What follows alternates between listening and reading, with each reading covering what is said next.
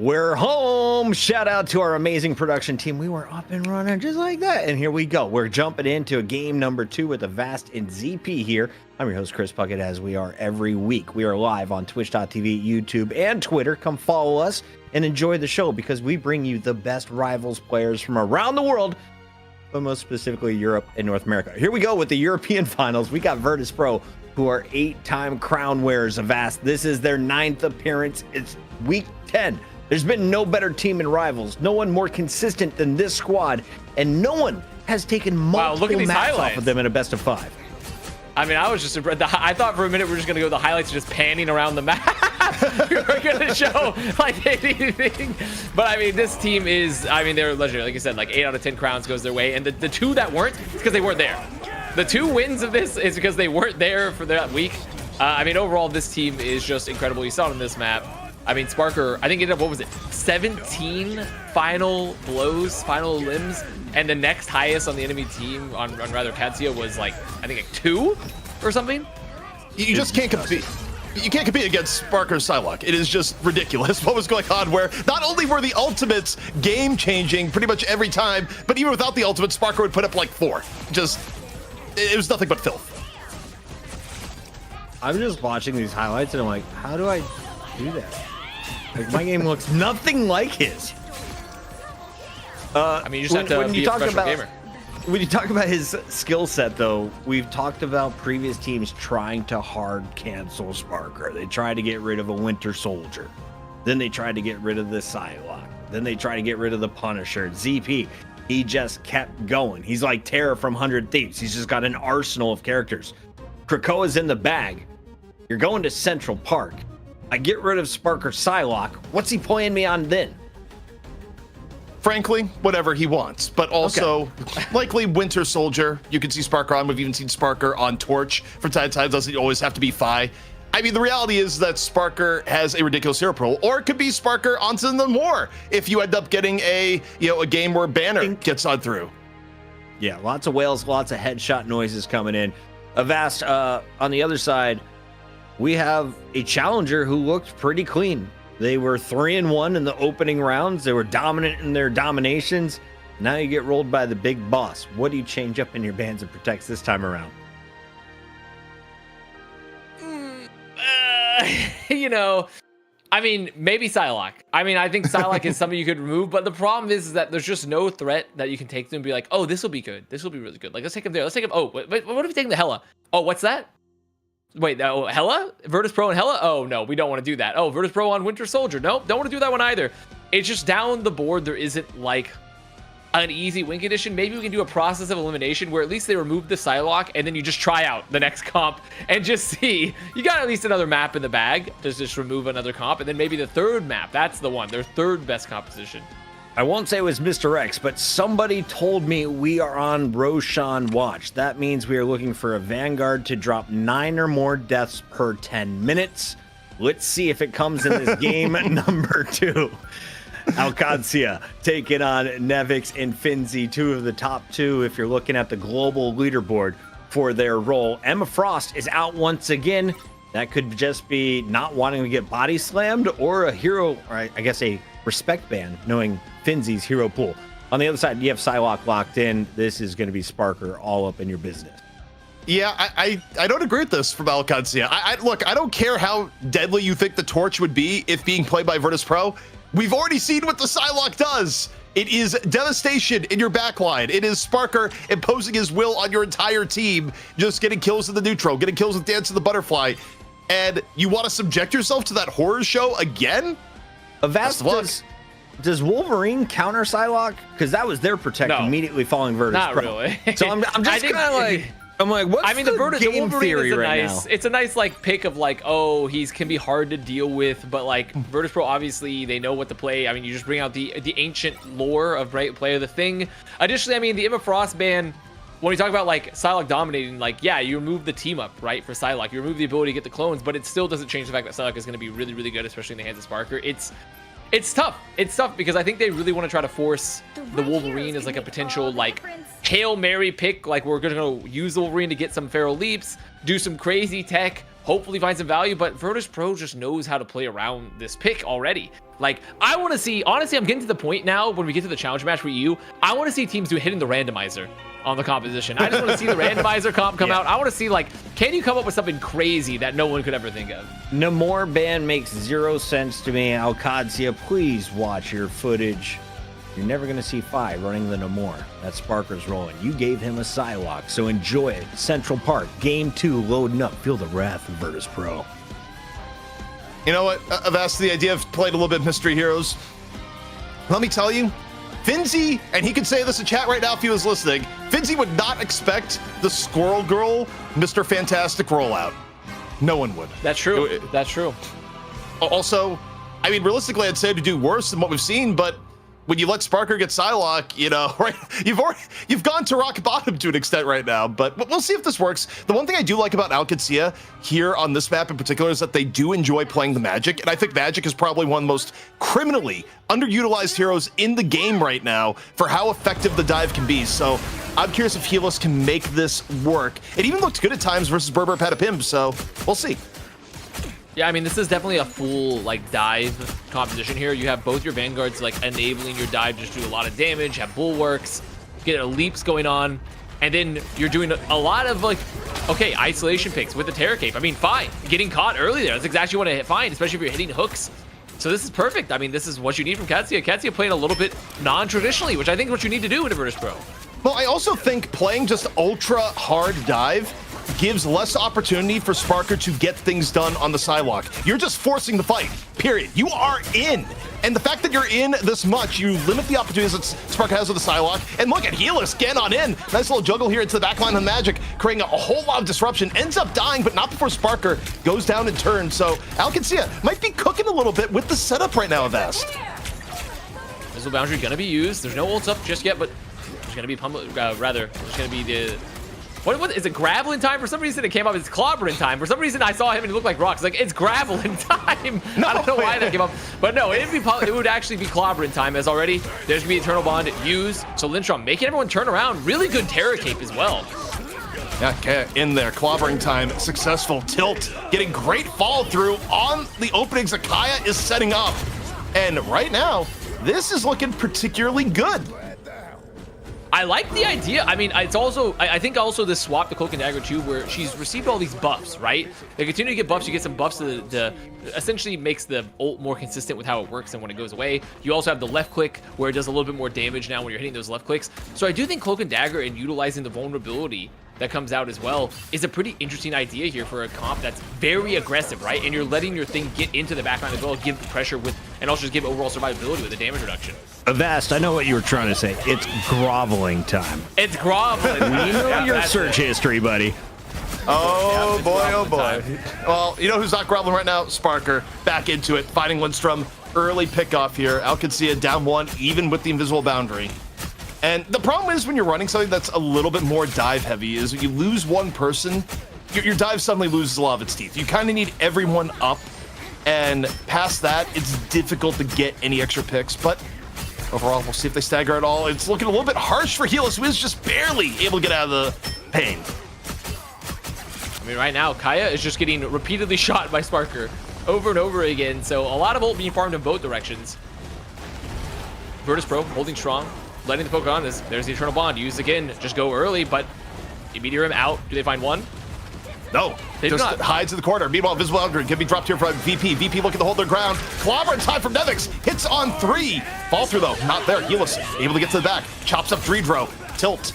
Right now, looking for a little bit of follow through. The Invisible Boundary going to be dropped here from Maluki in response to Sparker. Working pretty well for Qadsiah, able to weather the storm. Not falling the Sparker's dance this time around as Helis hungry for more. Pharaoh Leap into the back. Looking for a little bit of Magneto with the aid of Kaya. Okay, actually forced the God of Mischief to come out there as well from side bait. However, Helis gonna go down. If they find one of the Meteorium, this is potentially a very winnable fight, but Sparker just gonna dodge. And now this fight is looking relatively hard. I mean, even gonna use the Invisible Boundary to maybe get some late picks, but I mean, side bait used the God of Mischief, so there really wasn't anything he's gonna be able to do with it anyways. The ultimate at the end.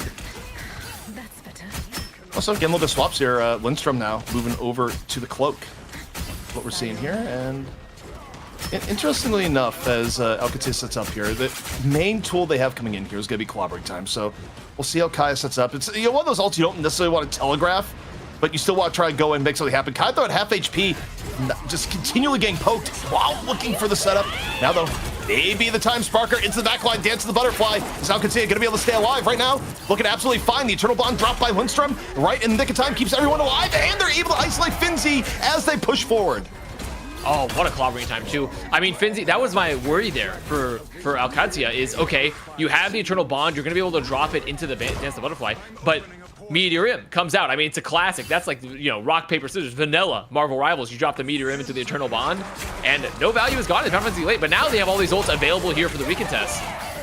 They go for the recontest out of the portal. Opening up with the Invisible Boundary is Virtus.pro, answered with the boundary from Qadsiah.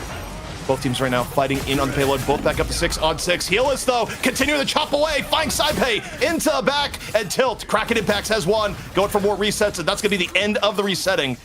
There's going to be looking for more. Sparker getting zoned out to the back. The convoy moving forward at the same time. So you keep it bead, ear, and Sparker, and then you focus on the rest. Know you have a little bit of time, and you do just that. Another 2 down. Point 2 going to be hanged away of Qadsiah. But hey, wait, maybe not. Wait a minute. Finzi, I think about.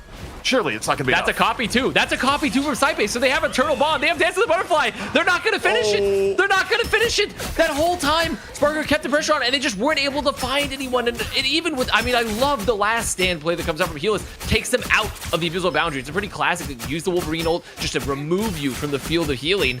But they just couldn't finish those vines early enough. And now, Virtus.pro in control again. We're in a last fight situation with what? An Eternal Bond, maybe a clobbering time. Tilt. That's ridiculous. Get saved. Wait, Sparker? Okay, Sparker, finally, gonna get poked out. The best opportunity you could ever have for Qadsiah. They drop the Eternal Bond. They rush over onto the convoy. They try and keep this going. Feeling perhaps a little bit robbed off the last one. Milk Boy, Meteor M, good to go. Regen Domain is gonna be completely neutralized here in just a second. Do you drop that magnetic basketball? Right now, you're waiting. You'd say, time to shoot a little bit hoop. Looking and looking is Milk Boy. Drops it on down, gets one. A big one too. Shroud just out of the fight off the Meteor M. Exactly what you need. Milk Boy piling on as Qadsiah, every meter paid for in blood. And what, I mean, just insanely clutch there from Milk Boy, honestly. Milk Boy, he's been, I think, a consistent standout on the Vanguard here. Just has really good mechanical moments. Finds Sparker early. Also hits the Meteor M, perfectly timed to make sure to remove the regeneration domain, focus it down, because that is one of the few counters, besides obviously blocking it with a barrier. So Qadsiah keeps their lives pretty much. Keeps it alive, keeps it going. As Sparker and Heelless just looking at each other on the flank. Just doing a little peekaboo. It's okay, Heelless nearly goes down. Heelless going on over right now. Last stand is ready to go. Gonna have the Kraken Impact out here from 5-5. Look at it. Oh, 5's just abducted. Heelless puts an end to any notion of resets. Going for the last stand over. Gets a little bit more. Can't get the finish here just yet. Actually, just Virtus.pro able to back out a little bit, not losing their front line where they could have in the moment. And they turn it around, Avast. That is ridiculous. Oh my gosh, they're still committing here. Maybe there's a chance though with the Eternal Bond, with the Cape of Terror. Lindstrom in the back line, putting a lot of pressure. They can keep the fight going. They get the invisible boundary out, but the problem here is they really just can't lose anyone else. Finzi. Really good phase there as well. Finzi's looking for the Meteor M, could get quite a bit, at least gets one strategist down, exactly what you're looking for VP in the moment. Virtus.pro now, reestablishing. Qadsiah down a lot of sustain with Lindstrom out of the fight. Only 24 seconds left. You don't want to get staggered here. You're not going to get full final fight. And they sense a little bit of blood and water. They're looking for Milk Boy. Milk Boy under pressure. Sparker doesn't let him get away. And this is VP continuing to apply ridiculous amounts of pressure. Oh, this corner peek here too. They're going to get more. They're going to hit the Dance of the Butterfly. It's a full route. And now Qadsiah, they're going to put Milk Boy over to the Strange for the touch. But it's just a last second contest. I mean, they're getting some cap, sure. They're going to get some cap, but, like, it's just Heelless alone. They'll get a portal probably from Milk Boy. But Heelless, I mean, he's gone. Here. He's gone. Take one with it. Yeah. Oh, he got him. He got him. Wait, he's still alive. He's still alive. Wait a minute. There's a chance. Touch. There's a chance for a touch. Wait. Kaya's moving. Kaya's dead. They're driving forward. It's the Beaches of Normandy up the stairs. And no, that's going to be it. Oh, boy. All that, Avast, just to get to the near end point of the second point. It's always the stairs, ZP. It is always the stairs. It is always the stairs. I mean, overall, I mean, let's be real, you know? That. You got a good point. You got a good point. I do think that's all things considered not a terrible result for Qadsiah. I mean, I saw some motion there. I saw a spark of life coming back, not to be confused with Sparker. but the spark of life, it's there. Well, you know, the spark of life came from taking it from Sparker, where I think overall the comp they were running, you didn't see Sparker just run away with the game in the first 2 minutes.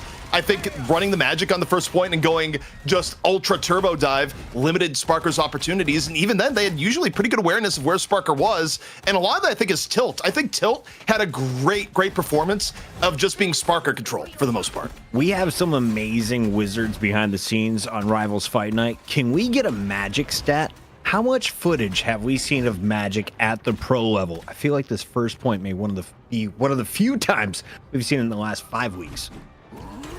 Not recently. There was a lot of magic. There was a lot more magic played earlier on, you know, like in some of the early metas, but definitely not recently at all. Especially in a full flyer meta, or like where a lot of flyers have been played. You've not been seeing that. And then when Hella was getting like perma played, like no one played magic that much. Like it was there's been a dearth of magic, a lack of a magicless world even. JRR Token, where are you? We need some magic. Been gone for a long time is where we are at. But now, Qadsiah, what you got here on the defense? VP, their offense, not gonna be too much of a mystery. Finzi, though, getting pummeled a little bit on the entry here thus far. Heals, though, coming up in turn. Both sides jockeying for a little bit of positioning, but keep your eye on Sparker, the one who makes things happen. Already rotating around to the backhand side.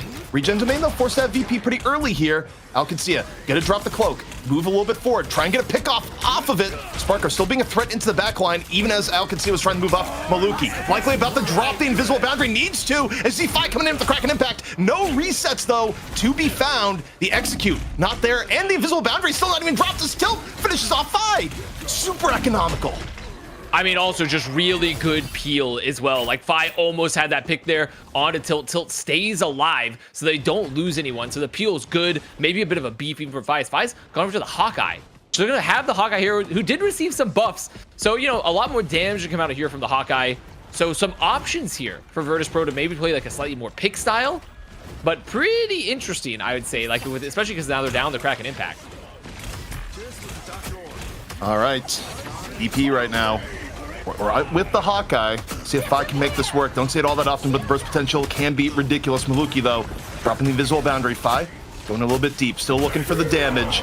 Both sides right now, a bit of a holding pattern. Meteor M, though, coming in from Milk Boy. Milk Boy, do you have the target? You do. You take down Hawkeye. Meanwhile, though, Sparker, Dance the Butterfly in the back, gets Lindstrom. Way more value from Sparker as both strategists meet the end to Sparker's blade. Yeah, and the problem here for Qadsiah is, like, okay, pretty decent first defense there, all things considered. Got a lot of ults out of Virtus.pro, got some time off. Sub 2 minutes, might even, I mean, what are we doing here? Okay, a little late on this one again, perhaps. Just a tad, but I mean, they're taking the portal. Finzi took the portal, so now he's like really aggressive, but I do think that they were just stuck in the corner. Stuck in the corner there. They had so many ults, they had to deal with the Dance the Butterfly post-strategy ults getting used. So just no space control into Virtus.pro, so they're just able to completely define the tempo as, wait a minute, a Wolverine throne. He's in the air. The ballistic missile, not quite. Just kind of did a little bit of a quick rotation. Just, yeah, what's going on over here? More Hawkeye, yeah, more of a satellite. Hawkeye, of course, still being played by Fi. They haven't given up here just yet, even after the first, where most of the Fi did there was get hit by the old magnetic basketball. Helis, though, over and in, getting pummeled. The focus fire on the Helis, actually a bit ridiculous. Meteor M, though, coming on in here from Finzi, goes on over, blocked by the train. Helis got to the backline, takes down 5 once more, gives his life for it. The old Wolverine for Hawkeye trade, and I think you're actually okay with that if you're a VP. Clobber time, gonna drop down Kaya and Milk Boy in a rough spot as a result. The front line for Qadsiah just getting cut to shreds off the clobbering time of Nevix. Yeah, clobbering time and invisible boundary, make sure they can't get away, use them with the force physics too, so I mean, maybe could have been different. They still had that regenerative healing factor still up, the passive there for Wolverine, but Helis got forces. Helis going over to the Iron Fist now. I mean, into Hawkeye, I mean, it makes a lot of sense. You also keep some pressure onto the backline here. So definitely a little bit less pressure, though, overall into the Vanguards. Though with some of the buffs, do a little bit more damage to the Vanguards than before. Meanwhile, Dance the Butterfly can be used here by Sparker. Looking to put VP over the top here for the second point. Dance, though, has faded. Visual Boundary doing its job at keeping Qadsiah alive. Clobbering time in, hits 3. Is fall through going to be there? Milk Boy in over the top. No, doesn't find it. Virtus.pro, still completely okay. Fi, gonna drop the Hawkeye ult, looking for the damage, dropping it on down. Dredro finds Helis, Sparker over in, and Sparker cleaning up with 5 sets up in turn. VP into second point, now on their way to finish off the map. I mean, that was an Eternal Bond used and then immediately headshotted in the middle of the ult. So goodbye, -1 strategist ult for Qadsiah. I mean, the Hawkeye is doing wonders, and with the, I mean, Hawkeye does a lot of really good burst damage, especially if you're unpressured here, and you see that's why Helis has gone to the Iron Fist, and actually they put Tilt onto a counter Hawkeye. So we're getting some medieval warfare. 2 archers on the field. I love in a world of lasers and high technology, there's still room for normal dude with the bow. Good. Normal dude with the bow. And Fi goes down. The Iron Fist working at a little bit of Hawkeye control, where you go even lower tech than that. It's just like, how we beat the guy at the bow? No, we don't bring the lasers, bring out the guy with the fists. Yeah, I was gonna say ninjas. We got Psylocke as well. We can get some ninjas going on here too. Though Nevix just in the back the whole time, drops a free clobbering time. No one's down for Qadsiah, but that's put a lot of pressure on him. Baluki right now, is that enough? Drops the invisible boundary, boundary, Finzi dropping the ball, takes down Lindstrom. Still gets a bit of value from the end. Yeah, they don't have anything left to give. The yellow gate of victory right there, and Sparker says, yeah, we're gonna take it. Dancing his way off to victory is Sparker. VP taking map 2, 1 map away for being champions yet again. I mean, at least they're getting weird with it.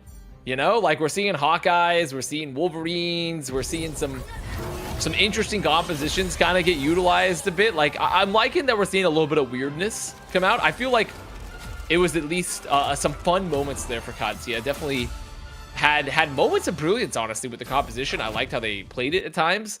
But Virtus.pro still in the end, I mean, they're amazing. They're getting the trades, they're getting the limbs, they have all the perfect peel.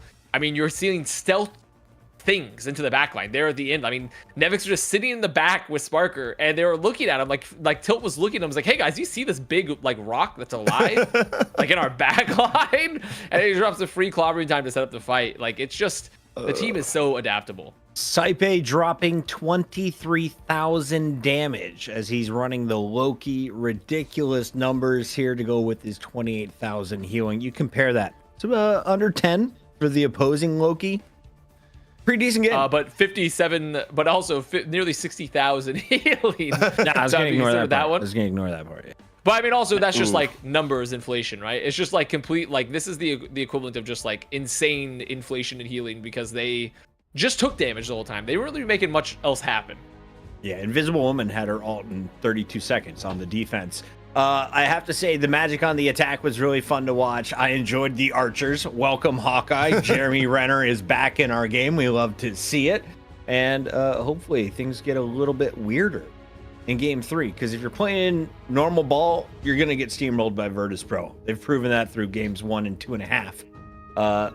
What do we want to see if you are going up next? Let's first take a look at some of the highlights, and I want to focus what was going on here for Tilt early on, because I felt like he and Helis were finding a lot of success on the attack.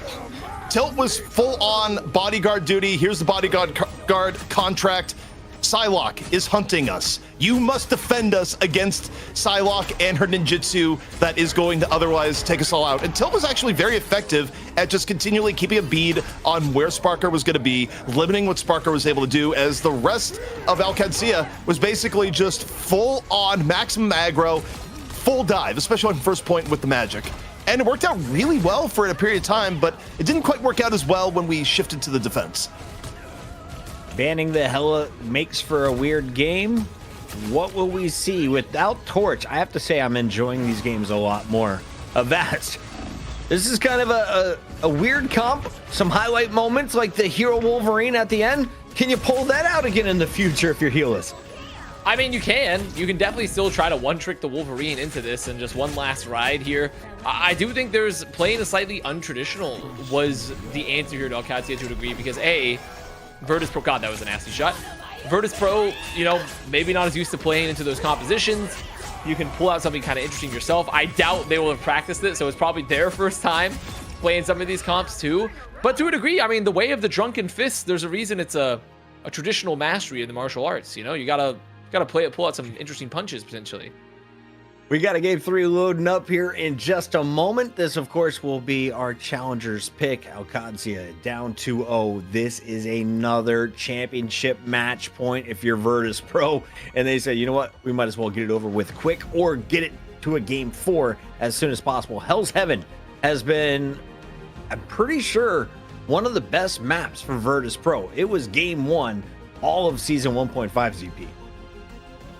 Yeah, and look, you look at how things are going here. If you want to challenge Virtus.pro, I don't know what the solution is at the moment, Puckett. I really do not know.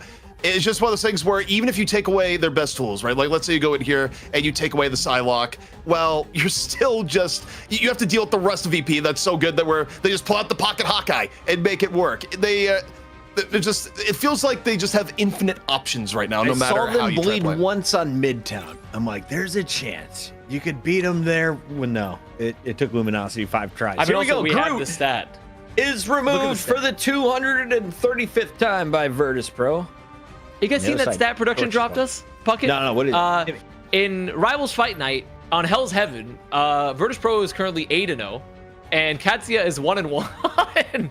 So, I mean, still going to be, now granted, it could just be because Virtus.pro might be the best to ever do it. So, you know, maybe just that, maybe they're particularly good at Hell's Heaven. But it's, I've talked about it before, I think domination in general is a map type that favors the team that's much stronger and more cohesive because you just have way less room for a margin of error in general.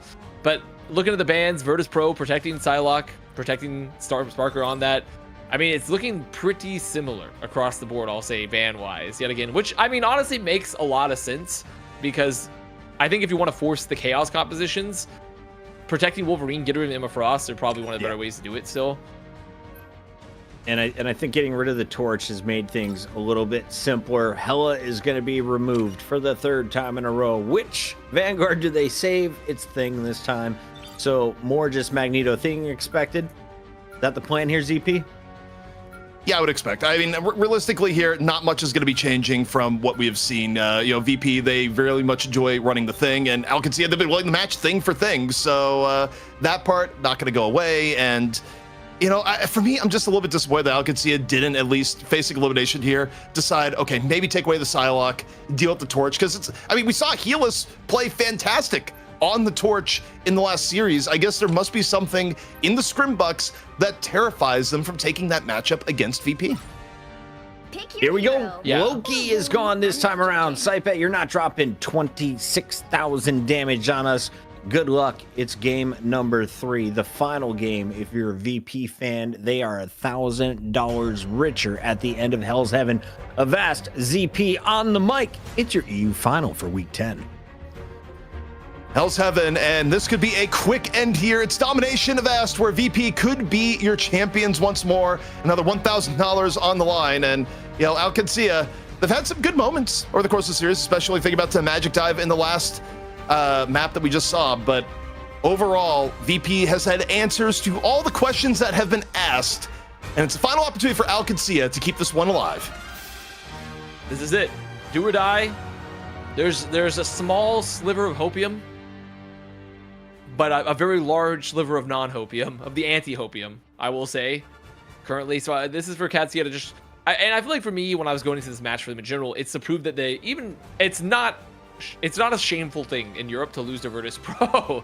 It's not like oh, you're doomed as a team.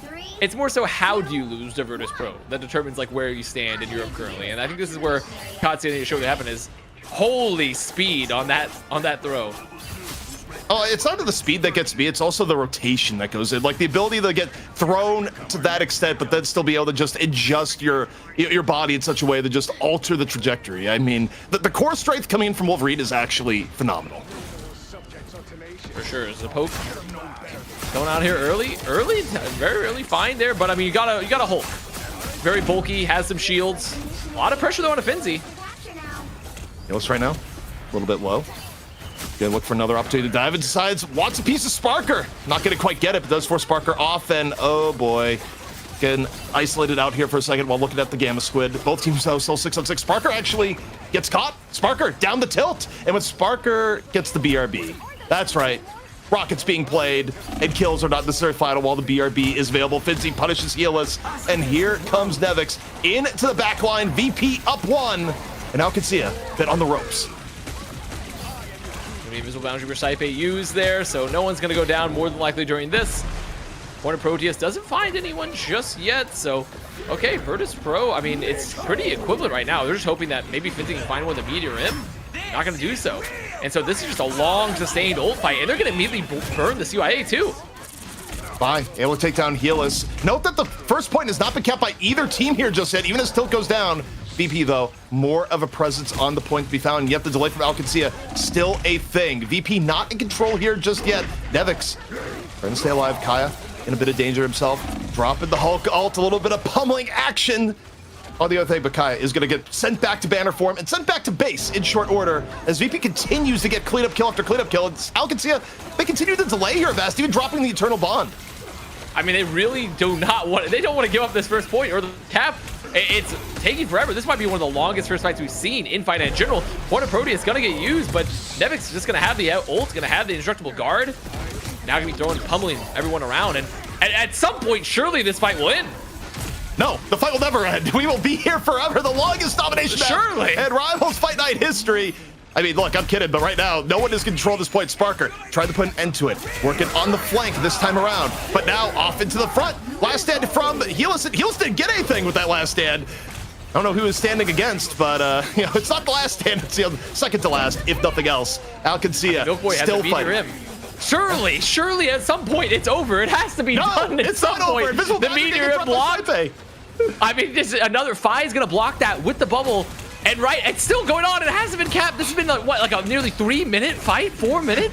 It just keeps going on and on and on and on. Qadsiah not giving up. Looking for a pickoff here. Eternal Bond built up once again by Lindstrom. Over and into the back. VP now looking poked down on all ends. Maybe they finally want into it. Nevix about to get bumped back into banner mode here. But no, able to get away. But not before Saipe goes away. And now they're, well, they haven't capped yet. They're getting some away, some of the VP pressure. Does VP contest? They do, Avast. It's still not over yet for first control. You can't be serious. Another CYA. CYA up, giving the bonus health, giving the damage. Sure, it's gotta end. It's gotta end at some point. No. I mean, point of view, you were in the trenches in World War I. The never-ending front. It's still here, everyone. The shells, they're hitting the ground.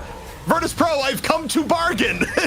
Where we're at. The fight does not end. They're gonna Hornet Proteus. We have a philosophical conversion here. The whale finally getting dropped. Nevix and Dreedro going down, and finally, mercifully, we have our first control, and it is Qadsiah. I mean that had to be like a 6-minute fight, right? Like that was. It felt like a 6 minutes straight of like fighting. They literally just to finish it, they solo Hornet Proteus' Nevix. They solo Hornet Proteus just to remove him from the field. So we've got a first cap. This now domination map is gonna last like 3x the normal time just because of that. Yo, I'm back. What did we miss? Yeah, Puckett, not much. Not much. Puckett is trolling. I refuse to believe this. Helis meanwhile drops on in, looks for the abduct, doesn't get it. Still last stand on deck. Was looking for Nevix. Moving on forward, still has it. Looking, slashing, dashing. Not going for the last stand here just yet. Instead, going for a little bit of a reset. Qadsiah, though, they lose Milk Boy pretty early into the fight. Down 1. Can they equalize? Not quite able to get the grab. Is Helis still hanging on to the ult? And now, we're going to have Qadsiah delay things here with the Eternal Bond. Buy a little bit more time. Answered in turn by the invisible boundary of Virtus.pro. Helis, though, able to cut Saipe the shreds. Decent pick here for Qadsiah, who's back up to a full 6. I actually rather like Qadsiah's comp into this Virtus.pro because they have the Cloak and Dagger. They also still are gonna have this the Psylocke. But when you're into the Wolverine gives a lot of opportunity, especially on this map, on this point. It gives you a lot of ability to just find some isolations that have a lot of early burst damage. You can also use the last stand to take them out of the invisible woman ult. So and even the Eternal Bond. So I kind of like Qadsiah's setup here. This thing is really strong, and they have the defender's advantage that's so good here for the Namor. Eternal Bond opening for VP into Dance of the Butterfly. Sparker trying to make it quick and simple. No one cut up here just yet. Milk Boy dropping the Meteor M into the back line. No one caught. Both teams still at a full 6-on-6. Visual boundary now faded here from Qadsiah. And now you look to Tilt. Has the Hornet Proteus ready to go. Under pressure as Namor. Still looking for the opportunity to blow the horn. Let it fly. As both teams struggling for a little bit of positioning right now. Kaya gonna drop the Hulk ult right now. Off into the backline of VP. The horn is finally blown here from Tilt. Does it get anything? No, it does not. Both teams still up. Finzi, Meteor M. Is someone gonna go down now? The answer is no. It's actually Finzi for the attempt. Milk Boy punishing the Meteor M as Kaya gonna get thrown back in the banner form. Doesn't go down immediately though. And VP, they don't touch. They've done it. The battle of attrition goes the way of Qadsiah. They put them in the trenches. They sat there and they said, "Okay, we're gonna outlast you. We're gonna take fights longer than any fight you've ever seen before. We're gonna be keeping." See, this is no longer a battle of who's better at the game. It's a battle of who has more energy. How many calories have you consumed today? How long can your body go on for? And one Virtus.pro, suck it. Yeah, I mean that's it's an incredible turnaround, and I really do have to say I like the composition. I think the Wolverine fit pretty well once they got control there. I think Virtus.pro struggled, and to be fair, it's not just them. That's a hard point to recontest in general on Hell's Heaven. To be able to make it back in and deal with the Wolverine, it's always hard. And I kind of liked how Qadsiah was playing there. I think when you get your Namor set up, and it works out pretty well. But now we're off that point. Now we're on a point where you can see things like Star-Lord, like Mantis, which is now on the field for Virtus.pro. I mean, they could even play a Jeff if they want to. I imagine they're just going to use it for the bubbles so they can swap fight back. Probably what they're going to do. Yeah, that's exactly what they're going to do. The saddest part about this game day so far is that we've gone no Jeff for Puckett. And that's one thing Puckett asked for. You know, generally speaking, not very needy. Likes to see a little bit of Jeff. Just a few flippers, bro. Yeah, exactly. And we haven't gotten that. So all teams involved should be ashamed. But here we go. The first fight. Once again here, Vast. Maybe not going to be as long on this particular stage. But However, we'll see. we do have reses. We have a triple res comp. So it could be really long still with multiple people coming back alive. Yillis, though, immediately finding Sparker. You know, they got rid of res priority #1 there and taking out the Warlock right away. However, he is back. So you got to kill him again. We'll see where this one goes. And immediately diving on in, the slashing, the dashing over and in from Healis. At least forcing VP back, but here comes Fi. Look at the turn. The tables. Black Sledge is massive. Already gets 2 into 3. Fi just finding the right place, right time. And that's going to be a much quicker first control this time for VP. And I like this idea a lot because, I mean, with the Adam Warlock buff to now, when you're hitting critical hits with the left click, you're getting a refresh cooldown on your main heal on the live stream, right? So you're getting that. You're getting tons of heals if you're hitting left click, which Sparker will. Sparker and Adam Warlock is going to be hitting headshots, a lot of them. And you also have the Star-Lord, so you have the ability to just get around the Wolverine. Pressure the backline is Qadsiah, they see this, they're like, okay, never mind. We're getting Adam Warlock ourselves. We're going to get an Iron Man. We're just going to fight a little bit of a fire battle. Yeah, triple strategist, 5-0. Blast barrage into the back, backed up by Finzi. Finzi cleans up when 5 sets down. Quick 2 pickoffs for VP, and that puts a very fast end to this push. Not quite what you'd expect from a more sustained comp v sustained comp. I feel better No, but I mean, a good clobbering time will do that when everyone's just stunned up. This is going to be a late pick there. Milk Boy going off. He's gone bad. He's expired. Take him out the fridge. Qadsiah here. Going to be looking for the recontest, 50% already for Virtus.pro. And you look at the ult bank here, it's relatively equivalent, but the worry is still just, okay, you got to make it through this choke. You have to have something happen. You need to remove Fi, ideally from an angle, maybe even hit the right click to get rid of Sparker. It's just so hard to get out of this choke here. So for Qadsiah, the name of the game is how do you get out without using all of your ults? I think right now for Qadsiah, objective is survive, even though they do have another round if they lose out on this one for now. Rotating on over. They've matched Virtus.pro comp-wise. Triple strategist versus triple strategist. Sparker a little bit under the gun right now. Takes a little bit of cover from the Iron Man, who is still up and in the air. But also to say, no, Healis was really low, and Finzi puts an end to it. Finds the right shot. Tilt down in turn. 2 down already for Qadsiah. And VP looking very secure on this point. Tilt does res back up. And Tilt does have the Karmic Rebirth here. Might have to use it here. They get 3 draw. I think if you're Tilt, you probably burn it here. Get everyone back into the fight, but so far, hasn't used it. 5 to Galactic Legend takes down 1. And the Karmic Rebirth is used, but Fi has figured it out. Takes down Tilt immediately. And that's just completely just very little value coming out there. So now, Qadsiah trying to stay on the point, trying to stay alive. And I mean, that was just Fi making the play of the map right there, potentially just getting the, just like pretty much eliminating the value here from the Karmic Revival. Stops any chance for recontest. And that's gonna be a round going for Virtus.pro. VP putting themselves on match point here in Rivals Fight Night. EU on the verge of being your champion once again. $1,000 on the line. Qadsiah trying to be the first team to upset Virtus.pro, to take them off the throne forcibly.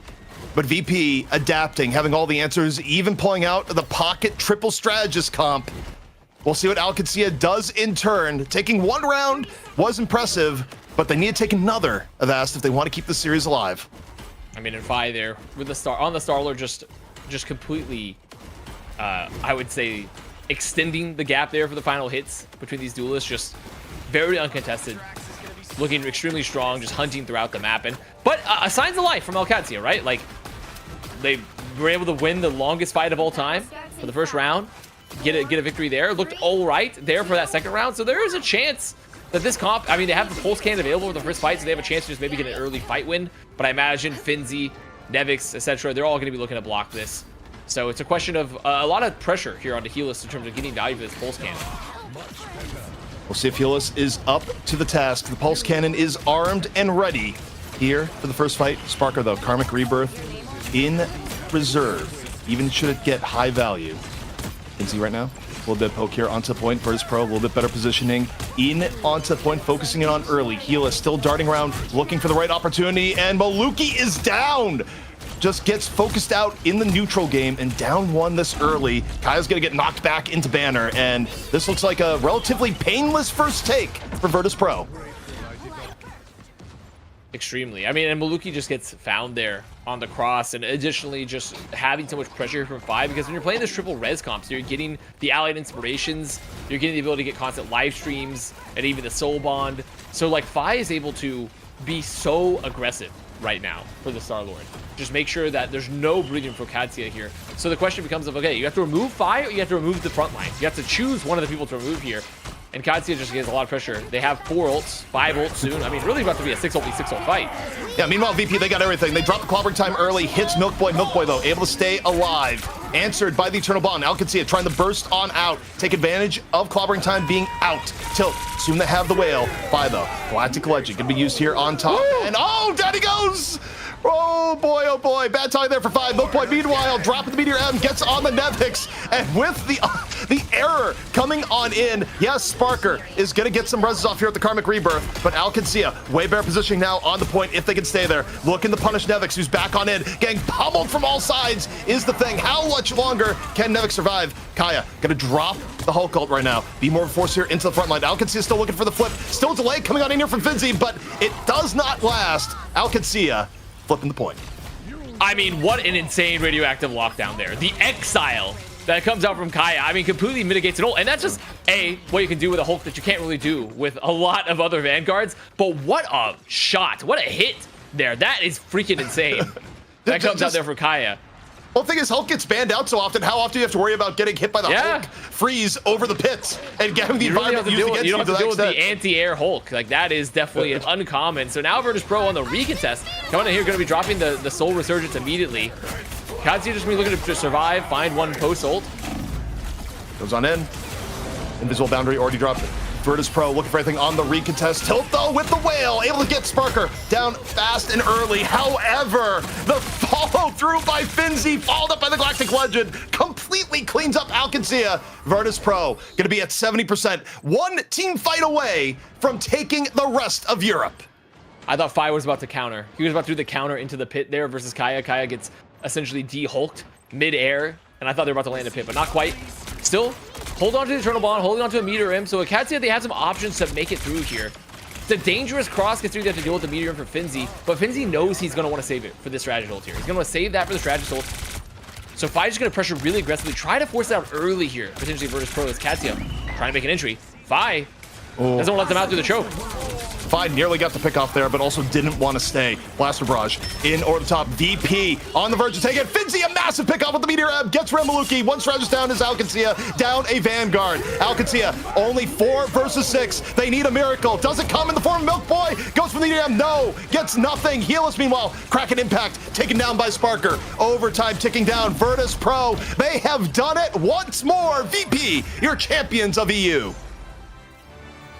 I mean, do we even need to say it? Can we just like bring out one of our past audios of like Virtus.pro winning fight night? Like, it's almost an expected result at this point every single time. But I mean, nothing to take away from just how good this squad is. They look mechanically like monsters. Gifted. Their synergy is insane across the board. Like they're gifted. I mean, legitimately, they're not doing the gifted and talented pipeline where they fall out of it afterwards. They're remaining gifted and talented. Like, this team is overall so good across the board and remains the clear #1 team in the region, if not potentially the world. It's been so fun to watch. It's been so clean to watch. We haven't seen any Groot, though. Just saying it, Finzi. Just saying it. Let's get weird in week 11. Congratulations on your week 10 championship, Virtus.pro. Another $1,000 in the books. That's $9,000 of the 10,000 we've given away. They're scooping it up. We love to see it here. It's pretty big. And honestly, for VP, what more can you say? This is a complete team. Other teams we can look at and we go, they're really good, but you got some weaknesses here if this gets banned, or you got some weaknesses if you get put on this map. VP is just a team that you look at and you can do nothing but praise their versatility, praise their adaptiveness. And even within this very same series where things were looking rough for them and they go, oh, we're getting outlasted on this fight that doesn't end. Okay, we'll go triple strategist, and they can play that flawlessly too. Very little that VP cannot do. Yeah, VP's so good that they made us switch it from best of 7s to best of 5s, just so we could let the other teams come back in the future of Ast. Let's take a look at some of the best moments from this squad, though. And I didn't want to weigh in on MVP. Did you guys have favorite players to watch in this series? Start with you, Avast. I mean, Sparker obviously is always going to be a fan favorite, someone that really drove a lot of the momentum of the series. I think it's hard to sometimes, especially for a series like this where there wasn't a definitive like, oh, this player controlled it the whole time. There was great moments from all. But I mean, Sparker's always going to be a pick for mine in general, because if Sparker is not, pretty much as long as Sparker's on the field, he's in contention for MVP. Yeah, and no, I was just gonna say Sparker. I mean, it's hard to say anyone but Sparker the way it's been, but it's just ridiculous with how much the rest of the VP has contributed. Just unreal.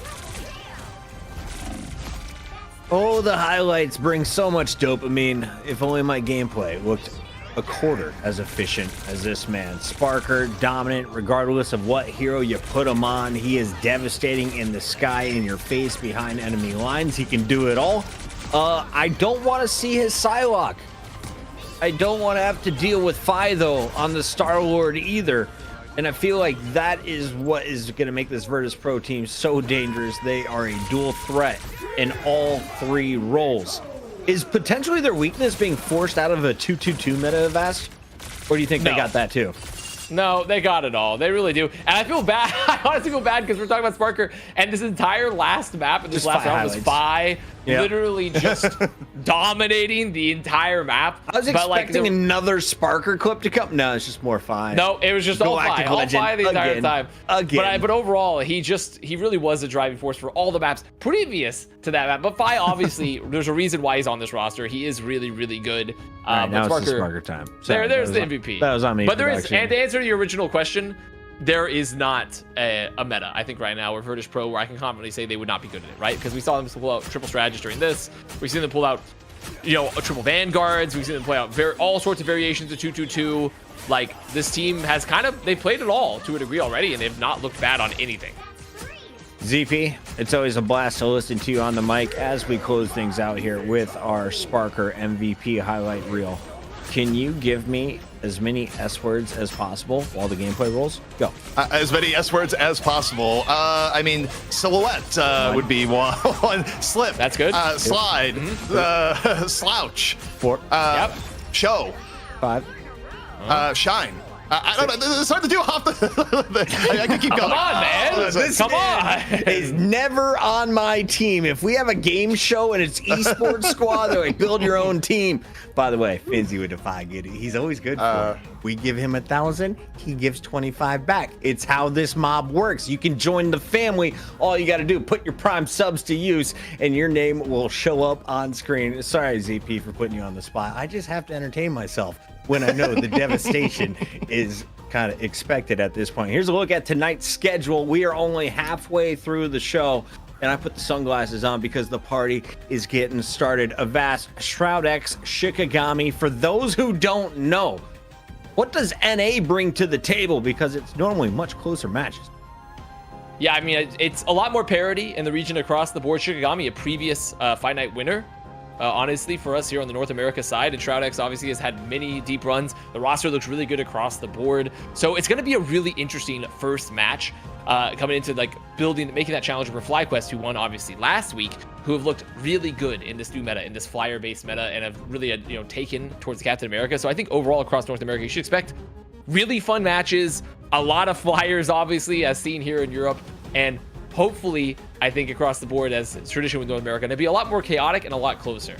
Qadsiah with one of the stronger torches that was showcased tonight. Unfortunately, Virtus.pro is the strongest team in the European region. Before we go, ZP, up next, Mr. X, Matt Morello, will be joining the broadcast alongside Uber. For anyone who hasn't ever been listening to Matt talk to us through his nose, what should they get ready for? Well, for starters, is that by X appearing, not even by his own fault, but it transforms you, Puckett, where you will say the phrase, do it, you won't, approximately like 9 times per broadcast. And it's a thing he does. It's a passive effect that's in there. Also, I mean, the reality is that you're going to get a really jolly Matt Morello here today because his basketball team's doing good. The city of Boston is not doing well. Yes. And let me tell you, there's few things in life that will give Matt joy like victory in sports. And Lord knows he's not going to get from the NFL anytime soon. So this is about the best Matt Morello you're ever going to get. Unfortunately, ladies and gentlemen, the Avast card did sell out, but I still got a Seagull, my Roshan, and Joe Meister. Same price, $9.99. Cleopatra's coming in with another $25. We're getting rich on the show. Give us your money. We'll be back with NA after this. Ooh, which clip is it this time, ZP? Oh, he's gonna throw the Wolverine! He does the quadruple 360, which I think adds up to about a 1440, but don't get confused because he's a missile. He's turning, he's burning, he's landing exactly where he started.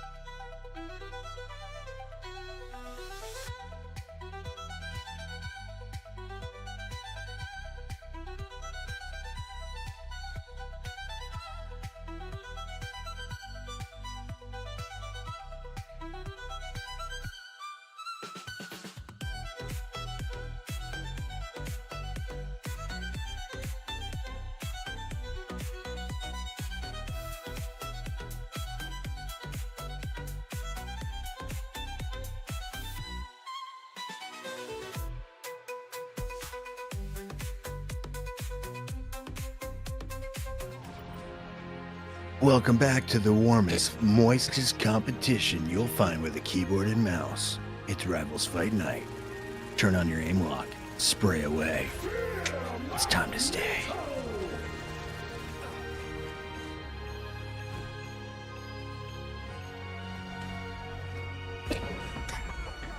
No purple balls needed for that death, ladies and gentlemen. Simply gravity. It's your lady's favorite caster, Mr. X, alongside Uber and Chris Puckett, and we are getting into this one. Uber, I just want to see how you'd react. I have to ask here. Puckett. I have to ask here at the start. What makes the competition moist? I've been a part of a lot of esports shows, but I've never had a show I've been on described as a moist show. You clearly have not had Jack Landshark involved in any of your parties, man. It's sweaty, Matt. You've been sweaty up on stage, cussing them out. That's true, but I would been say moist? that person's sweaty. I wouldn't describe them as moist. Matt, do you have a camera that follows you? What kind of technology are we working with? Solomon is moving me around my space. He has the AI camera that makes him look like he's smiling when he's actually like frowning at the camera. You know, them like ones you use for the Zoom interviews. Yeah, that's I want to kill myself. Yeah. Well, if we have to just talk and not talk about teams, I'll be very upset. So let's jump right into it. We have Shroud-X and Shikigami. Shikigami, former champions here on the show. They've already banked $1,000. Shroud-X has been to a few championship matches looking to hold a trophy at the end of the night, but this is just the opener. Winner of this moves on to play FlyQuest with my guy Energy, holding down the throne for now. It's your NA final, which means we're guaranteed more than 3 games, unlike Europe, because there's no Virtus.pro here. And we mix up our metas. We don't just bring out Magneto things. We get weird. Sometimes it makes sense. A lot of times it doesn't. But Uber, we can expect excitement. Yeah, look, we haven't seen Shroud-X and since like week 5, I think, where we actually had a great fight night. They kind of burst onto the scene. They beat FlyQuest in a best of 5 challenger game, and honestly gave us a really competitive game up against 100 Thieves in that final. There was so much hype around this team. Obviously, Shroud was co-streaming. It was a great time. Still, have very high expectations for this roster. You remember Vision being a standout player for sure. Impunity is a sort of a great off vanguard on occasion. So curious to see what the Shroud-X team brings back. And yet, look, they're going up against Shikigami here. And we'll get to that in a bit. I have an asterisk next to their fight night win, only slightly, but they've shown us what they're capable of. I want to see how quickly they hit the ground running in this metagame. You're discrediting Shikigami's fight night win already? Already, Mitchell? It wasn't. I mean, it was actually a little ways ago. It was like a month ago, honestly. It's not like already. 3 weeks ago, yeah. Win. Yeah. Yes, Sentinels weren't competing at the time. I think they were busy with MRC. And, Shikigami, a really solid team, don't get me wrong. And they beat quality opposition. But we saw them lose that top spot pretty quickly once Daddy was home, as Sentinels just served them up a 3-0 in the final like the week after. So they're very, very good. But are they top tier? We may need a couple fight nights still. Daddy's out though now, so who cares? Daddy's out. Daddy got his cheeks clapped by FlyQuest last week, so there is a Daddy in residence. There's a father figure. Luminosity EU has 1 crown. It was the one tournament Virtus.pro wasn't in, but hey, they got 1 crown. Shikigami, they got 1 crown. Let's see who gets it tonight, though. It's Shroud-X Shikigami. And who plays for Shikigami? They have their hands full because Doomed is going to be my favorite player to watch in the lobby unless it's Amadian taking over. Crazemang is the name that is most commonly called out by our casters, though, as that Vanguard is constantly up in your face. As you take a look at this lineup, Matt, Mr. X Murrow, I know you're watching our show every single Thursday when we go live only at when 4 ZP p.m. and the until we Bass are finish on. around midnight Eastern. What have you learned about this squad? I think like how Mitch said, this team is extremely competitive, right? They end up losing to Sentinels in the finals last week, but then winning, about 2 weeks ago over Envy. So excited to see how they fare off here against Shroud-X. I think Shroud-X is actually, they started off pretty rough, but I think maybe it was just the expectations were extremely high, where now I think they're starting, especially with Vision kind of clicking, starting to, hit a little bit better, where I think this is a little bit of a test here for Shikigami, right? I know you come back here, maybe you're able to win here and then go up against FlyQuest again and see if you can take out, the new top dogs here, at least in this tournament. Now, I see a magic, and we actually witnessed a magic in the previous matchup. Will she come out in North America? Can it be played at the pro level right now, Uber? I know you've been watching a ton of games. She's very slippery.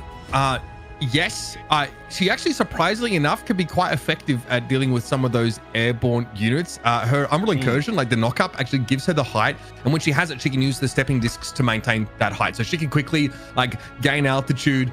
You know, she's a bit of a bruiser. She chunks people down. I think that she's pretty easily shut down by crowd control effects, though, and that's something you gotta look out for, especially if we're going to see some more of that Hulk. Like the XRs are very powerful. Obviously, Lunar Snow can freeze her in place. That's something you've really got to be mindful of. Like any of those, you know, any of those heroes that want to get to the back line and stick around for a while, and Magic does do that. She has a powerful combo, but you know, she doesn't always get out as cleanly as she gets in. Some CC can really make it hard. I do think, like how ZP though mentioned in the previous series where we saw Magic, like I think she is a little bit underrated. Obviously has the downsides that Mitch mentions, but if you can avoid that, she puts out really good damage and then can get pretty snowbally with the amount of just kind of health can generate. So I think potentially you could see it work. NA just in general, in terms of hero champion games, whether they're shooters, whether they're MOBAs, always a little wacky. So maybe we get blessed with something here. Look, and We her got the team big up, sword. That's all I want. Little squirrel. Every once in a while, some big sword. You know what I'm looking for? I like Big Sword. Big Sword Woman is Big great, Sword, but yep. she doesn't have. She has a team up, but it's not one that benefits her. It actually benefits Black Panther when he plays with her. It gives him like a little recall. So that's also like, there are so many other heroes right now that are really benefiting from some very powerful team ups. So yeah, that's another knock against her. It's just not really the best time to bring her out, but I'm here for it, Puckett. I would love to see that. She's awesome when she gets in and gets her hands dirty. By the way, somebody on the last show just said Black Panther sucks. He does not belong above gold. Well, someone even ran him in gold. The kid had like 3 limbs last night, brother. Got punished. Yeah. I've never seen him in gold. I've never seen Black Panther in gold. That's next level. Yeah, just saying, keep your BP out of my games, Mr. X. I'm on the climb now, that baby. ain't me. That ain't me. I like Magic because I can be just hyper aggressive, and all the ways that Mitch mentioned that people target Magic, they don't do that at lower ranks because nobody wants to use any of the characters with CC. They watch a Necros video on how to play Spider-Man, and then just Spidey's at bronze and gold are insane, right? The Spidey Smurfs pop off at low ranks, man. Oh yeah, I mean, if you get a Smurf, if you get just a natty gold Spider-Man, I mean, you're there should be a button where it says one more round. USDA Prime. If your teammate locks in Spider-Man, you have 30 seconds to hit like a go again button, like where you just get auto taken out of the lobby and you're able to just leave. Queue up with all the teammates that didn't play Spider-Man. Yeah. I would like to propose a new rule to production. Okay. This is a region specific law that will be put into effect here on Rivals Fight Night. Yeah. I mean, that's typically For how every laws 10 are. They're minutes region of specific. delay, we remove $50 from the prize pool. Okay. Where does that money go, though? And that 10 minutes A grill fund. starts at game 1 at the start of your series, right? Or I guess your call time for game 1. And then we'll just keep whittling it down, and the money that didn't get paid out to the players goes towards our vodka pool party fund.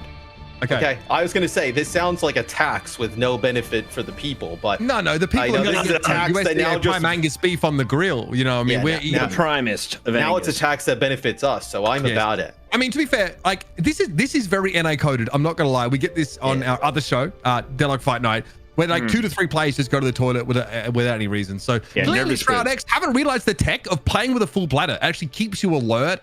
Scientifically proven.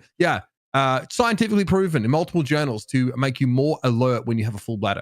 Now, if you wear a diaper, does your brain still get the positive effects of like the feeling, the urgency of needing to go, or is it having that safety net kind of nullified? I imagine if you're wearing the diaper, you just release. You don't really. That's what I'm wondering. You would just Like, use the release full the trigger. I wouldn't just release. I'm not one of those guys, but you filthy kids might be. Like, I was just wondering if the safety net would kind of relieve the urgency. You're You know- also you know alluding to people the fact do that this. you wear a diaper. You know, neurosurgeons have to do this. They're in operation for like 8 hours. They literally have to wear diapers, and they just release when they have to because you can't leave the room. You have to scrub back in. It takes too long. You know, It Scott happens. Hansen locks in for 7 hours every Sunday. You just got to up your He doesn't salt, wear a diaper. minimize the food you're eating, and consume when the job is done, Uber. Don't shit your pants on the job. Yeah. That's Puckett's rules to life. All right, let's get Did they into the run that games. test, Mitch, with American football on? I mean, that's got to change things a little bit. You just gotta up the distractions. You need a little more ADHD drugs pumping in here, a little more dopamine. Speaking of dopamine, I would get a ton if we could get Shroud-X and Shikigami in the lobby to do the bans and protects Mr. X. That is Yeah, crazy. I mean, work. yeah, because you think Try even it. once you get them in the lobby, right? You're still, you get the bans from protects, right? We're still a little bit of a way. So No, Is Shroud doing a watch party tonight? Are they like maybe doing a pre-match like interview? No, I don't 'Cause know if Shroud is. I don't know if Shroud is watch partying tonight, unfortunately. Yeah. Because I'm pretty sure, yeah, like because he would be able to, well, we're on good terms, Shroud, we love his work. He enjoys ours. Pretty sure. amazing. We'd probably, Yep. we would definitely tell Daddy on these guys, like 100%. Oh, yeah. I would be on line straight away. Yeah. if I could be a streamer, I would want to be Shroud because he just he plays what he wants. He gets on. He just games. He's also extremely good. Yes. I didn't even have any interest in playing whatever drone shooting game he was rocking out to, and I'm like, all right, Ark, I'm on my way in, bro. So let's rock out here. Shroud is going to sell you on games, and I'm going to sell you on patience. You're going to sell them on patience? Yeah, because you're All right, going to so be how rewarded. are you going to market this page? This game one. Let me tell you about this game one, Matt, Mr. Rex Morello. Yeah. The map too, is I want hell's that. heaven, right? Yeah. We've got multiple different play styles. It all depends on the initial stage, and we don't know what stage you're gonna get. They mix it up on us. And not only do we not know what stage we're gonna go to, we don't know what characters they're gonna play. So now it's the most exciting portion of the show where we have our players Barely sure you just described Marvel Rivals. slowly make fantastic decisions that are going to impact the battlefield. Are you excited? I am. Somebody in the chat also mentioned something hilarious that I should get a bald cap for next time and just be Professor X from the from the X-Men. I mean, honestly, you could just get an education and then I'd give that title Look, to you if for X, free, honestly. if X wants to send me a bald cap and I'll do a Professor Xavier Would you read a book? appearance. I'll give you guys Matt's yeah, sure. address right now, chat. You just let us know. All right, let's Should do that. Doc's the homie. We've Bring got him the one and only Iron Man protected, Hela locked in, Loki banned. On the other side, Shroud-X not wanting to deal with. Well, you see the Human Torch band as well. It's interesting because like a lot of the flyers we talk about now in terms of like the meta, the Human Torch is gone and then they protect the Iron Man straight away. An Iron Fist ban. Iron Fist, I mean, it's kind This of a is a little bit of a Hulk meme, but yeah, you would assume it's a Hulk Protect, right? Coming up here. So the Iron Fist is surprisingly good at dealing with flyers. He just has this Because he insane- locks on. Yeah. Yeah, exactly. So he's basically a trapeze artist. So much has been done in Iron Fist's kit to allow like a melee hero like him to access whatever target he wants. So they want to protect their Iron Man. I do think they're playing pretty heavily around the Invincible Pulse Blaster because having that source of burst damage, especially for example here against like a Cloak and Dagger Protect, which is really interesting, honestly. Like I don't know if I've seen a C&D Protect in a hot minute. And Luna Snow's here as well with Loki banned out from Shikigami. So pretty rare game. We get the Loki ban. And Adam Warlock, yeah, look, kind of has to go away. Like you just don't want to be dealing with that potential Star-Lord. He's been banned out all night. Is it just the Star-Lord? What is it? Is it like the Warlock crit damage now too high? Yeah. What's going on, At? It's that team up, like Mitch mentioned with the Star-Lord, right? Being Star-Lord able to just kind of resurrect himself, Adam Warlock able to resurrect himself, the amount of like damage and then the healing output now that Adam Warlock can put out. Really good. Captain America ban from Shroud-X. Captain America is such a nuisance when teams play him for the opposing backline. He's just like, it feels like he's impossible to kill. Yeah. So that's one that's definitely going to protect the backline. That's probably a little bit more static. We want to give a big shout out to the Europeans. It is officially Friday, baby. Lock in for the weekend. It's Rivals Fight. Does that mean Night. it's Friday On for the you, mic, Bucket? It's Uber. It's Mr. X. Send us your donations for the vodka pool party. We'll see you later. I mean, when you're Chris Puckett, it is always Friday night. Do you know what I'm saying? When he's got those sunglasses on, it's Friday vibes for sure. Oh, we vibing. Yeah, I'm about to torch the grill. It's like, you know what Rebecca Black's like? Yeah, times that by 10, and that's your boy Chris Puckett. Obviously, another reason why you want to ban that Warlock right now, just as a side note, is that critical hits with his left click reset Yes. that cooldown of Avatar Livestream is heal, which is extremely powerful, just like that bouncing AoE heal. I mean, look, and then these players are obviously so talented. The crits are not difficult, right? Where, maybe for the general public, sure, it's balanced for them. But in this type of game, definitely not. So Shroud-X, like we talked about, they end up playing the Hulk. They'll combo it with a Namor, right? So you have that new team up that comes into the mix. Okay, so it's so interesting. We actually have Namor brought in here because someone who's going to benefit from that team up.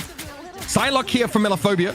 Of course, there is a nice little combo here where now you can create an illusion of yourself with the Frost to team up. It's quite powerful. Little interrupt there. Remember, Hulk does ground people when he hits them with that little jump. That's kind of what you saw happen there.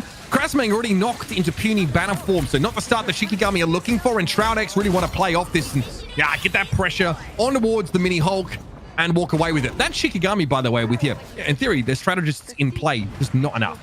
Yeah, and it was a really nice play from Beauty, getting that knockdown and then getting the follow-up, right? Diving in there on the Hulk, taking out Melophobia is, once the Hulk starts to get rolling, very difficult. You see a leap here charged up. It looks like there's a player to his left as well. I think that was Doom there, potentially trying to go for a combo, as they're going to have to back out, go towards that point, as it looked like Shikigami read that. And look how far forward they're positioned here. Like that from Impunity, making sure shields are given over to any sort of flankers here. Vision's going to be a real nuisance with the Monstro spawn set up on this left side of the point. Impunity trying to get a pound town, but Vision's dealt with. Krasmang gets in there. Shikigami find a first pick that somehow Shroud-X don't have an answer to. Remember, we are pre-strategist to ultimates right now, so these picks matter, and they're going to be a bit more frequent. Eventually, they're going to be harder to get, but Shikigami abused the window of not having to face those powerful healing ultimates, and they're going to be able to get control of the point. Well, once those healing ultimates come online, right, everybody's going to live for a very long time in that VP Qadsiah match. We had a fight on one of the controls that was, it felt like it was like 4 or 5 minutes, where it was absolutely nuts. So for Shikigami, you get control of the point here. You have the Name World and the Dance of the Butterfly to work with here. So we're going to take this moment to remind you that Intel makes some fantastic products. Thank you, Intel, for supporting Rivals Fight Night. The players were thinking about getting different hardware, and then we reminded them, Intel is dope. Back to you guys. I mean, can't argue with that. Perhaps. I mean, he makes a fantastic point.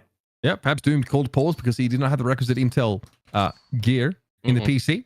Looks like we're heading back towards a resumption of play here after Shikigami are able to push back into the point, and pretty limited discussion about some of these comps, but the Emma Frost pick here we've seen a little bit of, makes for that brawly frontline, and Psychic to be a pretty considerable damage output.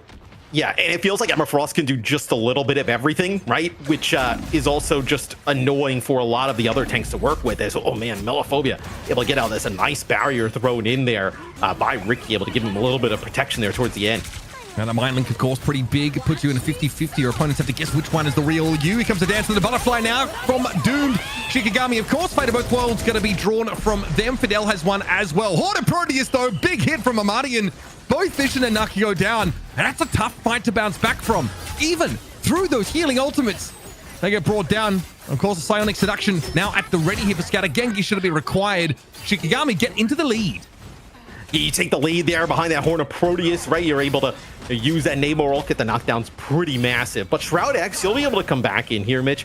You have your own Horn of Proteus, and you also have your invisible barrier. As it looks like Shikigami, they want to back off just a little bit here. They want to allow for them to get back at full strength. Yeah, that's actually pretty powerful. The mutual knockdown between the Hulks is very potent. Krasmang gets exiled as well as soon as he pops Hulk Smash. So where does he go with this? Of course he has the ability to cross the gap, but he's worried about getting burst down, especially if Namor has Monstro spawns set up. Amadian got stunned up by Impunity there by the looks of things, but an invisible boundary comes down now for Shroud-X. They need to regain some control. Horde of Proteus deployed there by Vision. Melophobia goes low. Ricky out of the game. Doomed has been taken out as well. And it's tough here for Shroud-X to bounce back. What a nice recovery here from Shikigami midway through the fight, and Krasmang finally gets the last laugh. Dude, somehow they're able to keep Amadi in there for Shikigami alive that entire time. I mean, that is crazy. Drops down to basically no HP, and then it was the invisible barrier thrown in there by Ricky, you know, able to kind of keep the entire team alive, thrown in right on top of the one there from Shroud-X. But then just the extra healing, just the pocketing that they're putting into Amadi, and I mean, that was crazy there. Being able to keep that Namor alive, and you see why they want to keep him alive, Mitch. I mean, 8,800 damage and counting, a large lead over anybody else in the lobby. 0 deaths, 5 final hits. Amadi has definitely been an issue, and honestly, especially a lot of these domination maps, when you lose map control or point control to the Namor comp, even if you have a good diver, like I like obviously what Psylocke is able to provide, especially on maps that are less open. She can make use of stealth, sneak through. Doomed has a big job. I mean, the fact that Amadi hasn't died means that Doomed hasn't really been able to achieve their objective in getting them more down, but it is really, really hard to dive them more at the best of times, least of all now with a big team up in play. Well, this is going to be interesting here to kick things off, Mitch, because you have both Psylocks with the Dance of the Butterfly to kick things off, right? Obviously, no support ults. Everybody throws them in there towards the end to try and win it. But potentially here for Doomed, right, you can get that value, maybe take out Amadi in the back line and set yourself up to get this point first. High ground be contested here, and gosh, Impunity takes a face full of damage. Okay, Dance of the Butterfly for Doomed into the backline. Notice everybody huddling around that Guardian shield. Nice idea there. And the passive healing that Ricky's giving out to Shikigami means that Doomed can't find any purchase with that Dance of the Butterfly. Now, it's time for Melophobe to have a crack at this. Same again. Shroud-X don't even feel like they have to use their Fate of Both Worlds, man.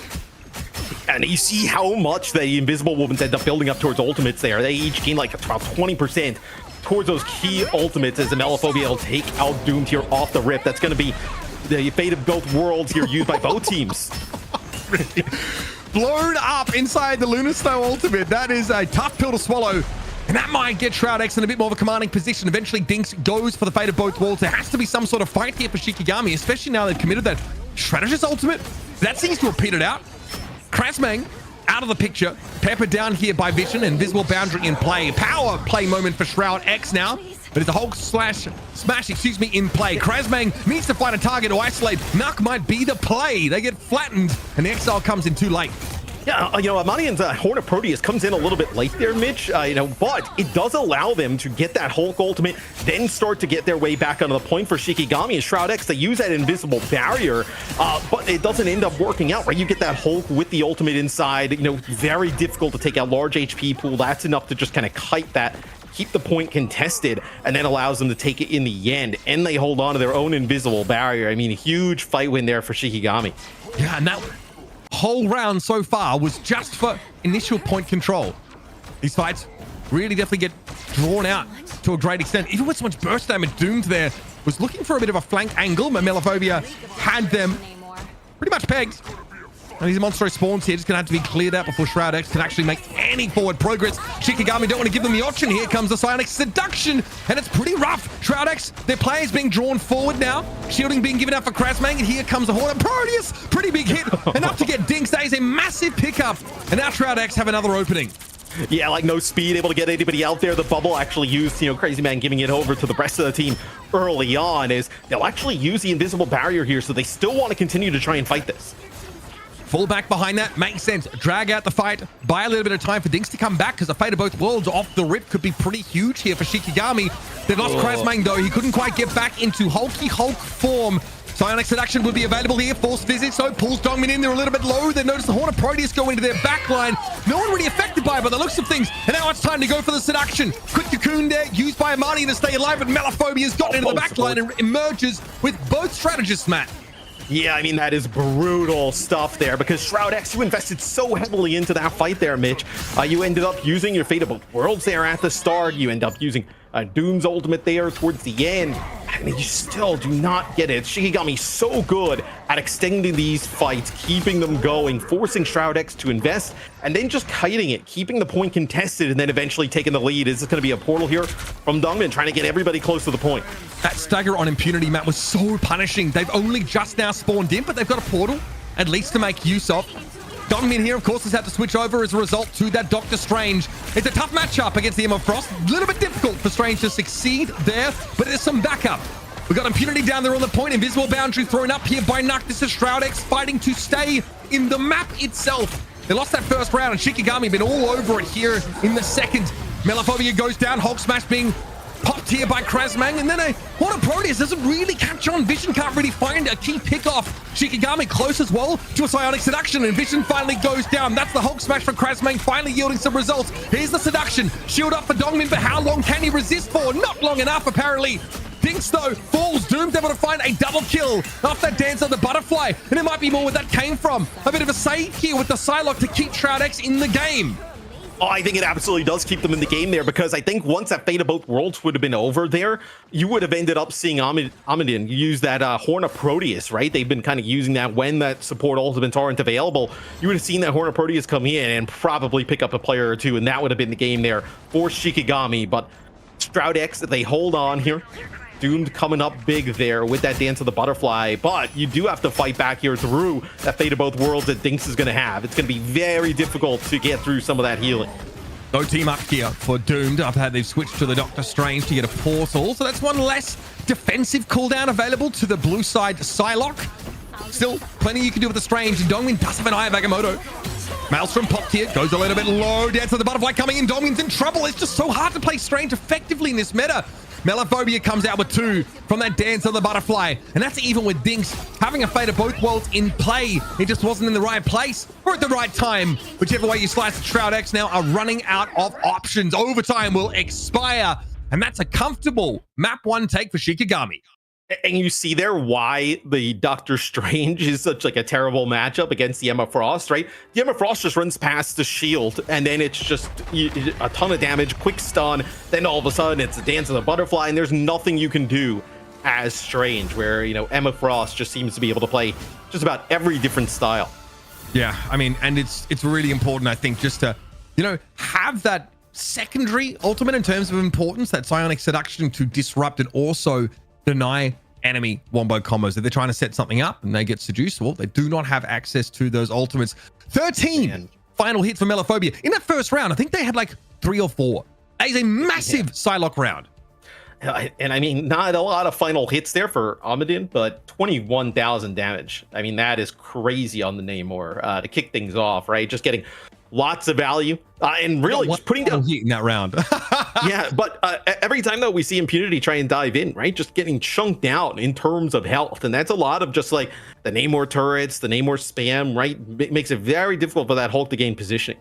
It feels like Krasmang tries to set up a mutual knockdowns between themselves and Impunity when you know, they notice the Hulk jumping, and then the strategy, Amadi, and just looking straight at the Hulk, throw your Monstro spawns out, and then try and burst him down really quickly. Also, I don't think it helps that you have to make a late pivot to the Doctor Strange and then spend an entire fight on that pocket. It's pretty tough for Dongmin to find an edge in that last fight. Dongmin's pretty good. I'd rather see him with the Magneto dropping some purple bombs on people's heads. We'll see if he gets to that a little bit later. For now, though, I think we just need to say the Iron Man Protect, the whole strategy out of the gates, you didn't really get to use it if you're Shroud-X. So maybe that comes into play a little bit later. Yeah. If you were looking for early MVP candidates, I know it's super early, but who is kind of the brightest light through 2 rounds, Uber? 13 final hits for Melophobia in that second round. For me, it's definitely just in terms of having a massively outsized. Yeah. And I honestly think that we didn't get to see the Iron Man because we got Eldritch Monument first up, which has options, but it looks like they weren't trying to play that style. And then the second round, I don't think that Battlefield necessarily suits as well. Right. I think you can say both damage dealers, I know on Shikigami, but I would actually say Ricky had a really good first 2 rounds as well. Being able to use those invisible boundaries, right? I know the Invisible Woman getting big value of the ultimates, but then also shielding, like when Mitch was talking about the double knockdowns with a lot of the Hulks. It's a lot of Invisible Woman shields being thrown out there, being able to kind of keep that Hulk alive. Really nice play there from Ricky. Did you hear that? We're showing support to the strategist. Much we did it last everybody. Week. Remember, Cooper-tastic was the most valuable Cooper-tastic last week. Cooper-tastic was the most Cooper-tastic player of the day. Yeah, we love strategists, bro. Cooper-tastic is coming up a little bit later. That's right, FlyQuest fam. You guys get a chance to play the winner of this best of 5, and it's Shikigami up 1-0. What does that mean? Shroud-X gets to take their time making decisions. Yeah, I think a toilet break here would be key. Let's first take a look at the highlights as we've got the Hulk v Hulk. That's something to look forward to. It could come down to the Namors. If Hulk doesn't get banned and Namor doesn't get banned, we will have one of the weirdest series of the night because one of those two has been picked against for the last 2 weeks, Uber. Yeah, it's an awkward matchup, but look, it's hard to retake the point after you lose it when Namor is powerful. Same with Hulk. You just see, like, we were on Amardian's POV, and they have been given a directive to focus Impunity down. Like, whenever they see them, they just lob javelin after javelin. The monster spawns are popping off, and it's a bit awkward. You do need, like, some range to clear those spawns, so it can be tough for Hulk to get in there because they don't want to clear them out, but they're normally, like, very much frontlining with their mobility. So Hulks don't survive very long, in matchups like that. I think the more, like, one of these teams has to blink first, and maybe Shroud-X decide that they just need to ban it, maybe play more of a flyer-based game.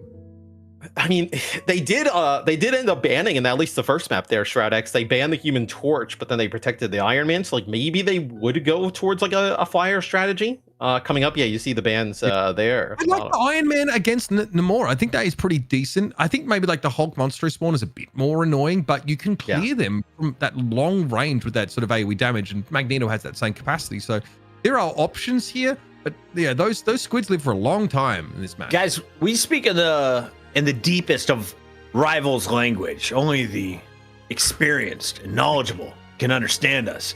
But we also got some news, new friends coming in here, and they were wondering, do the bans last across all maps? No. At a certain level in rivals competition, even in matchmaking, you'll go into ban and protect. What's new about this season is they've given us 3 bans to protect. More bans. Even more. Which has actually allowed more control over the type of game you are going to play, because historically you could try and target one team up potentially.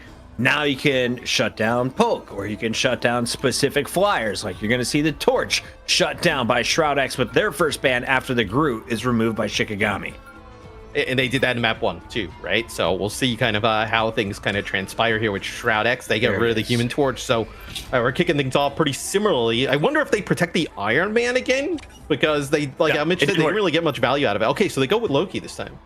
This might force a lunar snow ban, or we end up getting a lot of invisible barriers thrown up. So again, the Hela protect from Shikigami, which is fine, I think, but we obviously didn't see that played. I mean, I don't mind them against the Psylocke. I think they can be quite good. They have no damage fall off, so it basically makes Shroud-X feel like at any point if they pick a flyer, they're throwing the game. Is what Shikigami is trying to do. It really is the only but I guess duelist that can really control that space. Which, even a pocketed flyer right now, though, can kind of devastate against Hellas. We saw it the last 2 weeks.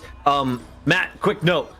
In the finals, we have FlyQuest. Energy's best character is Hela. Is Shikigami playing with their food? Are they warming up for the Hela battle? I mean, I don't even think they're thinking about that at the moment. I think you're probably just looking at this series. But like you mentioned, Mitch, like maybe they were protecting the Hela against like flyers.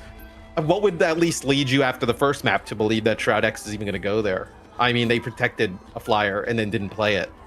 Because there was a Hela protect from Shikigami in the first map. So I think it's like a bit of a standoff. As soon as like you pick the flyer, they take Hela, and then you probably have to switch back to Psylocke or something else, right? Also, Hela can cause issues for Namor as well. They're both pretty long range, but Hela's ability to like 2 or 3 shot people across the map with no damage fall off whatsoever is always scary, and it does feel heavily skill based in the matchup. So get rid of I'm eating steak. It's a nuisance. You're eating steak. Oh man, delicious. What kind is it? Wagyu? I got a 3.6 pound bone-in ribeye. Wow. Big old tomahawk. Yeah, no, he's eating Fugyu steak, Matt. You ever heard of that one? Ooh. Yeah. Damn. That was good. Hey, Mitch, we're casting together for 3 more days after this. I know you're short on material, so you might want to save some of those. You might want to save some of those for. I need my Ghost Rider to. That's a long time. Yeah, Did Matt bust out the short word on day 1? I know, he's using all his material. Coming our way for map number 2, the Shroud-X's selection. On the mic, it's 2 best friends that will never separate. Mr. X and Uber. With friends like these, who needs enemies, honestly? Paula Jalia, so we might see something a little different. This is pretty standard stuff. When you walk out of, this is when you walk out of where the payload initially is, you can get insta-killed by these mines. I don't know if it's like I don't know if it's worth it because you don't get, I don't know if you get any ult charge off it because I think normally we switch off the Penny Parker. Maybe Krasmang has a different idea. She is pretty not great on the attack side. So yeah, here's a switch. The idea being, I guess you can like blow someone out on the rollout. I don't know. Triggering would be a triggering play there. So Shroud-X on defense here, Mitch, still actually have the Punisher in the mix. So Punisher with Rocket in Namor. So just a lot of damage, just kind of consistent damage being put down. I'm curious to see how they're going to go about keeping Crazy Man alive there for Shikigami, right? I know did a great job on the Hulk in map number 1, like we highlighted, but dealing with a lot of pressure now. Yeah, this come from Shroud-X is pretty like anti-dive oriented, especially because you've got the ability for Rocket to not only of course keep Doomed unlimited ammunition, which is crazy, but 3D print them back into the fight if they get dove, kind of not punishing, but negating that first successful dive attempt of the fight. We'll see. Doom just has to keep his wits about him because the Invisible Woman in play here. This one is banned, and we saw Adam Warlock also get taken out for those that didn't see that early on. So Dink's out of the picture here. Doom just blows the money into smithereens, ready for the Heller apparently. And this kind of long range play is disastrous for a Hulk to deal with. Especially with like the sight lines here, when you start to move towards the point, right? It's just really long open chokes. Like it's not like there's a lot of cover to be able to like jump to and from, right? Where you can take some damage, jump behind a wall, maybe regen a little bit. Like no, it's pretty much just all open space here. So really difficult, especially when obviously you're not going to have that Hulk kind of playing behind the Magneto shield to be able to stay alive. So in the past, we've seen a strange portal just to get to the high ground on the backside. Shikigami feel like, I suppose, they have the mobility to access that area and have Amadian go on like a bit of a split solo flank. We'll see if that works out. See, Melophobia is trying to make this a little bit less of a choke to play into Doomed because they are going to be fully topped up basically at all times.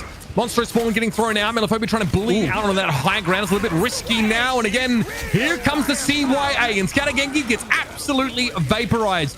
Not a great combo if you're going up against the Punisher here, who can spew damage at you with the Amplify. It's pretty scary. Horde of Proteus did come in their map, but not quite the finish. Vision, though, does go down. Krasmang is able to dive in, but like we said, the BRB negates that first pick. And I think it's just Krasmang just trying to get in position where he can be a threat, right? So get over here by Amadian. Here you can start poking from that side, and then maybe you can actually make something happen here, right? That's actually Scattergenji with a TP here, getting back to the point really fast, also making it really difficult to access that high ground. This look, Invisible Boundary, very good against Final Judgment. Cutting line of sight away from Punisher is the best way to deal with him. So Invisible Woman, great look here for Ricky. Another good showing here in this second map. So eventually Shikigami, they can break this Punisher-based setup. There are some areas where Doom can try and do the same thing, set a good turret up here on this map. We'll see if they stick to the pick. Well, like Doomed obviously has the shotgun to deal with, but like that's not the strength of Punisher, right? It seems like it's just like a last resort. Where, you want to be in the, but ideally though, you want to be in a turret. You want to actually be with your machine gun long range, creating space, from you and the enemy, and being able to use those weapons and just kind of chunk players down over time. Where you close that gap or you block it off like an invisible barrier, it makes it very difficult to get anything. And you're not going to win that battle, but that's going to be Impunity taking it out of the audience. And Impunity has to know that somewhere the Heller is lurking, right? We are Hulk Smash here just to get out of puny banner form so we don't give up a free elimination or make ourselves useless in this upcoming fight. Amadian has to split push a little bit. There it is. Hulk Smash activation, lock Krasmang down, and now the Punisher can get extra damage across the map. So that will be puny banner now imposed on Krasmang. This will slow Shikigami down a little. This is great though for Shroud-X, right? And then you get the kill on the Krasmang, so now he's going to go all the way back to the spawn, so you get even more time off the clock. I mean, that was a sick play from Impunity, right? Being able to take out Amadi and then using that Hulk ultimate to just kind of like juggle Krasmang for a bit and then get the kill on him. Yeah, I mean, again, when you've got eyes on that position, they're out in the open, it's a pretty easy pick off. You can see them trying to test Melophobia's spot. Impunity really wants to try and dig this Namor out, but Impunity's teammates need to clear the Monstro spawns, and there's a fair few of them available. One right click, they start going absolutely bunter on you. That crossfire is so filthy, right? Like typically in a shooter, you need teammates to do it, but Namor's turret's just so strong, and all these actually go for a Horn of Proteus there look like it just got yanked out of it. I think, okay, so they still keep the Horn of Proteus by the looks of things. They're going to come back with it available, but that is devastating. Melophobia An easy drag down there for Impunity, who's been my standout by far so far. Yeah, I think he saw Doomed using the Punisher turret from afar away, right? So he's up in the sky, and he had like the kind of circle, the ring to actually kind of call down that Horn of Proteus, but just got interrupted right before it as you were trying to go for that Punisher when there was no mobility for the Punisher there. I mean, that was a sick play. Krasmang is getting absolutely farmed here. Doomed in the turret is obviously a problem. There's also a Meteor Rim available now for Dong Min. Great burst damage, of course, when these... Again, it's more so probably throw into the invisible boundary, if I'm honest with you, just to try and deal with, Ricky blow them up. But also, you can shut Dinks down, who will have that healing over time in their ultimate as well. Tons of options here for the Magneto, and also a great space creator. I was thinking more for the Cloak and Dagger roll, like you were talking about. But, dude, we're going to have both teams saving up for 6 ultimates each here. We're now below a minute. Shroud-X has done a fantastic job on defense. Getting this into OT is Shikigami. Obviously would take map number 1, but Shroud-X putting on a clinic here on defense here in the second map. And I just noticed again, both duelists taken down. This is almost unnecessary. Is there an Eternal Bond used by Dinks? You probably don't even bother wasting it. And because Dongmin's playing inside, no one's charging up that Meteor Rim. It's not the hugest amount of damage. Scattergengi here, hoping not to get staggered, and Impunity just blasts them on down. Elsewhere, Doomed finally falls, but it's an elimination map that doesn't amount to anything. The Punisher will be back for the next fight. And you have Krasmang. I mean, this is brutal. A stagger here onto the Hulk. So that happens with about 15 seconds left. It's going to be very difficult. You're going to get this Hulk back in the fight really towards the end, and some great ultimates here for Shroud-X to potentially close it out. All right, tough round for Amadi and Matt. They've been picked off by the Hulk, by the Magneto, twice as well. Time is short here. Scattergengi gets a course over towards the payload. Krasmang going to drop on in. Here's that Eternal Bond finally getting drawn out of Dinks, but it's pretty easy to counter with an invisible boundary, and Melaphobia gets ruined by Vision. Great exile. Not easy to hit that at all. Krasmang interrupted on his way in. Hulk Smash still active, but look at that. Final Punishment just blows him to smithereens. Final Judgment, excuse me. So much damage vomited from Doomed, and Shikigami stopped in their tracks. The Final Judgment and the Horn of Proteus save there towards the end, right? They have to use the ultimate from the Cloak and Dagger, right? Because that's the only support available for the time there for Shikigami. And then to have both of those duelist ultimates there to use, I mean, perfect position there for Shroud-X to be. And I tell you what, they did map number 1, we talked about how good Krasmang was as being able to kind of stay alive on the Hulk and getting in and out of situations. Shroud-X definitely did a much better job in this second map of punishing that Hulk. I mean, no doubt about it. It is hard, and honestly, having the shield is good. It gives you like that brief window of invulnerability, farm up your ultimate. But I think if you're going to try and dive, over in the direction of this Punisher, you might have to really commit to that strategy. You might have to really sort of go all in. The problem is that like Rocket, it's hard to dive. Obviously, force physics makes it really annoying. Like if you were to play, for example, Venom, you go in, you get force physics, and then you get shot in the face by the shotgun from the Punisher. It's just, and he's got unlimited ammunition. He just doesn't care. Yeah, Venom just becomes a pinata at that point. Just explodes there. So I think, dude, Shikigami, this is going to be difficult here on defense. I would like to give Krasmang a quick shout out. He had the first Bruce Banner multi-kill spotted tonight. Okay, there we go. It was like they stopped moving though. It does count. Like I'm not going to take it away, but I mean they. But like, is there? It's 2 of his 4 final hits, Mitch. Are you really going to take half of them away? No. He can I was disagreeing with you, Pocket, but now I kind of agree. Mitch is being too negative about it. I've come around. I'm not taking away from him. You guys doing me dirty here. Here's the more expected. Doctor Strange strategy, getting the backside and up. Martin's dead again. That's not good at all. The Hela, Shikigami protected it, built their strategy around it, but Martin has struggled to find the space to dish out the level of damage that they need to. Conversely, Doomed is having the time of his life. Looks like a pretty quick point take here, and Shroud-X will have a hefty time bank in order just to get that extra 50 meters. Well, we're going to get a strange portal here. Yet again, it looked like they were actually trying to set a turret up as well. Yeah. Block the turret with the strange portal. Okay, heads up there from Amadi. Doomed has to drop to the low ground here and just go shotgun wild. Exiled briefly. Dongmin looks pretty comfortable on the front line. Look at the pincer here, though. Shroud-X have high ground control, which Krasmang's trying to sort of fix right now, but he's going to have to get on out. Burn down. Blah, blah, blah. He goes. Of course, unlimited ammunition now. Final judgment at the ready. Should have been required. CYA also now in play. That damage amplifier is scary. Krasman getting burnt down. Eternal Bond, though, in play for Dinks. So Shikigami do have a fair bit of staying power, and Doomed has to respect it. We're going to have a Venn diagram of invisible boundaries drawn, and Doomed is waiting now for the enemies to expire until, yeah, Final Judgment comes on in. Dinks needs to blind them right now. Block that line of sight, but not to be. Skadagengi gets up in Doom's face with a nice Meteor M. It's a very good answer to that kind of ultimate. Big charged up Meteor flattens the Punisher. Yeah, and you also had the Horn of Proteus used there as well for some extra damage being put down as Shikigami behind a really cheeky TP there coming on back from Amadian. So they'll actually have, 3 Vanguards here now out on the field. Melophobia, the only duelist playing that more, but I mean, they come back, they battle back there in the guy, which I mean, that's a 95% on the point. It felt like it was just a matter of time for Shroud-X to be able to take it, but look at this. Doom's going to go away from the Punisher, going to go over the Wolverine. Wolverine, obviously fantastic at burning down a lot of these Vanguards. Yeah, okay. A big pivot as well, then. Loki now for Nuck to come in. No strategist ultimates for Shroud-X, though. Just Hulk Smash for Impunity. There goes Krasman. What we see though from like teams, right, is you end up being able to kind of put those lamps down from the Loki like on top of where the Wolverine goes, and he's just impossible to kill. Yeah, I guess the Eye of Agamotto might be pretty relevant here, just to have those rejuvenation domains. There's a clap from Impunity, trying to get towards that front line. Doomed, trying to get in there amongst those tanks. And here's the Eye of Agamotto coming down at the same time. Horn of Proteus deployed. Scary stuff here for Shroud-X now. Big damage taken. Little double stun there, but Doomed is out of the game. Melophobia is able to burn them down with the Hulk-empowered Monstro Spawn. Tough out there for anybody who's trying to dive into more, that is for sure.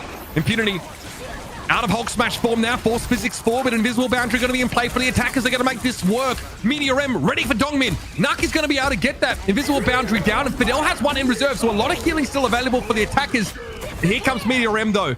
Is this going to be a difference maker? Skadagengi holding onto it, has an opportunity to make use of it in time. Will this get charged up enough? 58, not bad. Gets blocked all by the Cocoon. That is next level from Vision. Very heads-up play. Completely shuts down that massive source of burst damage, Matt. Is it going to be enough, though, right? Ambo Melophobia just kind of looking from that side angle there as Vision, though, takes out 2. I mean, that is such a clutch play, being able to block that Meteor M.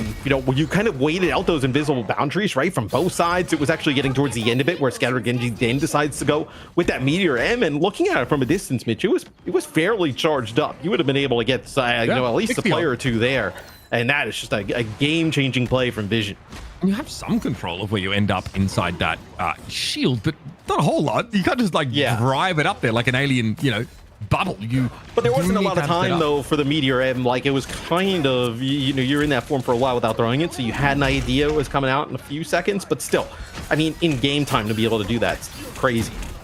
This longer sight line here allows Melophobia to pressure down. Oh, buddy, Impunity knocked to the ground. Exile here on Melophobia, so they lack the damage for a time, and then Impunity gets on in there, is able to take them out. Could have been scary for Shroud-X's Hulk player, but a nice little recovery. And now Shikigami are last chance saloon. Desperation won't quite get them there as Shroud-X find themselves on a favorable map in Hall of Jalia and convert. It got pretty dicey though for Shroud-X on their offense, right? Shikigami started to put together a pretty good defense there towards the end, but like we talked about, I mean, blocking that Meteor M is massive, and then it seemed like after that there just wasn't a lot of distance for the payload to cover, right? You get a few kills, people stagger it, and then you just kind of ride it on home. Impunity's been fantastic in this game so far. I love the shutdown of the Horde of Proteus attempt there. I think it was Melophobia that was going for it. Amadian, trying at times to flank on this Hela. Eventually ended up just going over to the Strange. We ended up seeing a triple Vanguard setup here on defense, which makes sense. But so much of the work was done from Doomed. Obviously, that turret setup. You'll notice it's about the same amount of damage that Vision put down, but they generate a lot of threat. And crucially, a lot of Doom's damage gets pumped into Krasman, making it really hard for Shikigami to actually have like mobility, like a diving frontline presence, because the Hulk is just always 20% health. You see the difference in the Hulk kind of gameplay from match 1 to map 1 to map 2, right? With how Krasman was kind of controlling space there in the first map, and he was a lot of damage put down on Impunity. Now it's kind of like the exact opposite here, and I think obviously having the Punisher in play for Shroud-X helped with that. Qadsiah G. Getting beat up on the Hulk. Didn't see that one coming. Impunity and friends walking away with the dub on their You map call him pick. crazy man. The chat's having a lot of fun, Matt. Crazy Man G, the craze mang. We're gonna see what's gonna happen in game 3 though, and I have a feeling Groot will make his return to the battlefield shortly. In the meantime, what is the Hulk skin? Because I need that thing that Impunity's rocking ASAP. Uber, you run it? You run any Vanguards these days? Dude, I do, honestly. Hulk is like a little bit challenging though for me. I'm not gonna lie. I get melted. Yeah, I wouldn't. That doesn't mean you can't buy the skins though. That is true. That's the Joe Fixit skin. I think it came out like pretty recently. It's a purple one, so you can. It's from the season 2 battle pass. So just keep grinding. The I guess. I got my work cut out for me. Taking a look at some of the highlights, Punisher makes his return in North America, and we show you that at least against our players, he's pretty viable. Yeah, the Punisher, I think, was a big difference maker in putting a lot of pressure on the Qadsiah. Like, they were trying to do it in the first map, kind of playing, a lot like that Namor and Psylocke. But I think here, obviously, with the extra damage, from Doomed being in the mix on Punisher, as opposed to kind of, playing like the Psylocke with it, just seeing a lot of pressure being put on that Hulk. Here you see the Meteor and doesn't exactly get a lot, pressure. But splits them up as this is the ultimate for Doomed here. I mean, this is just no way you're living through any of this. Man is pretty good. The diggity dinks bring the dopamine, and it is going to be Shroud-X on defense, locking things up. The attack. This is a filthy portal. So much more fun. Yeah, Shikigami digging deep. They stalled for a bit here, Matt. They almost were able to get a hold here, and I wasn't exactly. I'm curious about you, Mitch. Like, if you were sold on like Shroud-X, obviously making some changes, right? Going to the Wolverine, like it felt a little dicey there to make those changes that late, but yeah, it ends up working out in the end. Definitely. I mean, I Doomed ends up switching back. I don't think they, love it, but against like the triple Vanguard, like it doesn't make sense. You want someone who could just quickly isolate and burst them down. I like the Cloak and Dagger play from Dinks. I do think that like going forward, especially if like C&D continues to be looked at in patches, Terror Cape is a really powerful ability. Like anything that can basically cut off line of sight and blind, really good against like the Punishers, the Star Lords of the world, right? It's not as easy to hit as like just throwing up an invisible boundary, but that effect, cutting line of sight off in this game is ultra important. We got Krakoa domination, game 3 loading up. There's a waterfall you can hide behind. Puckett, I saw somebody comment in the chat. They were a little bit curious. They mentioned how Mitch has talked about on his stream where he puts ketchup on his steak. Did you put anything on your steak? Oh my God, guys, look at this. Look what I did. So yeah, ketchup. I got what is this? Air fryer. I went potatoes. I threw some Mexican cheese here, a little shredded cheese. Okay. Nice. In this corner, we got sour cream. This corner, we got a little bit of hot sauce. This corner, we've got ketchup, barbecue, steak itself. Whoa. See, garlic seasoning. Ketchup on his That's all steak. you need. You thought you had something. The ketchup's only on the potatoes. You don't put it on the steak. I'm not gonna lie, bro. Looks like you gone done and mixed all that together, big fella. That's what I'm trying to say. I mean, the ketchup feeling on the like a steak big fella. Sheesh, man, I'm kind of miring. Damn, I do suggest that everyone get a Costco membership in America and buy a grill. I understand why we're obese. It finally is hitting me, Matt. I'm embracing the lifestyle. Oh, I mean, that's, I'm not exactly sure. Like, that's the path you want to go down. I mean, yeah, I see, like, it's bulking season. Is that what it is here? It's literally summer. You should be wrapping up your cut. I've got 2 or 3 weeks on my cut. You know what, Chris? I think what you should start doing, I think you should just go all in. I think you should get a tub of mayo, and I think you should just dunk the steak in the mayo after, and then eat it. Well, of course, we're gonna call it aioli though. It'll be the fancy mayo. Yeah. You know what's good though? Okay, do you guys have sweet chili sauce in America? Do you have that? Yeah, but we don't waste our calories on sweet chili sauce. You can get double the calories if you switch over to a Chick-fil-A sauce, bro. Sorry, go ahead. Mix it with mayonnaise. Double the calories. It goes so hard. It's actually. I think that is Chick-fil-A sauce. I think we're on the same page here. Oh damn! Okay, all right. I thought it was like Thousand Islanders. Might have made it up. We're gonna hop on TikTok. We'll figure it out. In the meantime, we gotta hop in here with the Loki band to kick things off. Groot has made it through. At least here at the start. So Shroud-X staying consistent here with the Human Torch. Save the Groot. What will they protect here? You just won the Vanguard fight, though, so maybe you don't need to do anything with Groot. They might still think to protect the Iron Man here, but they've just not really played it at all. I like that we got to see a bit more Magneto in that previous game. Krakoa obviously is a domination map, but it has a really very distinct terrain on like a crater, for example. Like some of these maps, Groot protect. Yeah, I mean, okay, so they're just trying to make sure Shikigami doesn't try and double back on their second ban and take Groot out. They've just been given a window. Shikigami feels so strong about like avoiding these duplicated ultimates that they are potentially like allowing, the Groot to slip through. I mean, when you get the Loki ultimate and like you kind of dupe like whether it's like an invisible barrier, cloak and dagger ultimate, it's just filthy. I mean, the being able to dupe kind of your own teammates, like it's one thing to dupe have a dupe where you can get the other team's ultimates, right? But being able to like use your own teammate to do that, I mean, it just makes it so much easier. I have breaking news from a starlit sky. I'm not trolling. It really is Crazy Man G. I coached him at OU. Sorry, King. Love my boy, Zach. Peepo I mean, it explains why DC is capitalized in their name. So that's fine. Crazy Man G. I just like, I have a policy. Crazy Man G? Nah, that's a crazy man now. Crazy. Yeah, I mean, I'm inclined to call him that, but when we actually get a confirmation, we try and refer to them. Well, you correctly. would think though, if it was Crazy Man G, his name would be like George or something, right? But if his name's really Zach, that's a bit off. Yeah, I'm actually confused. He's a G, like he's a G. Like a what? He's a G. You know what I mean? Like, yo, you're a G. Like, he doesn't have to have, you could be a G without having a big old gene. No Hulk. Yep. With the Captain, no Hulk. Okay. But the Captain America protects, so potentially we see Captain America with that Psylocke for like a dive type of angle here. And some of the maps, like we see a lot of Cap because there are some like ledges and stuff that like he obviously traverses pretty trivially.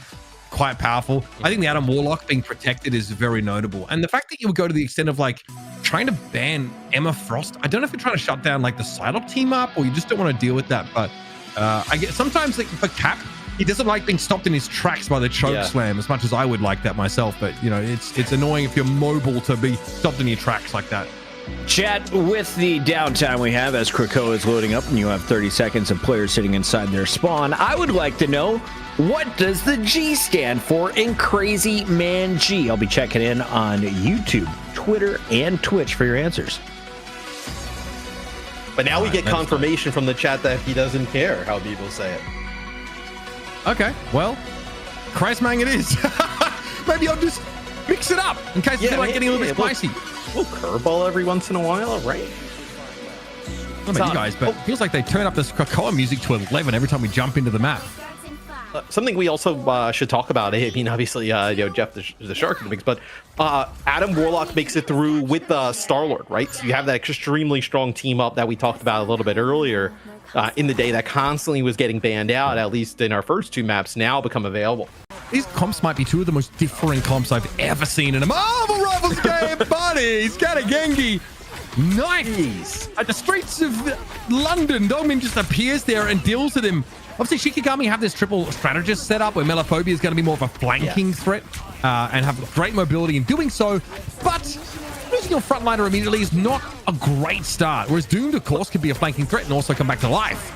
The triple strategist, though, with vision on the Adam Warlock, it's like having another damage dealer, right? With the amount of damage he's going to be able to put out. I think in E, we saw Sparker end up picking up some Adam Warlock as well, right? So you can see some of the typical duelist players pick up the Adam Warlock in terms of strategists. Very easy to just kind of keep getting those CDRs on the heel and being able to pump those out. The skill ceiling on Adam Warlock has now drastically increased, or at least, like the level that the impact ceiling that you can get to with them. Very, very good. There's Christmang, though, gets it, and Vision gets flattened. That's something you're looking for. Adam Warlock, who has no mobility really to speak of, will struggle to deal with Captain America if he tries to take a pitched battle against him. Amadi, though, caught in that maelstrom of madness. Dongmin is able to find a key knockout. Melophobia here's going to be careful, but of course, getting that passive healing as soon as they submerge. Big damage! Oh my goodness, off these right clicks. But the Adam Warlock, Mitch, just reses, right? So you just get Vision right back into the game. So, even though you get that first pick off, it doesn't really result in much, right? I know Doomed obviously still available with his. I mean, look at that. He's got the Luna Snow beacon on, right? Being able to kind of get some just passive healing, and then also has the ability to come back from the dead as well, though, with that team up. No, Matt.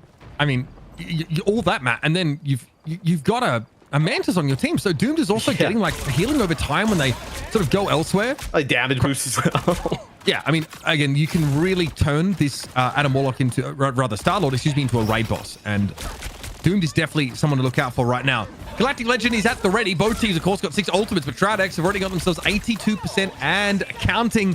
Vision deals with the Marty and actually takes down the Psylocke. Not a good sign here for Shikigami. Losing their grip on this round further and further. And what do you do now, right? Do you even, how do you go back in there and, oh, that's going to be Melophobia getting really low there. How do you go back and try and challenge? Is she getting split up by Impunity's Groot walls constantly? That'll be the Groot ult as well, thrown into the choke. Melophobia looking for a good opportunity to ultimate here. Eternal Bond active now. Dink's going to lay that down over on the point. Here's a Swallow. 3 players caught inside. 2 of them being strategists without the mobility to clamber back up into the air. And even Dongmin couldn't get there. That is brutal. And that's why Jeff the Landshark is a nice little pinch hitter in some of these maps. Yeah, a little TikTok clip there. It's Impunity here just trying to build himself a fortress to be able to live. But that is a really nice ultimate there from Melophobia. And I actually thought, dude, Shroud-X was going to be able to hold on because Impunity's using the group walls there over on the staircase that we see like Ricky playing from, as that's where Shikigami wanted to come in. And then he actually drops in the Strangling Prison. They're able to get the first blow there and take a player out, but not able to finish the fight. Dance with the Butterfly active at the moment. Melophobia just dancing the portal for the time being. Amadi eventually comes out of that ultimate now. It's about finding a squishy in the back line. Fate of Both Worlds in play here for Fidel. Melophobia in damage mode now, as they're not needed to do any healing right now. Means Terror Cape's also a decent option, but look at this AoE splash that Melophobia can go for. Fidel, Nuck, Doomed, all dealt with Karmic Revival. Pop Vision being able to bring 3 players back into the fight, and they will be dispatched as soon as they are returned. Melophobia getting rid of the Star-Lord here.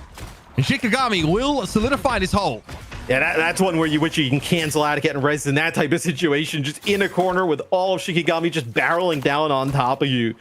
You just get res over in that side and you just get taken out. As I wonder, do you think it's a little bit harder here to like now once you have this like triple strategist set up, right? So Impunity will actually make a change here and go to the cap.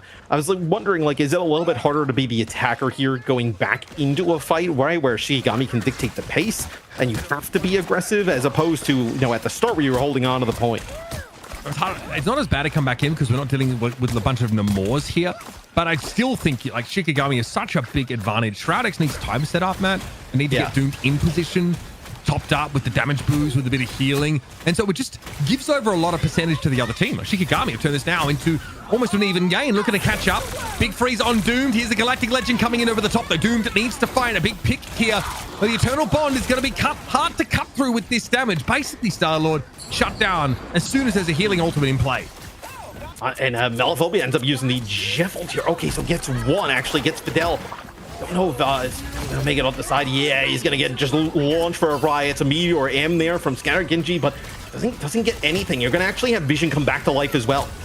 Okay, a bit to work with here, but no, frontliner outside of Impunity in play. Doom goes low. The healing, though, is coming through. Vision providing that, but Melophobia has been an issue.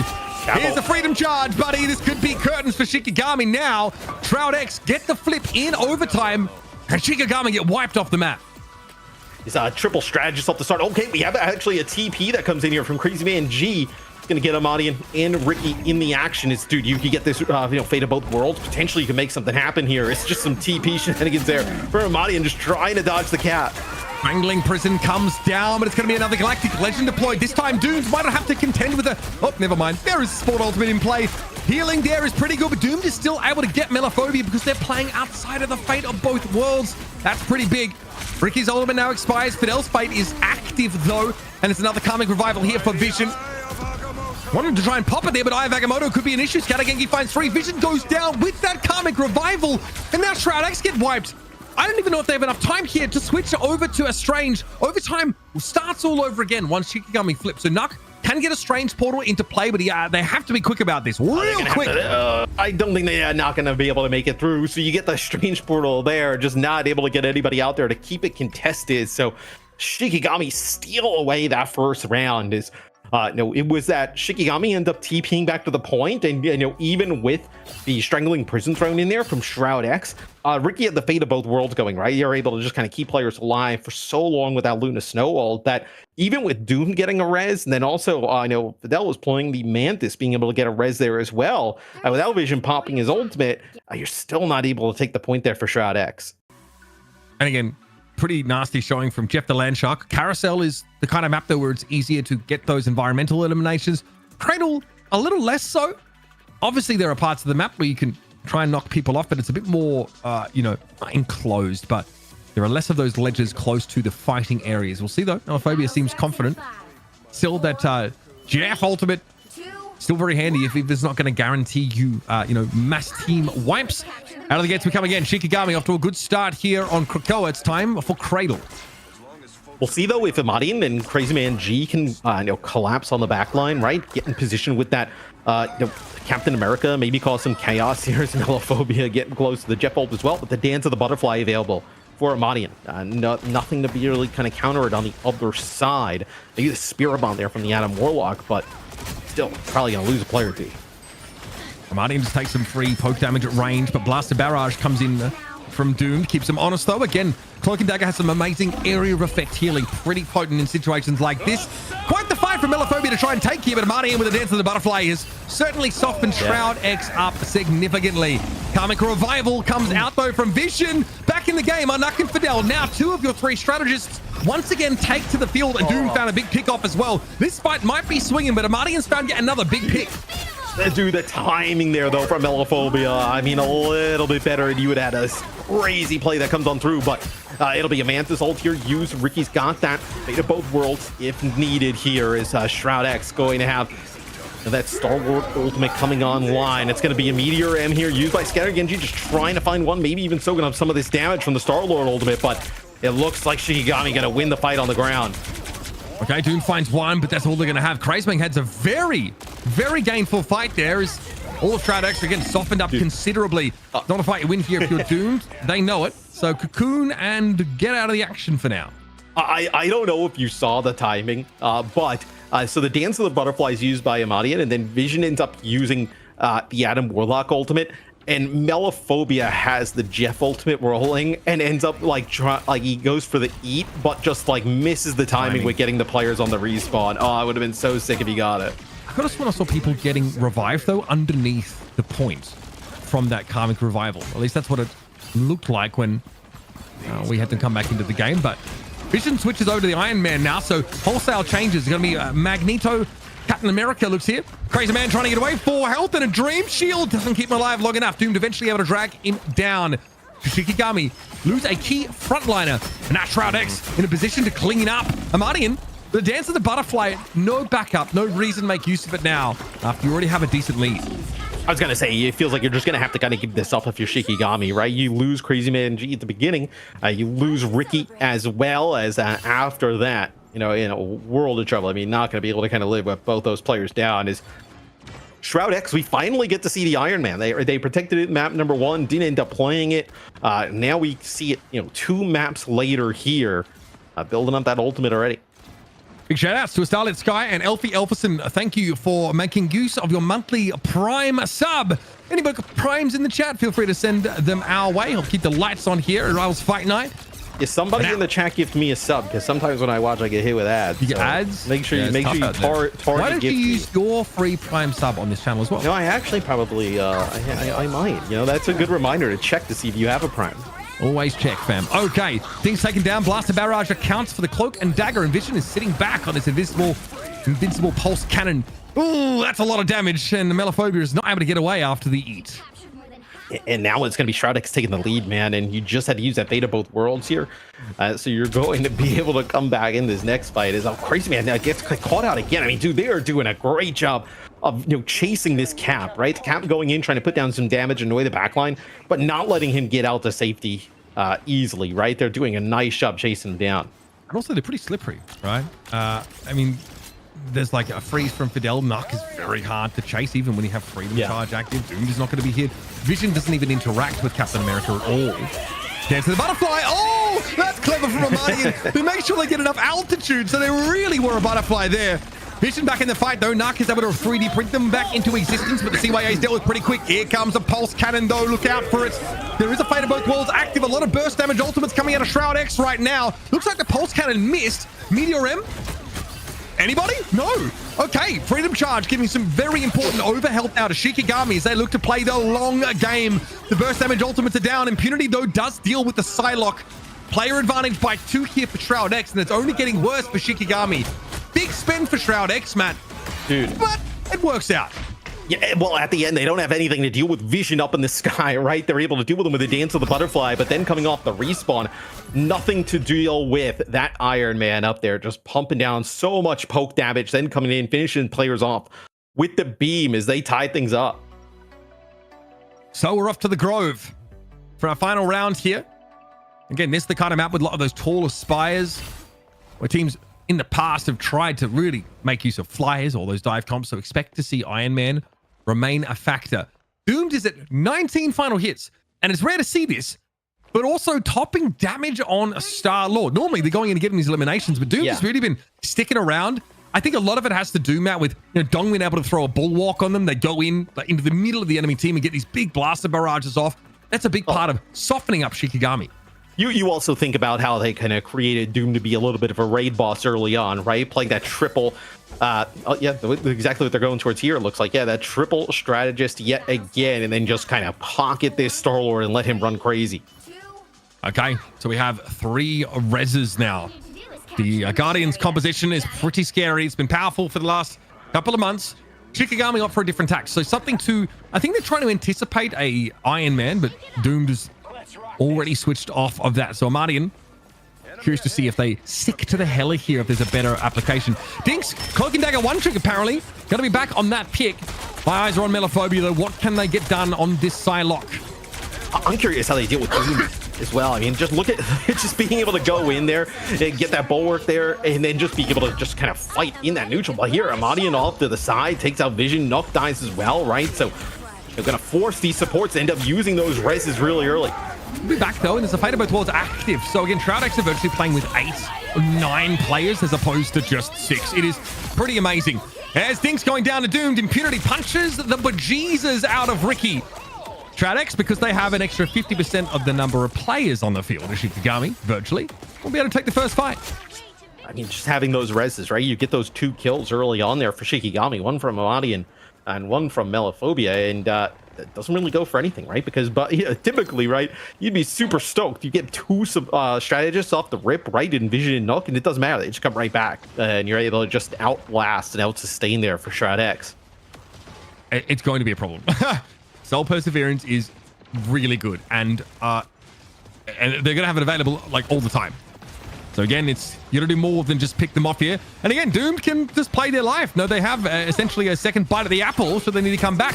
We'll get a freedom charge here for Impunity. They've definitely got eyes for that higher ground. They can see Dinks sort of perched up there, benefiting from that long-range healing that Cloak and Dagger offers. Okay, here it is. Charge active, looking to knock people up. Shield down to get in the way of the Meteor. No good. Vision and Dongmin both go down. Now Impunity needs to try and open up opportunities elsewhere, but Shroud-X are just going to try and drag this fight out as long as they can. Keep it contested, keep it going for as long as possible. You see, just jumping up and down here, just trying to live.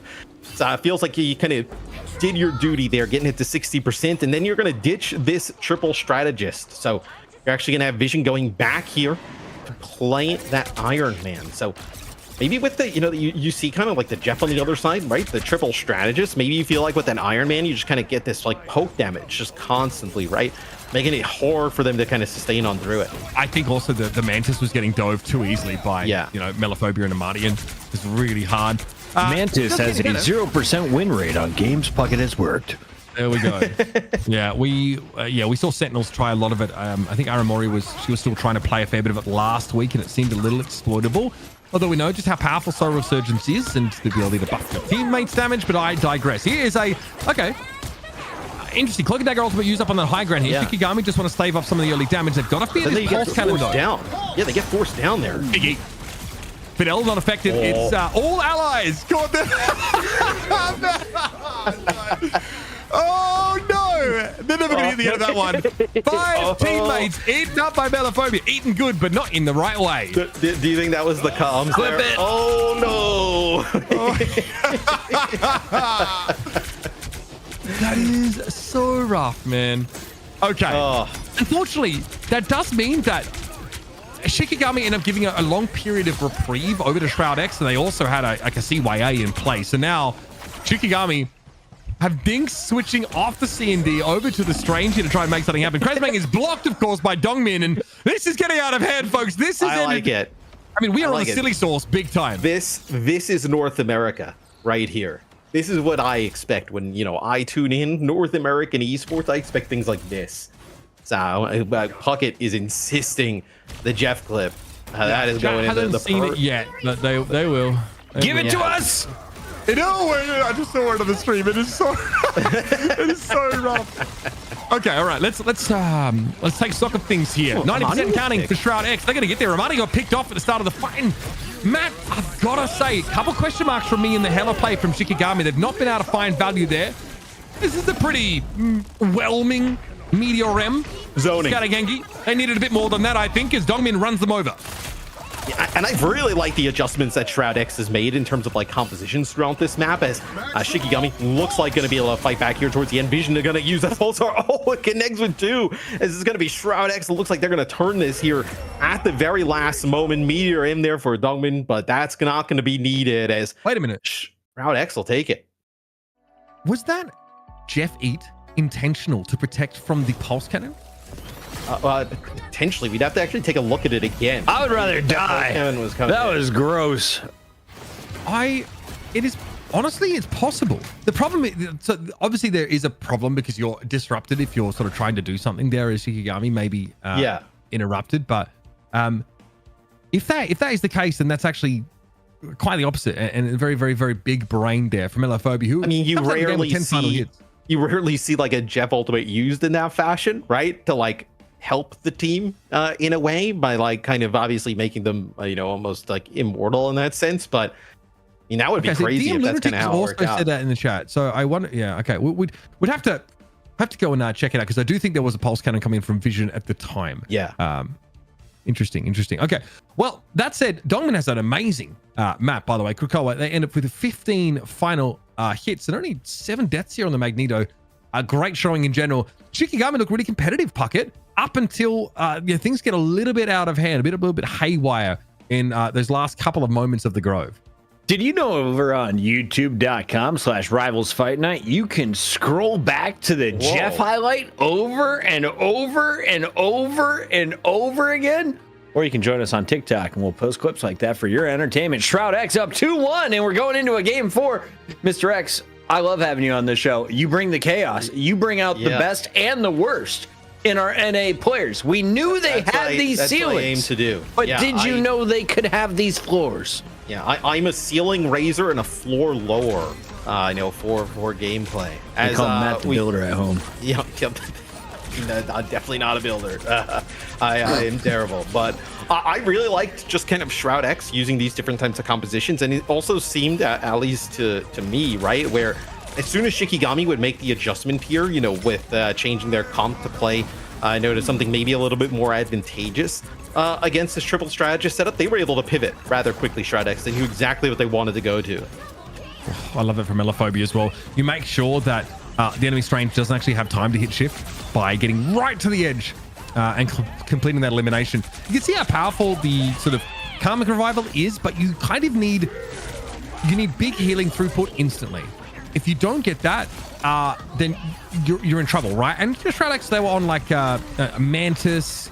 They did have like, Ice Arts potentially for AoE healing, but like if the window's too short and you don't have like a Cloak and Dagger right click, then it gets a little bit hard to get people back up to strength to fight properly. So like it's still busted. I really do think that team up is still very powerful, even in the the current era of this game. Shikigami showed us some great side-arc play. I thought Marty looked really good there. The hella less so. I think they also struggled a little bit on Hall of Jalia to make that hero work, because there's just like this immense backline pressure from Captain America. You've really got nowhere safe to stand if you're a less mobile or more turrety style hero. All right, that was Melophobia using his second to the last Dance of the Butterfly. Keep your eyes on it, Jeff. We're looking coming for a soon. Jeff Feet and Vision on an Iron Man. Yep. It should be here shortly, right? As Vision Mitch, I think changes. you're right. And now I think you're right, but I don't know if it's worth. Because I ain't scared of no Iron Man. Vision's gonna change things here, shortly, right? Moving away. Yep. Let's see it. Okay. So Yep. Vision. Okay, Vision's going up. He's gonna pop Yep. it. Oh, honestly, it's Is it worth? Is it worth? plausible. I And think honestly, Idea. Dinks with the cloak right click coming out of that is kind of sick. Okay, question. Why doesn't anyone else go into Jeff mouth? Everyone seemed to be on the point. I'm so confused. Jeff Mains, answer all of these questions. They happen so quick that we have to go to TikTok to break them down. By the way, TikTok Rivals Fight Night. We'll see you there. Game 4 is going to be loading up. Solomon, would you like a break? Should we allow the observers like one bathroom break for North America? I think the They asked chat for should it. decide. Chat, in the meantime, if you'd like to feed them, feel free to use your primes. You're not required to. See you on the other side. The dance of the butterflies. The beam of the iron suit made in a cave by Robert Downey Jr. I don't think it was made in the cave. Yeah, that's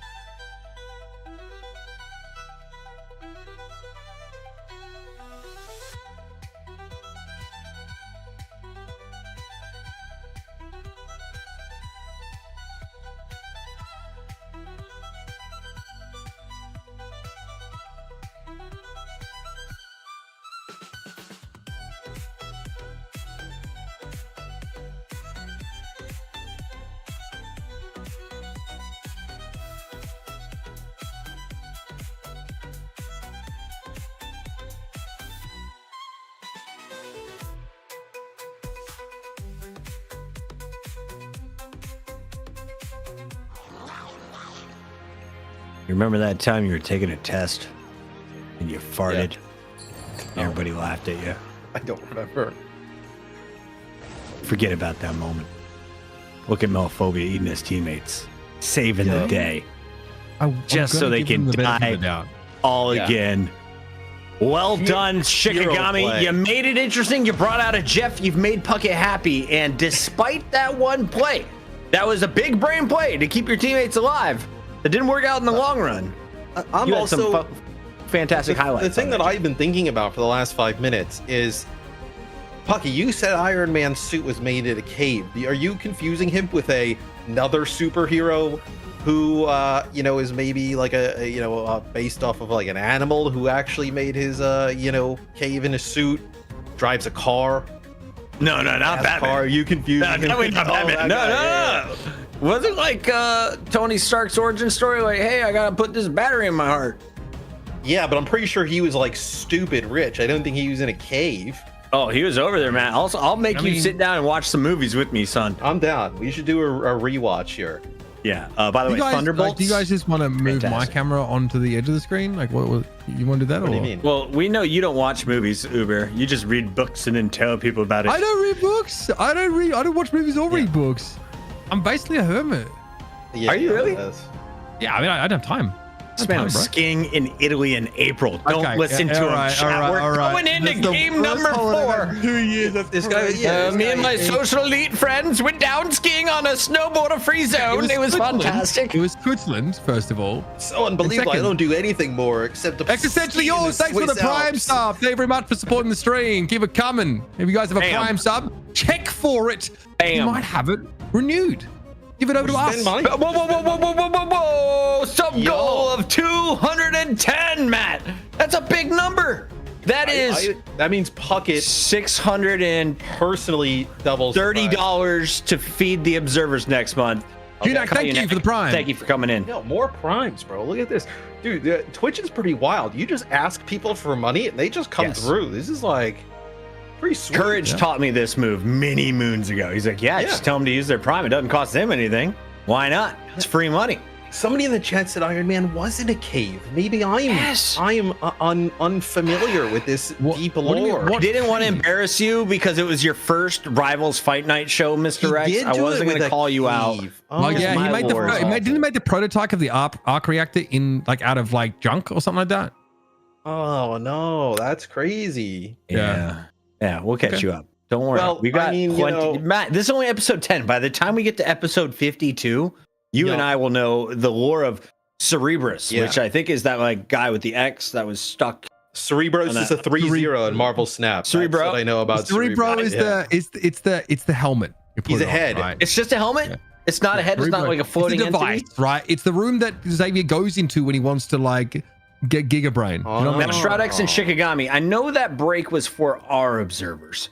But what were you doing to where you don't have your bans and protects ready after 15 minutes? Remove another $50 from the prize pool. Well, they waited until our break was over to have their breaks. The break stacking is next level. That's what it means by a staggered schedule. They, everybody staggers. I'm gonna go bald before we start this match. Look at this. Oh, never mind. Okay, that's just a headset. That's just from your headset band. We're good. Yeah, we're good. We do have some. That would be a fresh new look, though. People put the line on the side if you just started doing a line down the center. True. Maybe just an Arisa shield on this part of your head. Just like they take the little razor and they just blade the side. Yeah, if you just bladed just the middle of your head, just put a design in. I'll make it look like a basketball actually. Just do multiple at regular intervals, like a b-ball. That could be fun. He's onto something, chat. He is onto something, and so are we. I'm told it's our ban and protect phase, and Loki will be removed for back-to-back games by Shikigami. Would you like to see the 4th torch removed from this series? Shroud-X will do you the favor in 5. Boom, done. Who do they protect, though? That'll be interesting. Whatever they try doesn't really matter until... What map are we going to? Is this Symbiotic Surface, or is this... Symbiotic Surface. So you... Yeah, you want to have the Groot on this map for sure. It is a big protect. You're probably also banning the Iron Fist here, Shroud-X at some point. Oh, Psylocke locked in. Okay, that was a ban from Shroud-X normally. Oh, okay. So a rocket one that takes like I know they did a nice thing earlier, right? With that rocket Punisher combination. Yeah, this is a doomed respect ban right there. Okay. So again, it's the okay. So when they see the protect of the Psylocke, it's like, okay, we need to shut down the team up, which is it seems mildly annoying, but it gives such a huge lifeline to the Psylocke player if they want to linger and go deep. And I like the Wolverine play. I like this a lot. It's like I feel like Puckett, he just turned into like a cop here. What's going on? Show me your goods, Matt. Your car smells funky. Pull over, sir.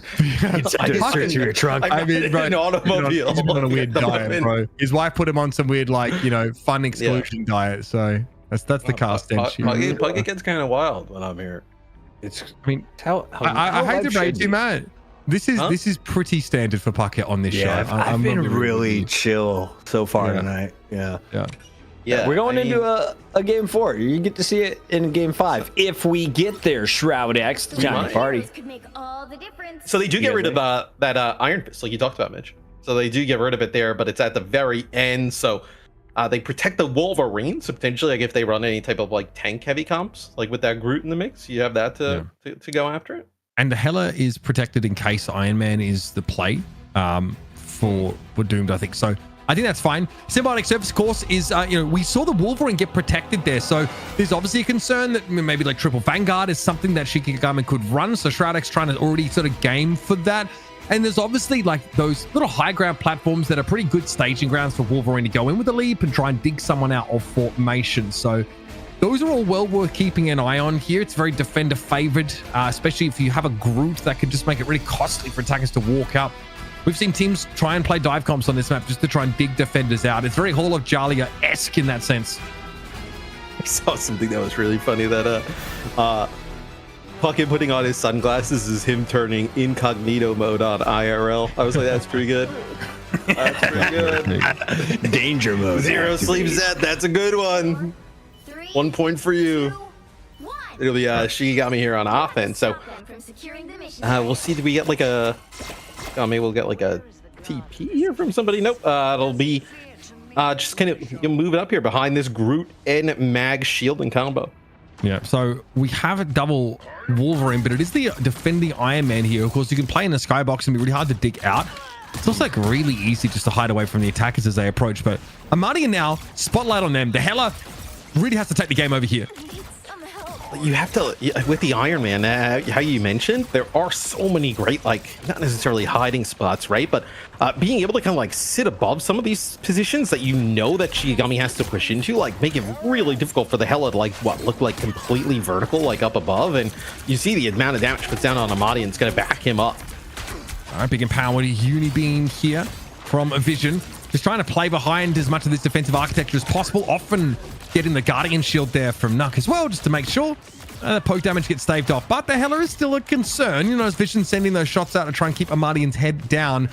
Crazy Man still has to come back. They're obviously respawning now on the Groot. Shikigami are going to give some ground accordingly. It's just a lot of good poke though from Vision, and you even put down a little bit of poke down onto the tanks, right? I think you have Doom in the mix on the Wolverine. You have like Groot walls that can separate players. Looks like they're trying to kind of take this sign position yet again up on that high ground, but this allows that Iron Man, I mean, just to put down so much splash damage. Yeah, I mean, you don't really have another option. You're going to get splashed in the choke or splashed up here. So eventually Shikigami are going to find a way in. Front line being looked at by Amadian, trying to soften them up a little bit. No eyes yet for Vision. Pulse cannon available. Vision has it essentially blocked. It might have been a Thornlash wall actually blocking that out. Unibeam now to clear some of those walls. You've got to be diligent in getting those out of the game. Groot can get a lot of value if you don't get rid of them. Here comes a Meteor M. No connection on that one though from Dongmin. Couldn't find a target. Now got us to death. Oh, and it comboed beautifully with a strangling prison. Amadian gets that Value Town laid out. And it was a Meteor M there thrown in from Scatter Genji into that prison. So that's just overkill. Yeah, just about everything there dunked on in. But they got a few members of Shroud-X, at least like 3 players sucked inside of that Groot ultimate. And that'll get that payload unlocked. So Shikigami, had one failed push on offense, but then able to battle right on through it. Okay, still that constant just heal pressure that Vision is inflicting could be a problem. Oh, okay. What? Oh, I'm pretty sure Doom caught a Marty in there, but ends up actually using the latter part of the Feral Leap on the Invisible Woman, which is curious little interaction. Either way, Marty doesn't care, shrug of the shoulders, and back to flinging these knives. No real high ground here available to Shikigami, so they have to bully through for now and play this long game with the group walls. Love that crow form there for Marty and to get away from the pulse cannon, but Dinks wasn't quite so lucky. Yeah, just Dinks playing behind the body in there and ends up getting hit by it, and that's unfortunate because Dinks are getting very close to the fate of both worlds. I wonder, can you play the Iron Man in this part of the map? I feel like in the, obviously the first point on that defense, it's like really good in terms of like the areas that you can play around. There's like a lot of spots where on the offense you can gain some of the high ground, right? You can like have some natural cover pushing around the corners. I think it's going to be much harder for Vision to play it here. I think you still get value out of it. It's just you got to be a little bit more careful. I think once the symbiote gets a little further up, Matt, when attackers actually have like reasonable access to high ground, then it feels pretty bad. For now, it's okay. I think while they're still in this first lower corner, side, like when you turn, when you would eventually turn left, like that's where it would become pretty brutal. Yeah, that's where you basically don't have a huge height advantage just by default. For now, though, Shroud-X are trying to lock the game in this part of the map. Nice little self-bulwark there. Melophobia went for a drive-by, wasn't able to dig Dongmin out on account of that exact shield I mentioned. And there it is, Goddess of Death being popped now. A lot of focus fire, and yeah, this will soak up those projectiles well. 36 on the charge, and oh, Ricky! It has to have been 1 HP they get away with, Matt. Oh, I mean, it like literally on the UI doesn't even have a health bar, pretty much. As gonna have to use the invisible barrier here, keep him and the rest of his team alive. They do end up losing Melophobia, and there's a nice grab there from Doom. Yeah, and Doom getting a lot of healing now. However, forcing out that strategist ultimate from Ricky. Here's the Strangling Prison coming into play now. Fidel's Fate of Both Worlds has expired. Dinks is about to as well. There's the last stand here for Doom. Looking to make use of it just yet. Wants to go in. Big connection there. Last stand claims two as Dinks and Amardian tied together. Doom will be traded out by Melophobia, but he's done his job. Oh, yeah. I mean, grabbing two with that last stand. I mean, did a nice job just going in with the regular dash and getting Crazy Man. But then coming back with that ultimate, catching two players, just deleting them right away there towards the end of that. It's going to just buy Shroud-X some time. You have this a pulse cannon available here for Vision yet again. They do a nice job kind of like putting him up in the sky. Nook throws a barrier, and then he's able to get it off. Last time, he's able to take out Dinks. We'll see if he can find an angle to get somebody else. Shikigami still searching for that first map win since our map 1 of Hell's Heaven. It's been a little bit difficult for them. Gotta say, the Wolverine plays definitely caught my eye. Doomed and Melophobia locked in quite a battle. Good force physics. That's going to knock Melophobia back, despite the fact they had a bulwark on them. Here's a Meteor M. Again, Dinks goes down to half. Does force a bit of a retreat here for Shikigami. Unibeam, the extra damage is found there on Scattergangia's Vision.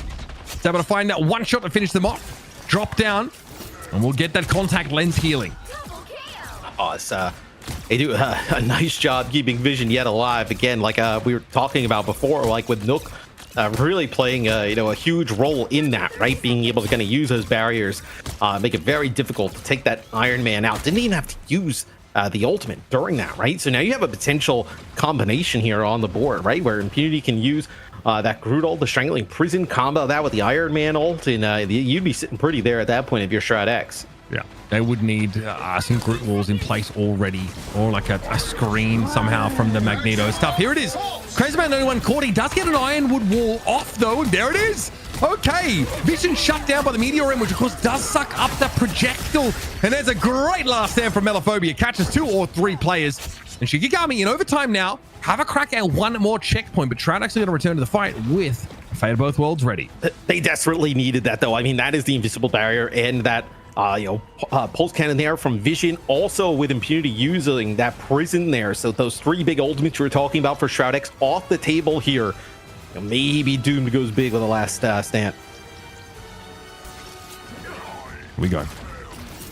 All filtering out of the same doorway. First point of business is to clear these Groot walls, deny some of that extra damage on the interlopers. Both strategists ultimates here for Shikigami. It's going to be a long fight either way. Vision knows it. Playing pretty safe now. Okay, so we have an early ultimate out from Dinks. Ricky. Oh, Ricky's down! That's massive! That invisible boundary now no longer an option. Doomed. Perfect response. That's why you bring Wolverine. Denies the value from those proximity area of effect healing ultimates. And that is devastating. Shroud-X come up with the jackpot. You also had Fidel holding on that Fate of Both Worlds there a little bit longer for Shroud-X to just get a lot of value out of it, right? You go out onto the point there. Dinks is using the Fate of Both Worlds. You're able to just kind of hold it for just a little bit and then come in with a later one. And that's a huge difference maker as well, right? Having just an advantage, even with a few seconds of that Luna Snow ultimate, just turns the tides in some of these fights. Here's your breakdown after that first round. I mean, Impunity is pretty insane. Great showing from them. Obviously 9 eliminations, 3 of those being final hits. Pretty important. Ricky somehow ends up with 5. Oh, hold on, we're moving the scoreboard around. That's why the numbers getting jumbled. There we go. Okay, no 5 hits. I was going to say that would have been really impressive. But yeah, Doomed and Vision looking very, very good. Doomed with the game-changing play there. Huge Wolverine ult. It feels like Impunity's definitely stepped up since map number 1, right? I think that's where obviously Shikigami takes their map, and Crazy Man does a great job just staying alive during that. But it feels like after that, Shroud-X really doing a much better job in terms of keeping these tanks upright. Okay, so now Shroud-X know that that second checkpoint will secure them not just the game but the series, an opportunity to go up against FlyQuest, who they've given us some pretty great games against before. They actually won their last outing here on Fight Night, but it's been over a month since this Shroud-X team has returned. Previously, I think known as Intergalactic. They really sprung onto the scene in a big way. So, looks like they've been cooking. They've been working on stuff. They're now a real legitimate competitor. And Shikigami actually opted to go to that high ground to deny it from Shroud-X off the rip.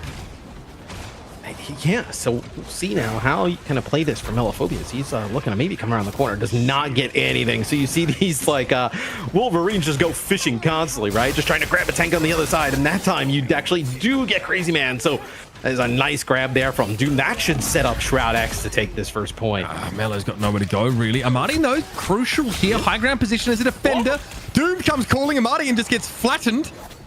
Still, though, able to use Crow Form to stave off the Wolverine for now. You get a TP back here. It's scary. Crazy Man potentially using a TP here from Spawn. Gonna get back on the Strange. Doom's hunting Hela, looking for them. Impunity low. Melophobia brought down to the front line. Just no protection for the Wolverine. It's too face up. It's too obvious what they're trying to do. Here's the Goddess of Death now. Amadian, though, has to contend with the healing over time. He just pops out of this. There's no point. However, they drop down to the ground and realize that he's no more safe than they were up in the sky. Doomed will make mincemeat of them. And Shroud-X have a bunch of time. Being able to get those picks there, the first one set up by Doomed, right? Grabbing Crazy Man, and then once kind of things slow down a little bit, right? And both teams get back at full strength, right? Shikigami uses that TP to get back into the fight. Just getting another early kill, that time on the Melophobia. Just 2 early pickoffs in favor of Shroud-X. That allows them to take that first point, Mitch, with like really what? You just end up using that invisible barrier. I mean, you hold on to a lot of these ultimates to kind of snowball through the second part of the map. Doomed there, making use of the fact that Impunity cranked a couple 90s for him. In advance, there it is. Last stand comes in. Looks like regenerative healing factor had to be popped there. A little bit dicey for Doom, but now the healing's going to come back in. That's on cooldown now for over a minute, though. Doom still wants to fight. Oh, it's easy. It's too easy. Huge. Strangling, prisoned, and Doom just gets to have at them. Shikigami in complete disarray. One last chance with a Meteor M and a Fate of Both Worlds to get back into the game. And already, Impunity, once again, cranking them, getting those walls ready. Yeah, those walls are filthy, right? I know once the Groots are just putting down some damage. The damage coming in from the walls from above is Crazy Man going over the Captain America, just trying to get back here, potentially get a touch, and not going to do it here. Not able to make it back towards that payload. Shroud-X, they gonna look easy on this final map. Yeah, nicely done. And this is kind of why I wasn't mean-spirited at the start of this game, but I did say that Shikigami's Fight Night win had a bit of an asterisk on it because, I think it was a slightly softer week. I think they're a really quality team, but this Shroud-X roster come up, around the same time and have definitely been, cooking, behind the scenes, come up, and ultimately they just are a dominant team in this matchup. Very comfortable win for Shroud-X. They will advance to take on FlyQuest in a bit of a revenge match for the latter with $1,000 on the line. Fidel and Nuxter having a fantastic performance on the back line. I love to see Doomed flexing out the Wolverine, and when you put a Groot in the game, Impunity is going to make you pay. Well done to Shroud-X once again. They move on to another championship match in North America, this time to play FlyQuest for the title. Mr. X, first sample of Shroud-X versus Shikigami. What do you take away from it? Well, look, I think Shroud-X got off to a little bit of a slow start, but I was really impressed with their ability to put together some really interesting comps, knowing exactly kind of what to go to, and Shikigami threw different things out after them. And then I thought Impunity really played much better the last 3 maps. Obviously, those are the ones that Shroud-X wins, so you're going to look better in it, but I think just overall, much stronger gameplay. Yeah. Primo. Also, Hulk outfit, super primo. I'm about to go scoop that and make him my new main. Shroud-X walking away with the dub tonight, and we got to crown one of their MVPs before we get into the grand finals. The highlights first. Shall we take a look at everybody? Because Vision once again had some fun on the Iron Man. We got for the walls, bro. Yeah, I thought it was maybe a Groot wall there, but looks like just clipped a little bit of the wall up from up above. Yeah, I thought they had a little bit of a difficult time dealing with that Iron Man. Like they were never. We were talking about maybe this is not a great part of the map for it. You got to get around that corner, but never really seemed to bother Shroud-X much at all. I like this. Obviously, Doomed has a really great showing on the Wolverine. Finally get to see them sort of come in on this map, and you can see why it's so powerful, right? Kind of the same idea that makes Iron Man so strong is that the defenders are just really favored in terms of having that much easier access to high ground, so Doom can sort of start their fights from up there, go in, assassinate someone. I think like being able to, I think what they picked off an Invisible Woman, I think, when she was holding onto the ultimate. Here in this fight, Ricky would have had the second strategy assault in that fight to really sort of drag it out, and there was a Fate of Both Worlds in play at the time from Dinks. Really important that you can do that, especially back when it was like Loki and Luna constantly, which would have been in the series if they weren't banned, but it's really important to have Wolverine just to sort of take someone out of that area of effect healing and quickly blow them up. I have to say, I am enjoying the additional bans. It's making things a little bit more fun as these games go on, and I like to see the parity between EU and North America. Everyone's got their own style. You don't have to have the cleanest game as long as your all economy is on point. That's what I'm taking away from the Challengers matchup. Sometimes the cleanest games aren't the funnest games, right? No, we want muddy. We want I want Jeff dirty. Yeah, just spitting on people, eating his whole team. I want chaos, front line, back line, no line, back to front, inside out, upside down, inside out, left down, left right. I was trying to find out, do we have one more MVP video, or do we only do that for champs? No, we're gonna do it. We're gonna do it. We'll definitely talk about our play of the match here. I'm very excited. My MVP was Chris Puckett, I think. Yeah. What is that you have? What is that? Why is that? Why is that nodding at me? What is you guys don't have ergonomic wrist pads? I don't know what that is. Oh, it's a wrist pad. Oh, okay. I just don't know many people who just flap around their wrist pad. Is that like a keyboard? It's for your keyboard, right? I have one of those, but it's wooden. Yeah. In a wooden one? What? It's Are you from Japan? No, it's just kind of cool. Look at it. It's I wood. use classic tools, Matt. Have some respect. Yeah, come on, man. That's so irreverent of you, bro. Well, jeez, my wrist is not your culture, brother. Deserving all of your respect right now. He goes by the name of Doomed. He has a great Punisher, but it's Wolverine. Got him some of the final highlights. Let's start at the top, though, with this Psylocke. He's spitting these little sharp things, and he turns into a butterfly, and then he evolves into the super soldier. I forgot about this. He did. Yep. Where I think map one, not maybe the best performance, but as the series went on, right, they were pocketing him on the Star-Lord, and he was coming up huge here. And then also that Punisher play was filthy. It really kind of gave them a lot of momentum through the rest of the series. Yeah, well, like giving Doom their flowers, I think well deserved. Like some of these last stands were perfect. I would have given it to Impunity otherwise, though. I thought they had a fantastic game, number of deserving candidates. Yeah, on that Shroud-X side, but in general, I'm impressed with Shroud-X. Last week, we felt like FlyQuest had the right take on the meta before anybody else. I wonder what has changed. Also, if Light is playing, or they're going to have like Adios and Energy in at Duelist. So curious to know what is going on with that FlyQuest team, because they, as we sort of talked about, like Shroud-X, they spent a bit of time in the shadows a little bit, just like after MRC, just sort of regrouping. So now we get to see what these teams have been cooking up. It's a great time to return to the show and to see your favorites battle it out, because they've been working on some pretty impressive strategies. Yeah, big shout out to everyone tuning in across TikTok, Twitch, YouTube, and Twitter. Let's take a look here at some of the best moments and where we're going next, because we have 3 matches in the books. 4th one is coming up. 5 hours later, FlyQuest finds out that they are playing Shroud-X. Mr. X, pre-match prediction. Do we get our first game 5 of the night?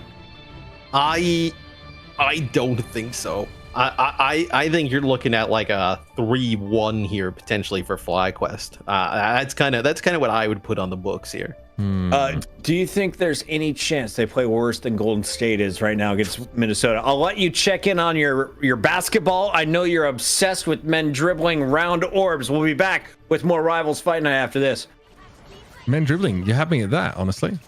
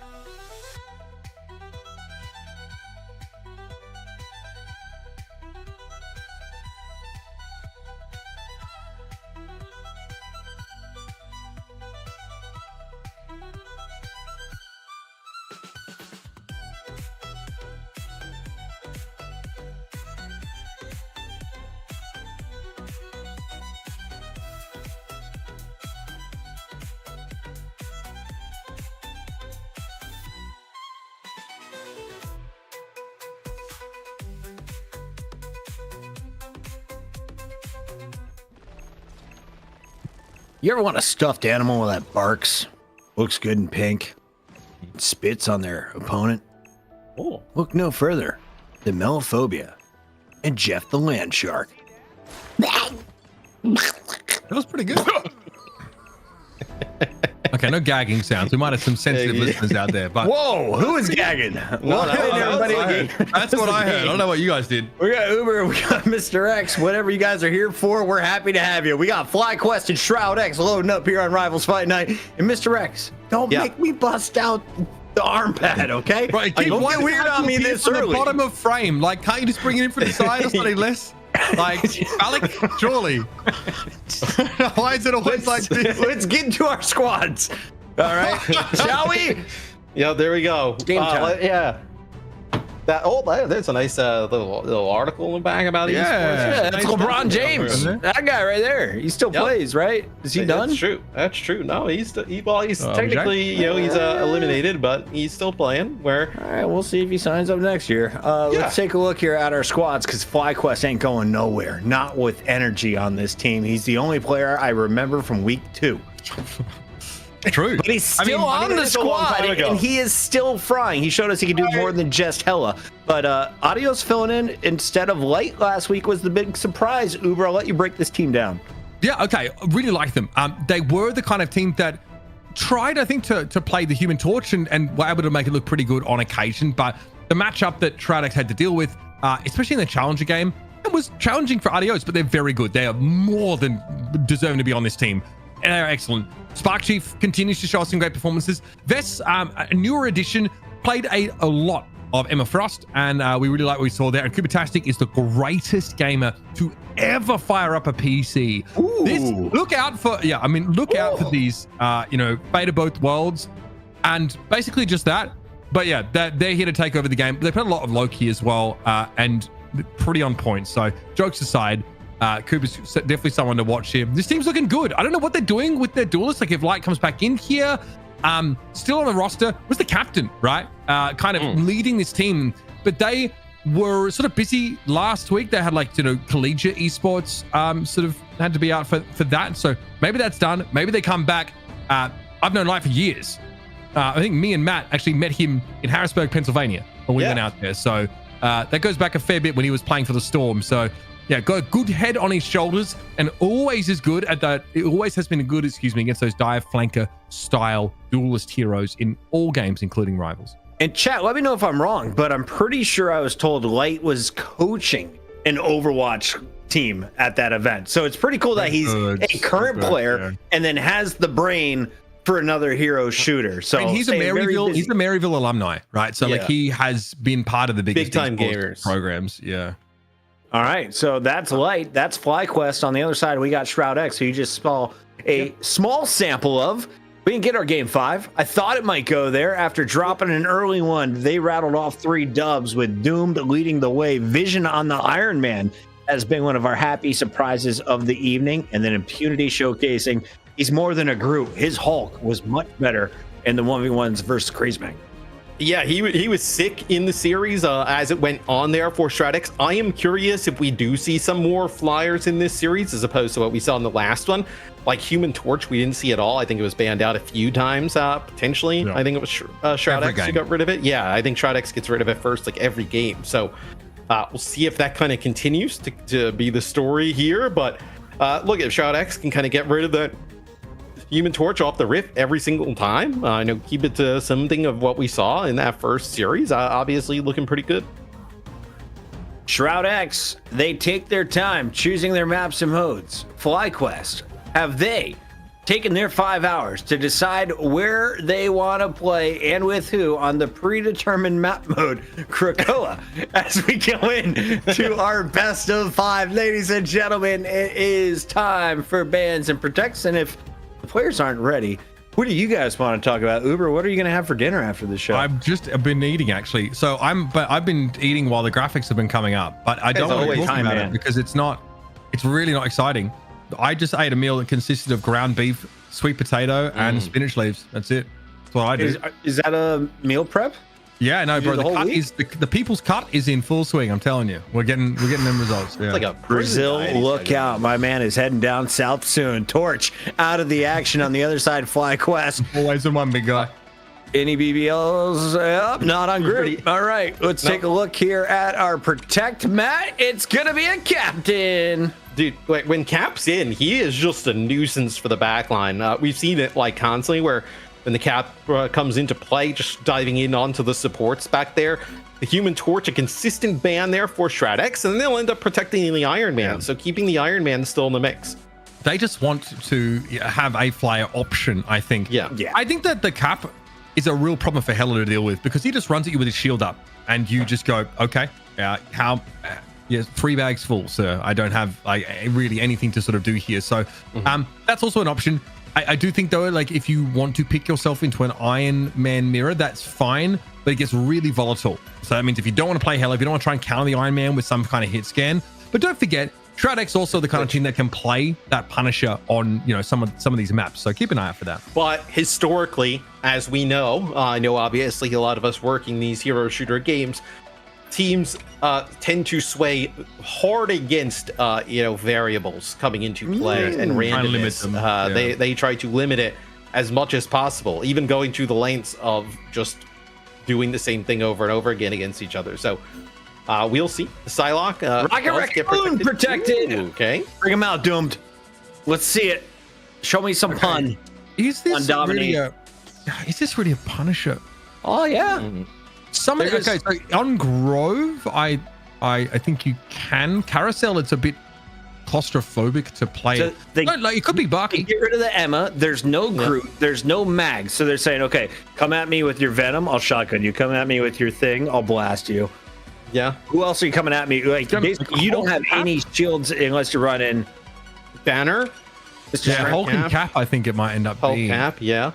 What else do we? and then the Hulk gets shredded by pun if done right. Yes, could be quite exactly. We interesting, saw that on Hall of Jaleel, right? With like the attacking Hulk was just not able to get any purchase. It's really rare, I think, to see 3 Vanguards banned and 1 protected. So we're looking really closely at that. I do like that FlyQuest just make sure that the Adam Warlock synergy is taken off the table as well. That's pretty clever. Psylocke also chunks down that Bruce. Bam. Keep your eyes on a Hulk. Does he make it through? Map number 1, Mr. X. Take it away. I think it's also fascinating. I knew he wouldn't let you have it. I knew he wasn't gone. I could hear when he threw to me. I could hear the slight giggle in his voice, and I knew I could hear the smile. You know. Okay, so are they going to play Strange here? So we talked about, we saw it in our first series, right? With Strange used in kind of garbage time in TPs where it just got owned by the Emma Frost, but Emma Frost's obviously not in this. So potentially it's Strange to have a shield option, like a static shield option combined with a cap. So we'll see if that stays true here for FlyQuest as Shroud-X. They'll also be playing the Strange, but not with a cap. They'll be using the Hulk. Gives obviously that Teemo with Namor. It's interesting. Like I would have thought the mag ban would be enough to dissuade you from playing Star-Lord, right? Because you don't have a shield for those blaster barrages. But FlyQuest took it a step further and took the Adam Warlock out. So yeah, they really tried to force. They really tried to force this sort of scenario with the Doctor Strange going head to head in the middle of the map. Impunity here, obviously, like Hulk can sort of walk up on Strange and just kind of beat the bejeebers out of him. So you're going to see that a lot. Frontline pressure is going to be 2 tanks just sort of clashing together. Energy is going to be on the Psylocke here, but Doom looks comfortable in that matchup. Light, though, is in the game, back on the FlyQuest squad, and he'll be playing the Iron Man. You know, I will see the damage that he's able to put down from up above. As Spark Chief able to take out Doomed right away, but going to get res right back in the mix there by the Beacon of Nook. Oh, so nice. Spark Chief, such good looks here so far. See what else they can do, though. Doom's just been mostly unattended now, and decent chunk damage coming out on towards this Doctor Strange with Vez. Okay, well, Dance of the Butterfly seems to be active here. Energy popped it. Looks like it didn't really amount to much in the end, trying to dash away for the health pack, and Doom will chase them down. So it is Shroud-X favored now with a bit of priority, and I think the Hornet Proteus will probably seal the deal. Yeah, it's Cooper-tastic there with the ultimate for FlyQuest. So you don't have, it's pretty much both of those traded out there for either team, those Luna Snow ultimates. So Shroud-X will get control of the point first. What do you think about the Rocket Raccoon in the mix here, right? Not the team up here with the Punisher, but I do think, though, Rocket is, it's a lot easier to get away from, like, a Cap if he's diving you, for instance. Very platonic, for sure. Extremely platonic. Yeah. I agree, Matt. I think it's probably for that mobility. I also think that, like, you know, you do lose a healing ultimate, but being able to BRB someone back into the fight is really powerful. And also your Cap kind of gives you a pseudo healing ultimate with the overshield that comes in, as is being illustrated for us right about now. Spark Chief keeps his freedom charge active. Doomed again tries to get a little bit of altitude, but Dongmin is out of the fight. FlyQuest in a pretty good spot here. Impunity goes for a Hulk smash here. This will stall things out pretty significantly. That's it, really. Yeah, are you able to get back with like a, potentially do you have like the TP up to be able to get back? No, it doesn't look like it. Yeah, so you see kind of a coming back. Yes, Coopertastic with a 2K there towards the end. I actually agree with the what we were talking about before with the pick of the Rocket. Like you do give up a support ultimate, like you mentioned, in terms of just like HPS output, but I think just like the ability to be alive more, or the higher chance to being alive more, and not having to have the rest of the team adjust to you getting dove, I think is more than worth it. As looks like actually one player there got stunned, but they're not able to finish him off. Okay, so we are off the Strange, off the Iron Man entirely for Shroud-X here. Vision thinking that it's about sort of denying this pressure towards them, maybe just like chunk Spark Chief down as they try and move up. But Shroud-X have been pushed off the point here in his first round of Krakoa. And Light is holding on to a pulse cannon shot. And you do have the team up here with Vision and Impunity, but I'm wondering if potentially we see a Hela to deal with this Iron Man from the Shroud-X side, as Light trying to get into a position here to use this Iron Man ultimate. See if he can come up with something massive, just working down that shield. That's a shield from his Invisible Woman as well. Yeah. So much to sort of shut it down. Okay, Dance the Butterfly. That's a Namor gone. Now you can play so much more aggressively. You can push into Shroud-X. Stacking this fight out, maybe. Horn of Proteus is at the ready for Vision. They're trying to keep eyes on Light, who's been kiting fairly effectively. I think he got stunned. Light goes for a pulse cannon and got interrupted in mid-air. He gets half of it refunded, but that's pretty brutal stuff. Spark Chief shield up, trying to get the heck out of there. Horn of Proteus still in the back pocket here for the side of Shroud-X. Doom wants to come forward now. Freedom charge is out of Spark Chief, though. Bit of overshield goes a long way against this Dance of the Butterfly that Coopertastic is able to get out of. You can see Fidel actually land that right click, being able to stun Light out of the sky there. So saving up that FlyQuest big Iron Man ult. Looked like it would have had a great opportunity to pick up a kill or two. Does not come through for FlyQuest, but at the end does not matter. They still take the round, but a sick play by Fidel on Shroud-X. Yeah, I mean, still wasn't quite enough for them in the end. The duelist matchup is really interesting. Vision feels like they need to move over to the Namor, but they don't have control of the point. Obviously, Namor becomes that much more oppressive when you are being pushed into. You have time to set everything up. Feels more defensive. He's definitely anti-dive in nature. Maybe just him trying to match Iron Man's like we saw a lot of in North America last week might have been the play. What do we get from Light here? Known for a multitude of different duelists, maybe made most famous in NA because of the dive style that they played, with the Venom Spider-Man combo when that was sort of good. We might even hovering the Bucky. That would be interesting. There is a nice little team up here, obviously between Winter Soldier and Captain America. It gives you some mobility, that little clash when you come together. You both have to confirm, so it's an extra input required, but it is pretty effective. Oh. TPs for both Stranges. We'll see where they all end up. So everybody's FPS probably, down to 60 at the moment. Those dueling TPs coming on through as the TP basically the same area over the side by this health pack. Winter Soldier. So keep an eye out for this. Captain Spirit, it's called. They come together. They sort of, come at the same time, or you can just sort of jump. Bumping uglies is what we call it, Mitch. I don't know if that's the official term. It sounded like what Mitch had mentioned was the official term. What was the name that you said? Bumping uglies. Team up is Captain Spirit. Yeah, Captain Spirit. That sounds a little bit more in line than whatever Bucket said. It's super nice because Winter Soldier on his own can dash to a teammate like the Thing does. And crucially, gives bonus health to people, so like it makes him more supporty. But when you do it with Cap, you basically can slow enemies in an area when you sort of come together. So it has a defensive and like an offensive application, which I quite like. And I like showing here the first Winter Soldier that we've sort of seen today in NA.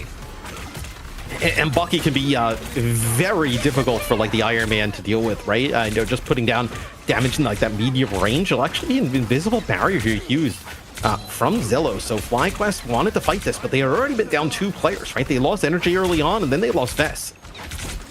And I don't mind the Bucky here because also, you know, there's a lower ceiling, so it's harder to sort of, if you're a flyer, to get out of range of Tainted Voltage, which can sort of drag you down to the ground after a brief period. But you still have to get through the Strange Shield, which can be quite challenging. And Vision can also set up in these really annoying positions, like above the doorway, forced FlyQuest to look up as they come out to deal with him, basically forces FlyQuest to flank. And remember, Roster Stern as a weapon is not hit scan. It looks like it should be, but it is a projector weapon that Winter Soldier has. So you can't always guarantee hits on flyers. Yeah, like traditional games, it would tell you that it would be like a hit scan, right? Yes. But it does have a little bit of lead time, which can be a little... So I think like funky for, you know, new players to pick up. Yeah, because it's like, wait, hold on. Punisher feels like it's hit scan, but this is like a same type of gun, but it's not. Looks like they did a nice job of kind of pushing Shroud-X back, though, right? Not allowing Vision to play over in that high ground, you know, force them to go into an area where you can just cause chaos directly above. So force them out a little bit more into the open. Freedom charge now for FlyQuest. They banked quite a few ultimates here. Dance of the Butterfly will be effectively nullified by Spark Chief's extra overshield that's been conferred. Agamotto not too shabby. Energy down, and well, that's a cannon that does not quite connect. There's a Kraken impact in play, but there's not enough damage to trigger any sort of resets for Light, and he knows it. Both of those Lunar Snows pop ultimates in the middle of the fight, but Light is the one that's lacking teammates, and Dongmin eventually just runs him over. Yeah, even with a few players, you know, hit by that Kraken impact, no resets there, not enough damage, right? It's going to be the fate of both worlds used by both supports at that moment. And Shroud-X, man, on this Iron Man, they are just rolling them, looking like a completely different team than round 1. Yeah, I think they got to a great start. I do think that the Winter Soldier probably isn't great here. So Light is going to switch over to the famous Spider-Man pick here towards the end of the round. Keep an eye on the mechanics because they are pretty impressive, but also you're really running out of time, so you better make this work. But maybe something, though, potentially you want to kind of keep for the remainder of the series is connect to the shot, goes in. Not going to be enough to finish the kill off, though, here. So just trying to mark some targets and then collapse onto them. Yeah, consistently marking Vision here, by the way. Here we go. Now we should be able to put some pressure down on the back line. Vision trying to relocate, but Light already had him stuck. So majestically floating over the battlefield here. Fidel, of course, is uppercut into next Tuesday. So FlyQuest do come up with the answers. Some sick movement from Light on the Spider-Man already. I wonder, well, what was he going to do? I thought maybe going to potentially like kind of switch, but it actually looked like he was going to chase kill down the opposite way. So we're going to have that Spider-Man ult coming into this next fight. And you see constantly, right, even when he doesn't have the kind of graphs to go in after marking a target, still just marking targets and putting damage down, right? Just getting that buff. He started the last fight at 45 ult charge. Yeah. Yep. And now, of course, we have access to Spectacular Spin. But again, like, you know, obviously there's huge bonuses to sticking those traces, but you have to have both good movement and good aim here on the Spider-Man. So it does ask a lot from you. Right now, Shroud-X don't feel like they really can deal with it at all. Amazing combo there without a mark, so no damage boost there for Light. But just trying to mark people inside this, swing through it, see if anyone gets caught. Holding onto this Spectacular Spin, which in a pinch could be pretty devastating for Shroud-X. They don't have both of their strategist healing ultimates available. So we'll see how it plays out now. Pulse Cannon here for Vision, though. Who can he shut down? Maybe a Spider-Man caught inside that ultimate animation. He might be holding onto this for the time being. There's Qadsiah's fate of both walls that will send FlyQuest forward. Agamotto comes in. No connection. None. That's rough for Vess. And Shroud-X kicks things off with impunities, you know, Captain America ult, and then it's going to be answered by Qadsiah's fate of both worlds. So FlyQuest tries to push back into it. They use Spark Chief's ultimate towards the end there, but just a better trade there for Shroud-X, right? Being able to use your cap ult to get out the fate of both worlds, then using Fidel's ultimate to just push back into them when they have no support ultimate. That is a trade you will take every time if you're Shroud-X. Oh, that could have been ugly. Yeah. Here comes the portal, though. FlyQuest comes through, and that pulse cannon did not connect for Vision. And honestly, you might wish he had that one back, because Fidel's would have been taken down. Agamotto blocked out mostly, but Energy still got caught by it. Zelos is down. Impunity batters them, but Light is in this fight and gets rid of the enemy Iron Man. Dead to the butterfly for Doomed. Might have come a little bit too late in the day, but Spark Chief and Life both fall. Man. It's a high-value ultimate, but it's just not enough.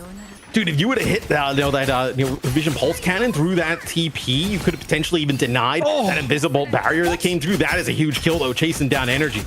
Invisible was done. This is Doomed doomed. able to pick them off. Now, I mean, Vest here, essentially solo. I think Light is in the vicinity, perhaps.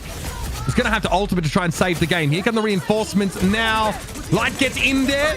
Here's the spin. Going to be mostly shielded off. That's why Strange still has plenty of application. Take the health pack now. Try and fight with Doomed. It's a little bit tough. Combo comes in after the Tracer stuck, but Impunity gets there. Light gets ganged up on now. FlyQuest make a decent fight of it here, but they are in deep, deep trouble. Invest may not have any room to use this Eye of Agamotto whatsoever. That turns out to be the case. The butterfly. Okay, two for Energy. Energy's going to get 2. You're also going to get close here to Cooper Tastic's Fate of Both Worlds. He's going to be able to get it online. Oh, but not before Energy goes down. Still, FlyQuest able to fight here. Vision has to respect this. Even with the overshield, you've got to watch out. And there's Light takes him down as he tries to go for a pulse cannon shot. Doomed now. Fate of Both Worlds gets Light at least. Can there be more? Cooper with Ice Arts trying to fend them off, but Doom finds a nice little 3-piece. What should seal the deal, but Spark Chief is tanky. And neither Doomed or Impunity can easily deal with him. Freedom Charge now is going to drag this fight out a little bit longer. Vest now gets back on the scene. Strange is in the battlefield. Spark Chief stunned up midway through the charge, but will still be giving Overshield out to teammates. Energy download to the Unibeam of Vision. Eye of Agamotto here for Vest, but still no chance to use it. He gets chunked far too low. Vision's under extreme duress from Light here, who's all over the battlefield except where he needs to be, which was on the point. After all said and done, Cradle goes the way of Shroud-X.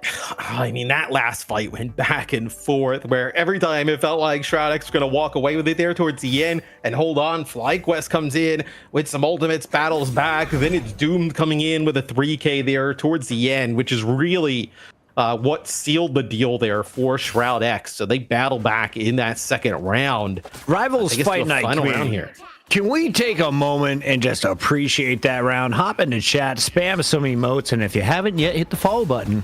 We saw a Spider-Man, And use a Prime. and I didn't hate it. I enjoyed the Spider-Man. At this level, this gets pointed out in chat actually. Someone brings it up, but yeah, I mean, Invader. I don't know how many teams have like pocket Spider-Mans at this level. They spend a lot of their time like drilling down on the Psylocks or the Wolverines. So it's pretty rare to find someone that, you know, can bust it out. And it was decent from Light, right? But unfortunately against Strange, when you're like 1v4, it's really hard to get value. But some of the assassinates were pretty good. This is the kind of map also, you know, Carousel, where you can be a bit of an annoying presence on the diver, but Wolverine a bit more common, and Light has gone in that direction. This has his Eye of Agamotto. Same for Dongman coming in to the next round. Is we haven't really seen any huge connections with that ultimate in either match here today to kick things off when we've seen the Strange in play, but yeah, I mean, you can't shield during it, right? So yeah, quite often, like your Strange is so low constant with this like poke pressure that comes in. Vision's on the Bucky, by the way. There's dangerous. Needs the healing. I had to pop this Maelstrom straight away, I think. And yeah, good job holding the shot. Pop it there. Make sure you can be healed. Okay, Invisible Boundary comes out. Eye of Agamotto not blocked in time. Big hit, but the follow-up, is it going to be there? It's tough. I mean, there's so much healing available to FlyQuest. Best's going to go for one of his own now. Vision with a crack and impact, but Light already made short work of 2 Shroud-X players. Now Vision's got nothing to do with the Fate of Both Worlds stuck right up his nose. Still not enough to keep him in the fight. And it looked like the Eye of Agamotto there from Dungman doesn't actually connect with the Light, and then he's able to just kind of hijack the tank. Then the Wolverine starts to get rolling, and it becomes very difficult to deal with, right? And especially when you go in after that Eye of Agamotto, you don't come up with those kills. The Wolverine is coming the opposite direction there with the Captain America, and they're going after your back line. Very difficult to kind of stay alive on through that. So Shroud-X, they lose that first fight. Now Energy's got this Dance of the Butterfly here. Potentially, you can just, I was going to say, maybe you can force that invisible barrier. All right, here we go. Yeah, it's going to get the barrier straight away. You're exactly right. Also, all right, Freedom Charge being used by Impunity. Maybe an overlap of ultimates that didn't need to be there. Yeah, not ideal. And no chance to really make use of it further now. It's a Fate of Both Worlds, sort of traded out for FlyQuest. Now, though, Shroud-X are going to be having to deal with Spark Chief's ultimate. Vision pops above here, tries to assassinate that cap, and somehow Spark Chief dodged it even though he was frozen up. That's rough for Vision. That is so rough.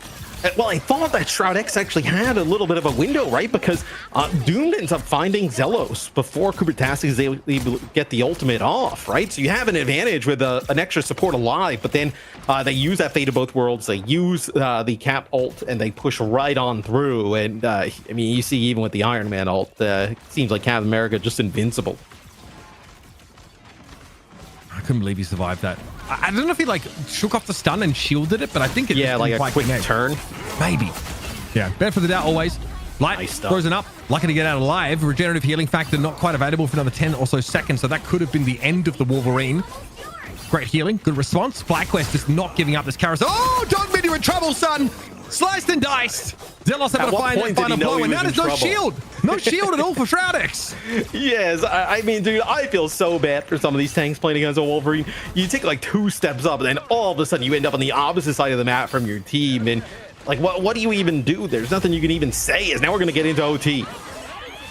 Tough to be Doc Strange sometimes in this meta. Oh, and we got another one, buddy. Yep, we got the White Whale. Impunity gets caught. Fly now sitting on a bunch of key ultimates, especially this last stand for Light, but he's saving it for a rainy day. Here's the Eye of Agamotto. Got to respect it. Light getting out of LOS. No catch, no stun. The shield too hard to play into. Dongmin getting caught out there eventually. Light alive. The freedom charge from Spark Chief giving a little bit of extra durability.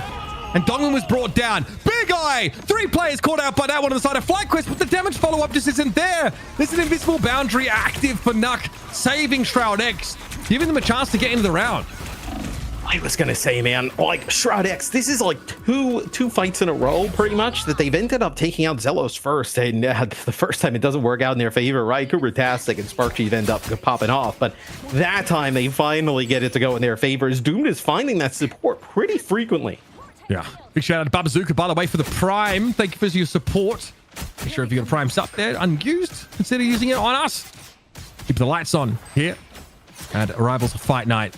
20% encounter for Shroud-X, but man, they spend a lot on that fight. Light never really had a chance to meaningfully make use of, or find an opportunity at least for that last stand. So that's up the sleeve, but we are pretty low on those strategy results, Matt. Yeah, I think like FlyQuest potentially. Are you even thinking about just kind of poking here, building up towards the Dance of the Butterfly, knowing that there's probably not a support ult on the opposite side? Maybe that's what you're going for. Vision just now has Pulse Cannon available. Energy Unibeamed down. Who's doing anything about Doomed right now? Yeah, they got a free fire for a lot of this fight. FlyQuest regroup. They lose light, lose energy. Time to back out. Both of the Psylocks just playing on an off angle, just farming up the ultimate. The bad thing there for FlyQuest, though, is that Vision ends up taking out energy, right? So you end up losing your Psylocke. You're going to give up like, 20 or so extra % here on the point to Shroud-X as they get right back into the game with all 6 ults. Okay. Here's Light. Looking to get in. Still hasn't used that ultimate. Impunity caught out. Can't quite stick the slash. Trying to get away. Into the Fate of Both Worlds now. Light will be topped straight back up. But there's an Eye of Agamotto hunting, as well as a freedom charge now for Impunity. Shroud-X are going to hold on to this point for quite some time. Here's the Eye. Comes in. Energy blown to smithereens. Dogwin with the follow-up there. The Maelstrom claims the Psylocke. Light, though, unaffected by it, apparently. Eye of Agamotto unsuccessful for Vest, but Fidel has been removed from the fight. A little bit lated on this invisible barrier. Can a Shroud-X make use of it as Spark Chief? He's going to get his team out for now. Pulse Cannon, no good. Vision, no connection on that one. Spark Chief now is back into the fight. Light has been crucial here, keeping these tanks at a low health, and Zelos finds a crucial force physics elimination on Impunity. That's a big one. This should put FlyQuest back in control of the point, Matt. Yes, Zelos found one really early on the Vision when had that Iron Man ult, so not able to use it in combination with like Eye of Agamotto, and that's going to be enough. So really battle to the end. Both teams playing quite well here in map number 1. Just FlyQuest a little bit too strong at the end. Strat85 with the sub. Thank you for coming in and using your Prime. Also, FlyQuest with a 1-0. Nice start here, guys. Great opening domination. We're having fun. I like to see Wolverine. In fact, I think Light has now passed Energy as my favorite player on FlyQuest. It may be in North America. He's up there All with of Terra. North America. He's up there with Terra. Terra's my favorite. Number one. Okay. Number one, I right? think you started off the show saying Cooper-tastic was your favorite. No. Cooper and I had some words last week. He needs to be tickled. Humbled. All right, maybe I won't ask about that. That sounds Cooper was in the chat after game 1, and we gave credit to him, but his teammates more, and so I went rogue. So we basically went out of the way to give. And then I paid Cooper Tastic $1,000 because he won. Yeah. So at the end, Cooper Tastic had the last slap. Yeah, anyway, it sounds like everybody won. We're holding some yeah, L's. we got paid. And some dubs. Cooper Tastic got paid. Yeah. I think we're good. I think we're Everyone even. got paid. Shroud-X though, holding an L after that first one. I thought they were going to be able to walk away with it. It went 99 at the end. What was the difference maker in domination, Matt? I think it was just kind of like the ult usage there towards the end. So much of it comes down to like support ults, and I just thought, I know early on actually, it looked like Shroud-X, at least in the final round, right? I would kind of throw away these other 2 rounds but in that final round, it was really, I think, like they were doing a nice job taking out Zelos early on, Doom specifically, but they weren't able to follow it up. And then towards the end, just being able to kind of use those support ults in unison, using that Captain America ultimate, I know kind of like in a pseudo third type of way, right? With some extra shielding, I thought was really effective from FlyQuest. Yeah. I don't know how many games in the series we're going to see this Puckett with like 3 different Vanguards protected, one banned, one protected. But watching Impunity and SparkG throw down is a pleasure. These guys are very, very good at what they do. 2 of my favorite Vanguard players in the region. So that's something I'm keeping. That was nice from Vision, by the way. But yeah, I'm keeping my eye out on those guys. Light's obviously exciting. I think like the fact that FlyQuest have a pocket Spider-Man that can bust out is great. Obviously, he doesn't really have that synergy with Venom anymore. Venom's not a great pick in some of these comps, so it's a little bit harder to make that work. But for a time, Dive was really quite successful on the previous patch. So it's not, I'm not ruling it out, right, from being an option. It's just, there's a lot of counterplay, and somehow Namor got another team up. So, you know, don't ask me how that happened. I feel like it's a good specialist to have up your sleeve. That, a Winter Soldier, a Wolverine, they're going to be timeless classics 5 years from now.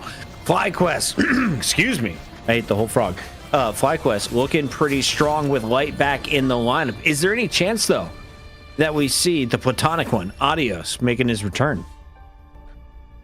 Is there a comp that you want him back in? Was he playing Iron Man Uber? I'm trying to remember. I think Adios was playing the. Am I crazy? The Human Torch? Was that not what we were seeing them play a bunch last week? I think so. I think no. I think Shroud-X is just going to keep banning it. Yeah. So I don't think you take the risk, because here's the thing: like, you ban after substitutions, presumably. So you don't want to like sub in a specialist and then have them get banned out and them sort of stuck in the serve. So it's a little bit awkward at the moment in Rivals to sort of do that. In theory, you should probably do bans before subs, but that creates a whole lot especially because you have 5 maps now of footage today of Shroud-X getting rid of the Human Torch every time. So you would assume that would continue, right? So I think, subbing someone in to, try and play that in a series like this. Matt, as a New York basketball fan, would you rather have Vess or Dongmin as your bodyguard if you were in person in Boston? If I was in person, okay. So I mean, look, Vess or Dongmin?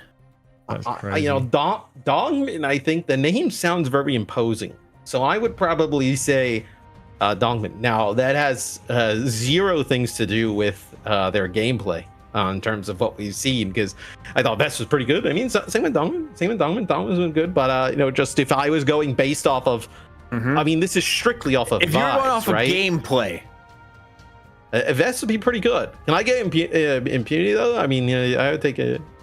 Yeah. Well, that was going to be the follow-up question, but if impunity is just your final answer, sorry. No, that would be my final answer. I'd be okay with that. All right, we got 1,100 viewers and not 1,100 followers in here. Do us a favor, hit that follow button while we wait on the players to get into a lobby to start the ban and protect phase. It normally takes 6 to 7 minutes, but normally it's a 2-minute process in Europe. Uber, North America's catching up.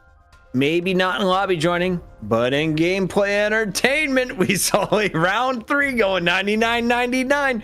We only got one of those today from Europe. I mean, these two have a history of giving us really close games. I think I'm impressed more by Shroud-X for keeping it so competitive. I wondered like how they would come back into the fold here into a fight night. I think last time we saw them was like 5 or 6, right? Against the FlyQuest team, who basically handed Sentinels the fattest L I've ever seen them take in fight nights last week. It was not particularly close. Sentinels clearly are retooling their approach, so that's fine. But it means that Shroud-X has like been able to get a ton out of this like lead up time practice. We're also in like off season, right? Still waiting for like MRC and any potential MRIs to sort of be put on the map. We obviously know there's a lot to come. They announced the multi-million-dollar event. We just don't know when we need to start playing. That's right. I also don't know, when I need to block my calendar out to cast it either. So still. Oh, are you going to cast that? Oh, that's awesome. That's the plan. That's the plan. That's his goals. I haven't been approached about it yet. Oh, Matt, Mr. X, are you going to cast that? That sounds fun too. Yeah, I don't know. Maybe if my supreme leader Ubershouts invites me, it just all depends. I was told that Ubershouts is your supreme leader. That was the start of the show. Gasquin, Spark Chief, no Gasquin anymore. What's going on here? Uber. Yeah. So are they improved now? Well, yes. I also think though that like Spark Chief and Gaskin were people that we really enjoy watching in like that Magneto Groot meta game. When like those were the go-tos where you mix in that. Vest has been incredible. They've looked really, really good. We saw a lot of Emma Frost from them last week. FlyQuest did have to do some retooling, after MRC. They probably fell short to some teams that really didn't have any degree of notoriety. And it was quite clear to see that like they were, and we saw it on Fight Night as well. They were still trying to push like the dive style. They were still trying to flex into Venom and play Spider-Man, and just wasn't really coming together. This is a team that I don't think they found their MRC run remotely acceptable pockets. So some changes need to be made. Am I surprised it was Gascoigne that was looked at? Sure. But I mean, it's tough to like point fingers at any one individual on this team. What I can tell you though, is that, up against the team that won the MRC, like the Sentinels team, they dominated them last week. So clearly something is working right now, or at least they're peaking at a good time. Things are looking up. On the other side for Shroud-X, we'll see what is brought to the table with the bans and protects. We've started a brand new follower goal. That's the type of stuff we're talking about here on Rivals Fight Night. What's our new follower goal? You can help us hit that follower goal by hitting the follow button down low. We are just 16 away from making hexagrams happy. And when hexagrams you don't want to make happy, him not happy, people get fed. Shout out to everyone behind the scenes to make Rivals Fight Night possible. That includes ZP, who is our players communicator. ZP. Is he? He does Andrew. the deadlock side. I don't know if he handles it on the Marvel side, but we put him in charge. We had an issue, right? I don't know if you noticed that, but we had a patch today. So one of our observers got hit with a version mismatch. So you got to restart and upload. Update your client. So we're working on it. We're in. We're playing on players now. But the players are not inviting us back in LMFAO. That's the not funny part.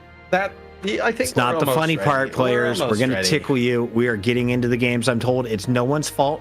It was just a chaotic moment that allowed Matt and Mr. X Morello to look up and see the fact that Minnesota is up 42-24 without Steph Curry.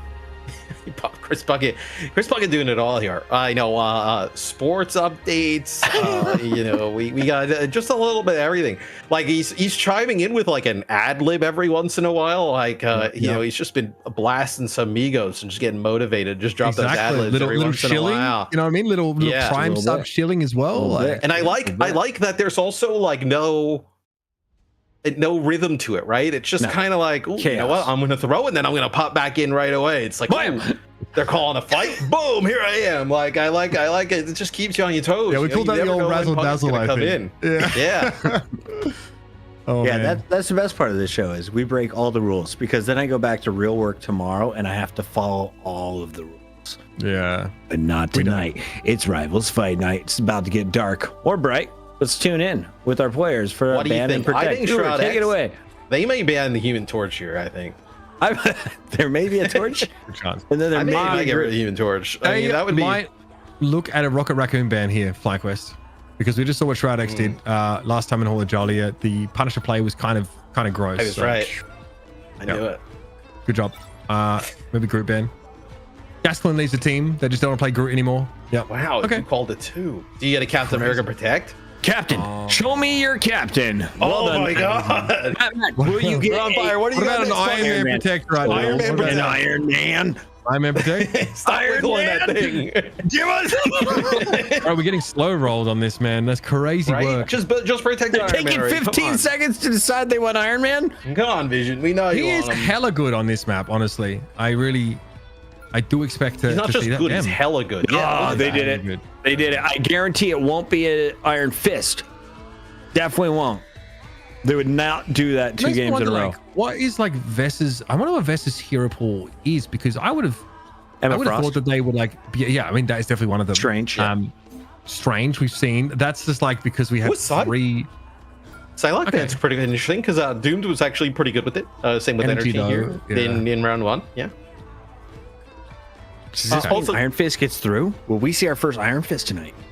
I think Shroud-X might have to use their last ban on the Iron Fist. I think they might have to let the Emma Frost through in order to allow this, which would probably make Vess pretty happy, I imagine.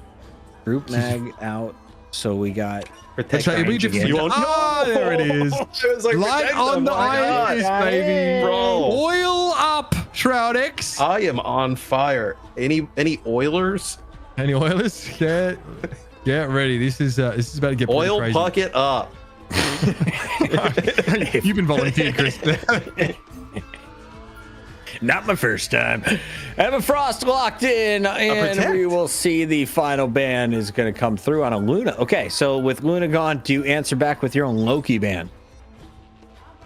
No, you've already dealt with. You probably will end up with like Invisible Woman Loki on this kind of game. I just don't think FlyQuest will. Qadsiah will play Loki if they can. I think. I don't believe that we And would Adam do that. Warlock. Honestly, Are you listening to me? That's not bad. Yeah, I that's mean, not bad. Adam Warlock. yeah. Warlock I'm is just gone. I'm the ban genie. Right heroes could make Players are all the ready. difference. Shroud-X. This is their map pick. Their ban first was Torch. Their protect was the Iron Man. But they didn't see the fist sliding through. Uber and Mr. X on the mic. Enjoy, gentlemen. Thank you. We have Rocket and Punisher available here. That's something well worth keeping an eye on as we head into Hall of Jalia. It's a bit of a go-to for Shroud-X defensively on this map, and we will have the chance to see a team like FlyQuest, who are a kind of team who kind of will play dive, try and break it, because it was very difficult for Shikigami to get through that map. And potentially our first Iron Fist of the day, right? It's been banned in a lot of the games. Pretty good against the Flyers if it comes into play. Can just kind of lock onto them in the sky. It's just really slippery, pretty tanky as well. They've kind of they're on a quest to make him playable, and I think eventually we're just going to hit a point where sometimes with these heroes they make them too playable, and he'll get there. He'll get there in time. Is Social Socks 33 with a prime. We appreciate you. Love that. Thank you. If you had a Prime sub and you haven't made use of it, consider it sending it over our way. Help us keep the lights on here. This is I'd probably call it a small community project. Lots of great people behind Hex the scenes. promised us Dino Nuggies if we hit the next sub. No. Does that fit into Not my just macros, regular though? Nuggies, Dino I'm not ones. sure. Does Okay, it so come we with have- ketchup? Barbecue sauce, even better. Wait, Oh, this is an yeah. attack side Punisher. Hold on. Oh, Oh, yeah. Get up high, Casmo, drop that little thanks for the turret. Prime sub. Tasmo! I mean, My guy. All that money on esports, and you still use your pride. Be smart like Yep. Tasmo. I respect it. It's an infinite money glitch. Reinvest you in do that. get high ground here pretty easily though, Mitch. Like you get this TP around, right? And you set this Punisher up. It's basically forced FlyQuest all the way down. And FlyQuest actually playing the Iron Fist off the rip here, in combination with the Hela. And you've basically just negated any value they would have gotten from that. So they got the Loki. You can fight back into this game, but it's the problem because you're dealing with a Rocket Raccoon, and Hulk is one of the best people to be able to 3D print back into the game. Here's the turret. It's a little bit exposed, but I love the timing here from Doom because FlyQuest are far too busy and they're far too pushed back to do anything about this. They also just took a ton of poke damage, right? That they just ended up healing out. So what? You're just going to push back in right into this turret. So it can be very difficult to deal with. There's certainly going to be 2 ticks on the point for Shroud-X. 1 of 2. Thank you very much for the Prime sub. Yeah, Shroud-X, great strategy here, but it's kind of why they choose Hall of Jalia to play it. Spark Chief trying to keep a foot on the point now. Invisible boundary active, but Energy gets shot again by Vision. Once again, Namor taking Hela down. We've just not seen Hela find much success today in general. Spark Chief to the high ground now, and here is that CYA. Spark Chief has to try and get rid of it, but safer to retreat into the safety of this Invisible Woman ultimate. And Doomed is going to make short work of them. I mean, especially when the Punisher ult is running, right? Probably would have stayed there a little bit longer trying to get rid of the CYA there from Nook, but with that Punisher ult, just being able to kind of, the threat of him just doing a little bit of a 180 and just taking you out, I mean, quite brutal. So Delos will get staggered out here as Shroud-X looking to put together a pretty good offense. They were strong on this map on defense, for too. the prime. Keep priming in. We're almost to 220. Dino Nuggies are 3 away. Yup. Yeah, 1 of 2 got 2 shoutouts. That's crazy. You're a good boy. 1 of 2. Hex is going to hand make them as well. I don't know how he's going to do that. I don't want to eat anything Hex makes, honestly. Maybe he's low-key a good cook, actually. He's kind of cultured. He reads... He doesn't wash his hands, though. Oh, okay. I mean, that's okay. Is it okay, though? Really? Yeah, you cook out the germs. That's I see, but what if the germs come after it's been cooked? Is what I'm kind of wondering. It's how you get worms, Matt. Yeah, I don't really want parasites in my poop. Anyway, Energy back in the game. Brought back with the BRB. Impunity here was really hoping to disrupt a little more, but Shroud-X have made some decent progress. Yeah. Like a Vision could be problematic, and he had that little knockback at the end of the combo from Iron Fist is really annoying. I'm not going to bother trying to pronounce any of his ability names, by the way. Harmony Recovery. There we go. I'll do that one. BRB dealt with, but not before Impunity is brought back into the game, and we are hulking out again. Yeah, but you actually got Fidelity to invest the invisible barrier there. I mean, that is quite massive, right? Shroud-X doesn't really gain much of anything for that. You just have a disengage that comes in from FlyQuest. Okay, Light looking to go in here. Living Chi active, and all right, CYA in play. Means Light better back away to fight another day. Spark Chief brought down by Doom, so that's the shotgun going to work. Energy finally on the board. A big kill as well. Has to pop ultimate for it, but Donglin is down, which is going to slow things up for Shroud-X. See Heartless in black with a prime sub. Thank you so much. God, we are just, the primes are just flowing. I mean, we're, the goal at 230. We're at 218. I think we can blow through that. All right, question. Do you eat the heads off of your Dino Nuggies first? Or just the horns off the Triceratops? You gotta eat the whole thing at once so it doesn't suffer. Yeah, Mitch was telling me he does what he likes to call the big bang, and he takes all of the nuggies with his fists and just clumps them together. Where'd you put it? Boom. It's a big boom. And then just shoves all the mush in his mouth. Well, looks like they're light hitting with a bit of a wet noodle there. Not quite able to bring Doom down. Too much healing in play. This Punisher's a problem for FlyQuest. Shroud-X have got a pretty refined strategy on this map. They've definitely got their reps into it, and it looks good. Oh, we're doing this. Okay. Yep. And so the pirate ship leaves port, at least for a time. And that's the second checkpoint earned.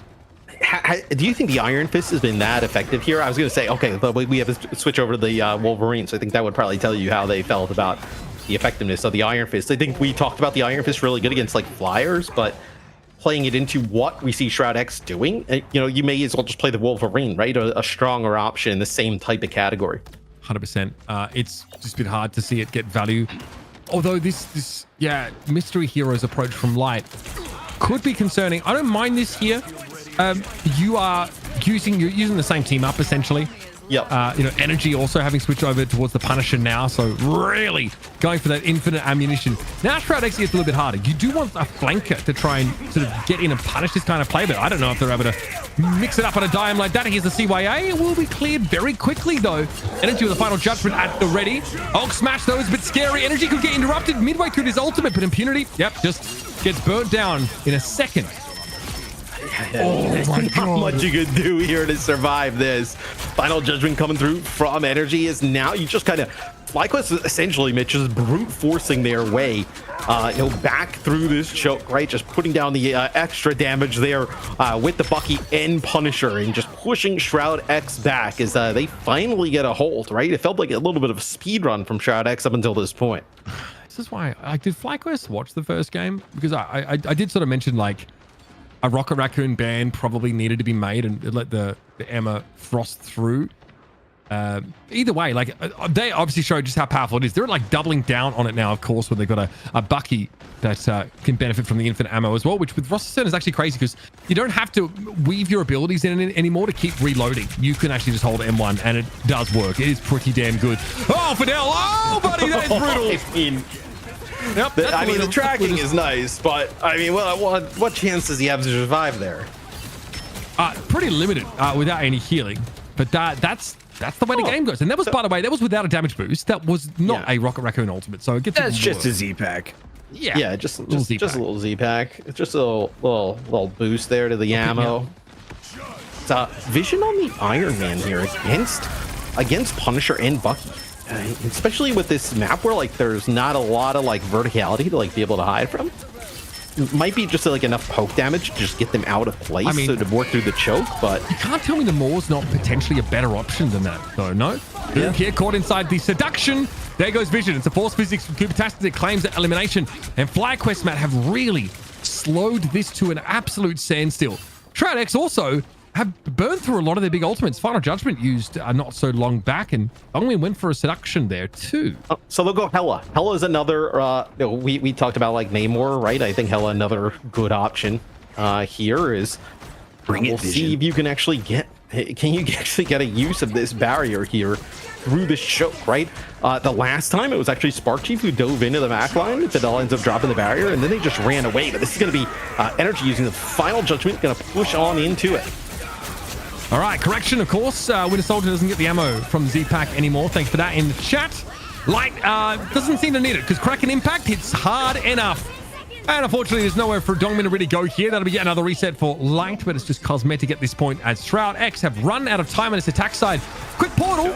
Stitch in time saves 9. They say we do have a touch in the final seconds, but that was Fidel, and they will be dealt with pretty easily. Tainted Voltage claims the Invisible Woman. And now, FlyQuest to the numbers advantage.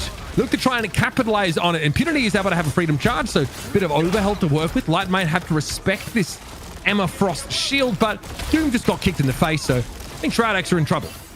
Oh, I think for sure. I mean, you're going to get back with a CYA here for Nook, but you're going to have Vest getting close to this Emma Frost ult here in just a second. You just kind of have to kind of hide behind the card. Don't need to be aggressive here into all the damage that's coming down from Shroud-X.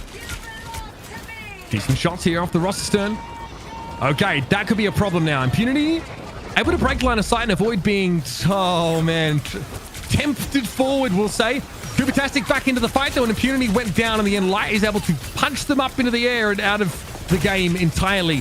Vest here fully charged up, hitting very hard in a diamond form, and catches Dongmin with a left-right good night. Shroud-X brought to a stop. Look, I still think a pretty decent offense though from Shroud-X, right? It really only started to spiral a little bit out of control in favor of FlyQuest there towards the end of the map, right through that choke. Once FlyQuest made some adjustments, really playing the Punisher with the Bucky, then they were able to be really difficult to dislodge from that choke. Really, not even able to work your way through the choke was Shroud-X. With your next 15 seconds, don't scratch your butt or blow your nose. Go ahead, drop that mouse right below your screen. You see that button that says follow? Smash it. Yep. Do it now. 78 of you do it, and Hex will pay us. Hey, that sounds cool. I like getting paid, honestly. I'm in. That for me. We can work something out, chat. Just make it happen for us. So go tell everybody you know. If everybody in chat knows a few people, we're good. 30 seconds before you attack. So despite the fact that, Matt, obviously, because Bucky now has that team up with Captain America and no longer with Rocket Raccoon, so you don't sort of get to abuse that, that ammunition. There's a bunch of reason to play him. He's got decent, mobility now because of that Cap team up. I also think like Bionic Arm is a pretty unique ability and be able to yank people. It also combines really well with force physics. You can combo two together and pull someone like right across the map.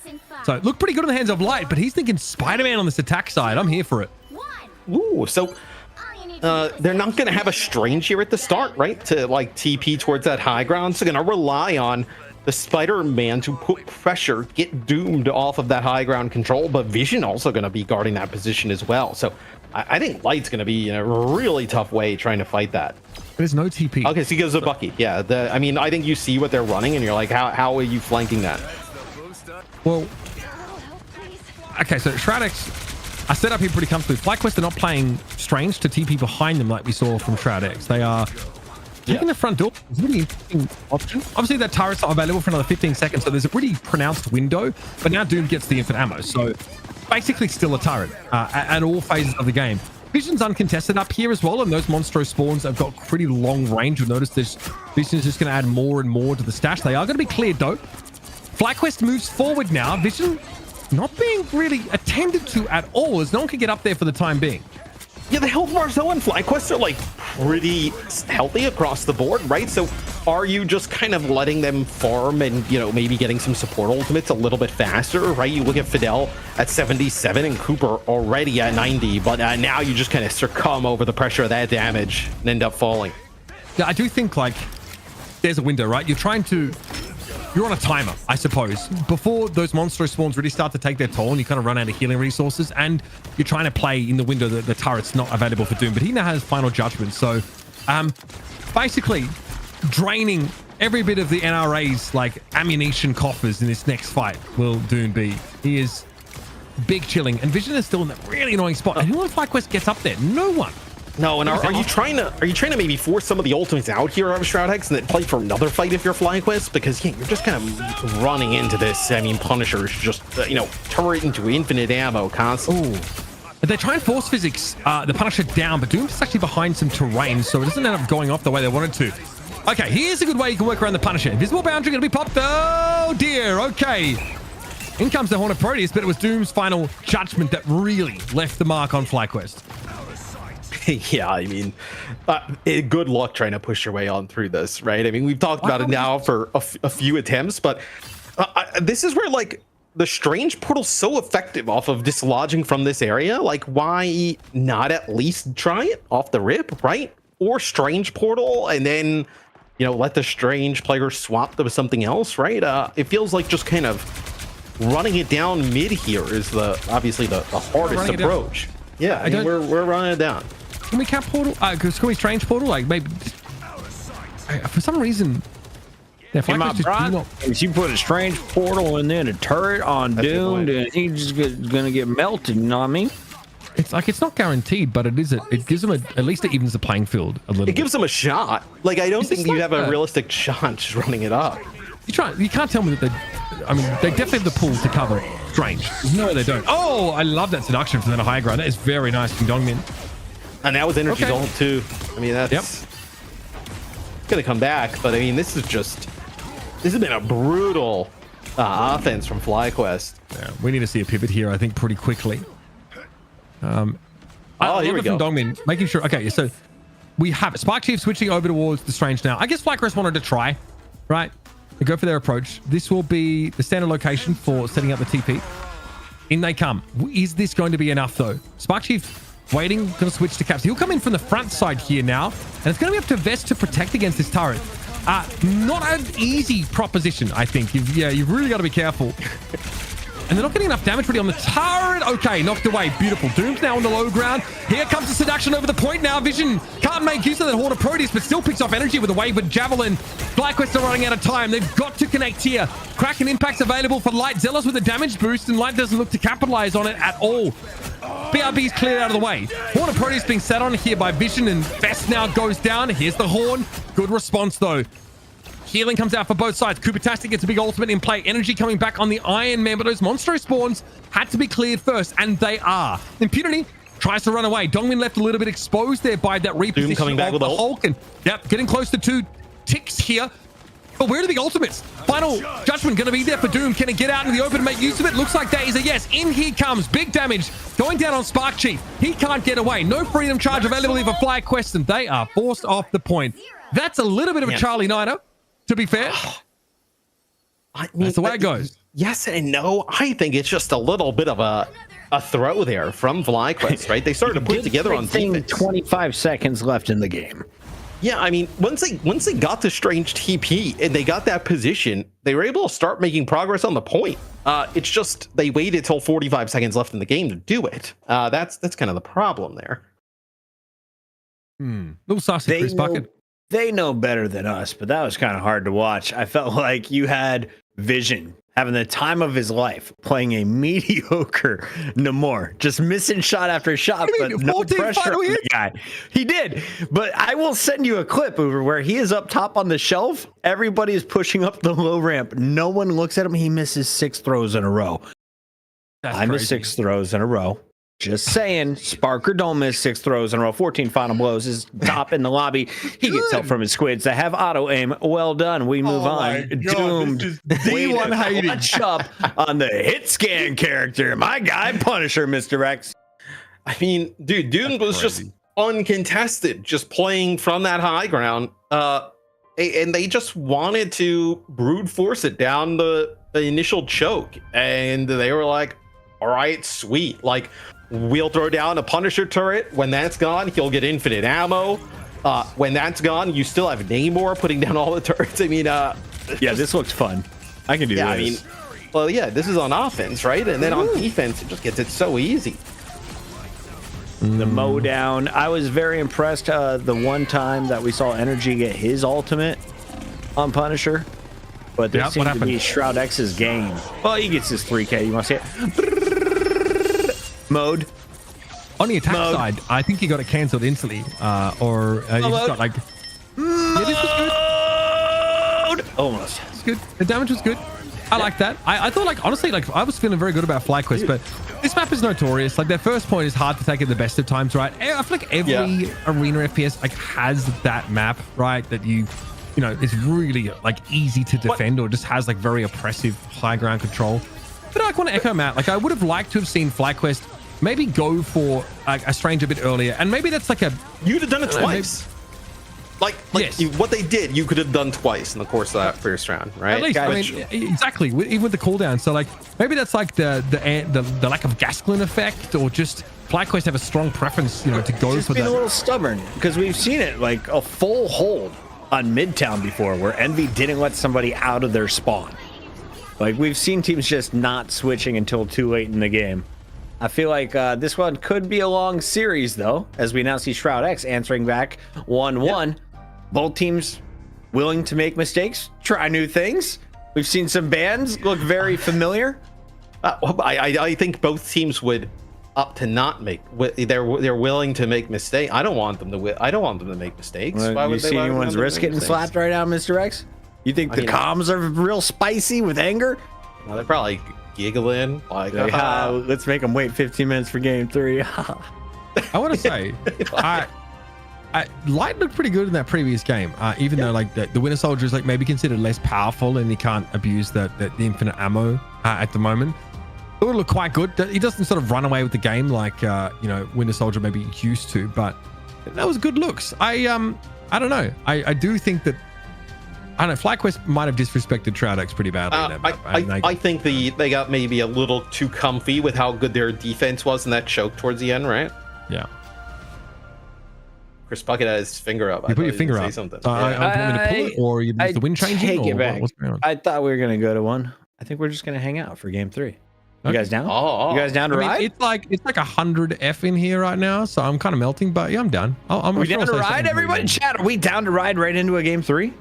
I'm riding. I don't know about you guys. We're here. I'm riding. We're doing it. I don't have to make any decisions. I love this. It's really hot in here as well. I don't have any water, but I have just like the you know, mental strength to be able to fight through.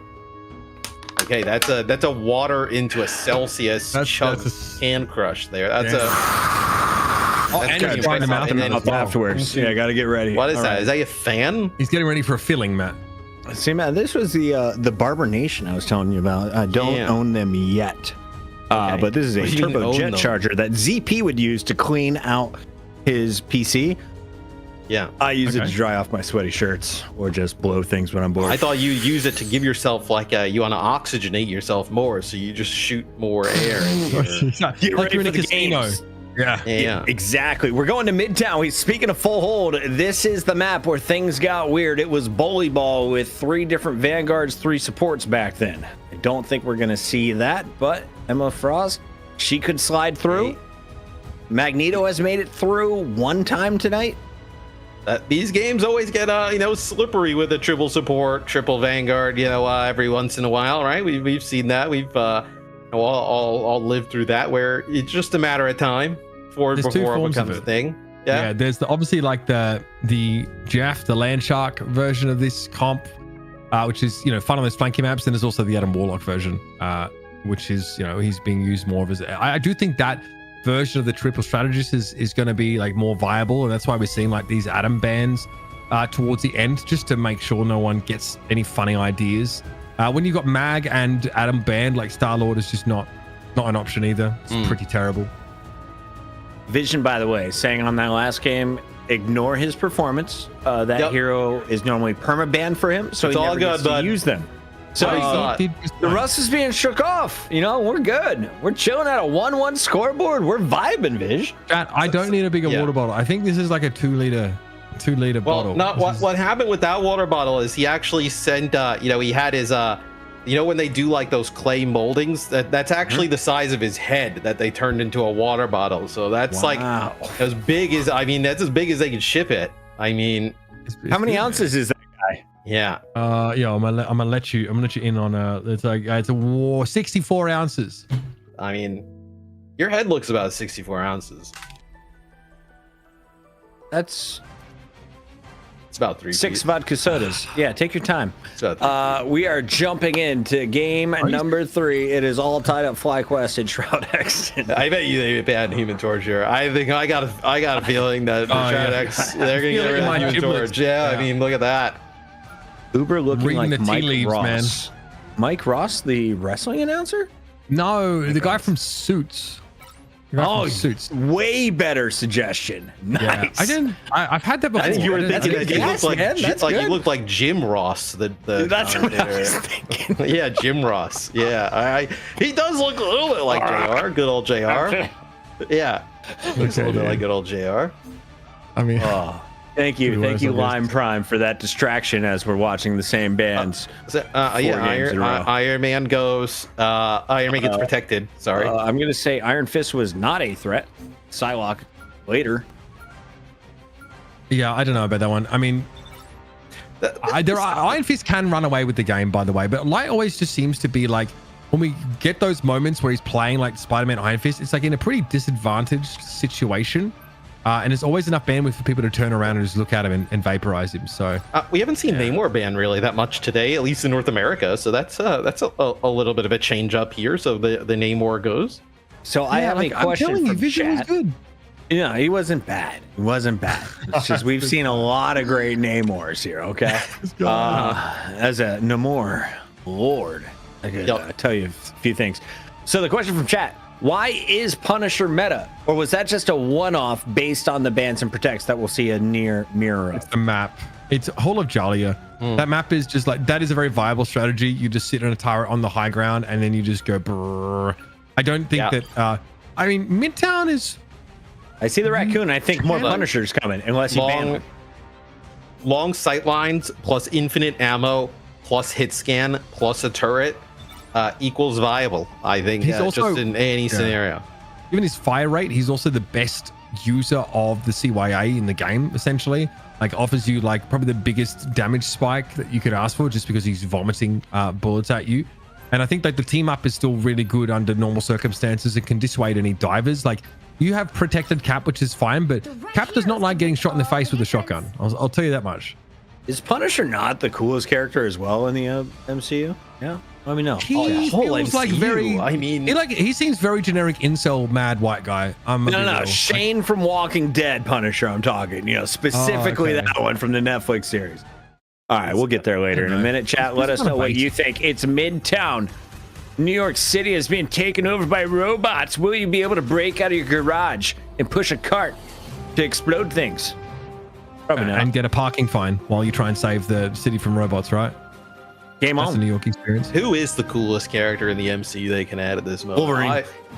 I mean, he's already there. They haven't added Oh, you can add? They got Doctor Deadpool? Doom, right? Deadpool. Doom. I guess. Doom is Yo, you know cool. what? Who would be a Cyclops? sick flyer? Sick flyer needs to happen. Will be a flyer. Silver Surfer. Get the board going. Yeah, he has to be Start a flyer. start flying around. You already got the torch mechanics. It's going to be easy to Right? skin. Yeah, Start surfing. I think that's fine. Is that a trumpet or a trombone over there that I don't, Cat was playing? I don't know. I'm not sure. I'm gonna go with nobody. You're coming with me. Oh, from downtown. Yeah, that's where Midtown. Jim Ross. That's where you need to hit it, Jim Ross. You need to start, popping off from the top row. This is very VP coded. This thing pick here from Spark Chief. I like it quite a lot. You see this from Finzi every now and then. Makes for a pretty sturdy front line because you are, of course, playing the triple Vanguard on FlyQuest. Yeah, and you play right up to that spawn door.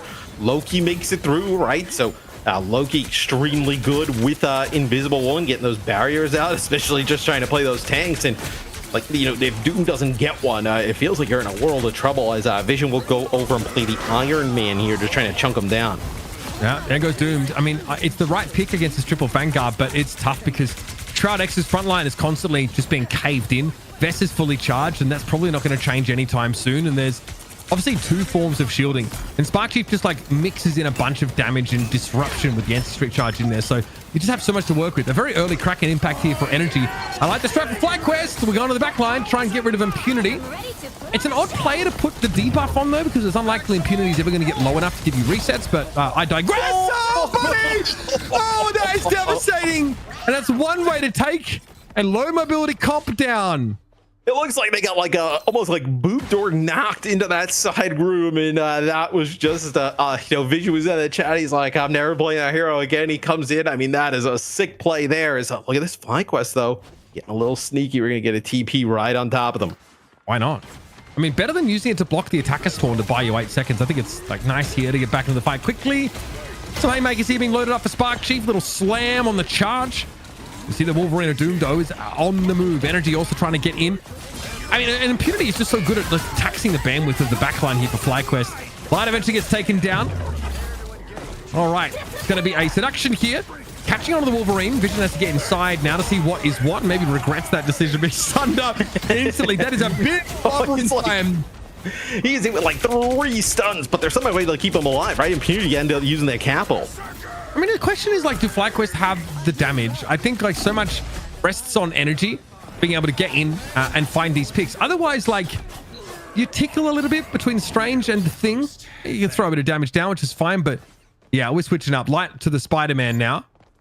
This is a decent part of the map to make use of, of course, as it's obviously open. Ooh, okay, so we're going to get that Venom combo as well. So teams have kind of gone away from this, right? But okay, let's see how it plays out. Yeah, I do obviously like Touch of Clintar is still like active, so like it's still in the game. So you still get that extra buff. Ooh, okay, not bad for Vision.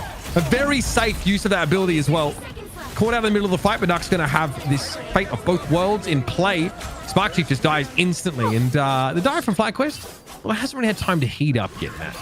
Yeah, I do think though you got a decent amount of time off the clock though, right? There from FlyQuest. We'll see though if you're able to kind of make a play towards the end. Did Zelos end up using the invisible barrier towards the end, but when he got taken out there by no, I think it was Vision, or did he use it in the fight previously and then you just gave so little ult? Yeah, I was gonna say, because remember Vision went into it to try and see what was going on, and they got stunned up a bunch. So I guess his time alive was so short, and the last time around he gained about like because they came off spawn and died instantly to an Iron Man ult. Yeah, that's the problem. Yeah, he was above the doorway Vision, and he just kind of rocks it down. So Doom's trying to get a pick there, just trying to find somebody. Does not get anybody hooked on in. Is I see though, like I think Light actually picks up Vision here, but it's really about can FlyQuest kind of coordinate this dive. Oh, a nice freeze on the Spark Chief, and here's the CC, and that's exactly what Venom does not want to deal with. And regenerative healing factor comes up at just the right time. It could have gone ugly for Doomed. However, for the rest of Shroud-X, it looks a little bit average. FlyQuest stabilize and sit on a bunch of these ultimates. Now, like Feast of the Abyss is up for Spark Chief, which is amazing for that just extra bit of durability, and it has some like burst damage on it. So much like that sort of cellular corrosion, it does give you access to more damage than you'd otherwise have as Venom.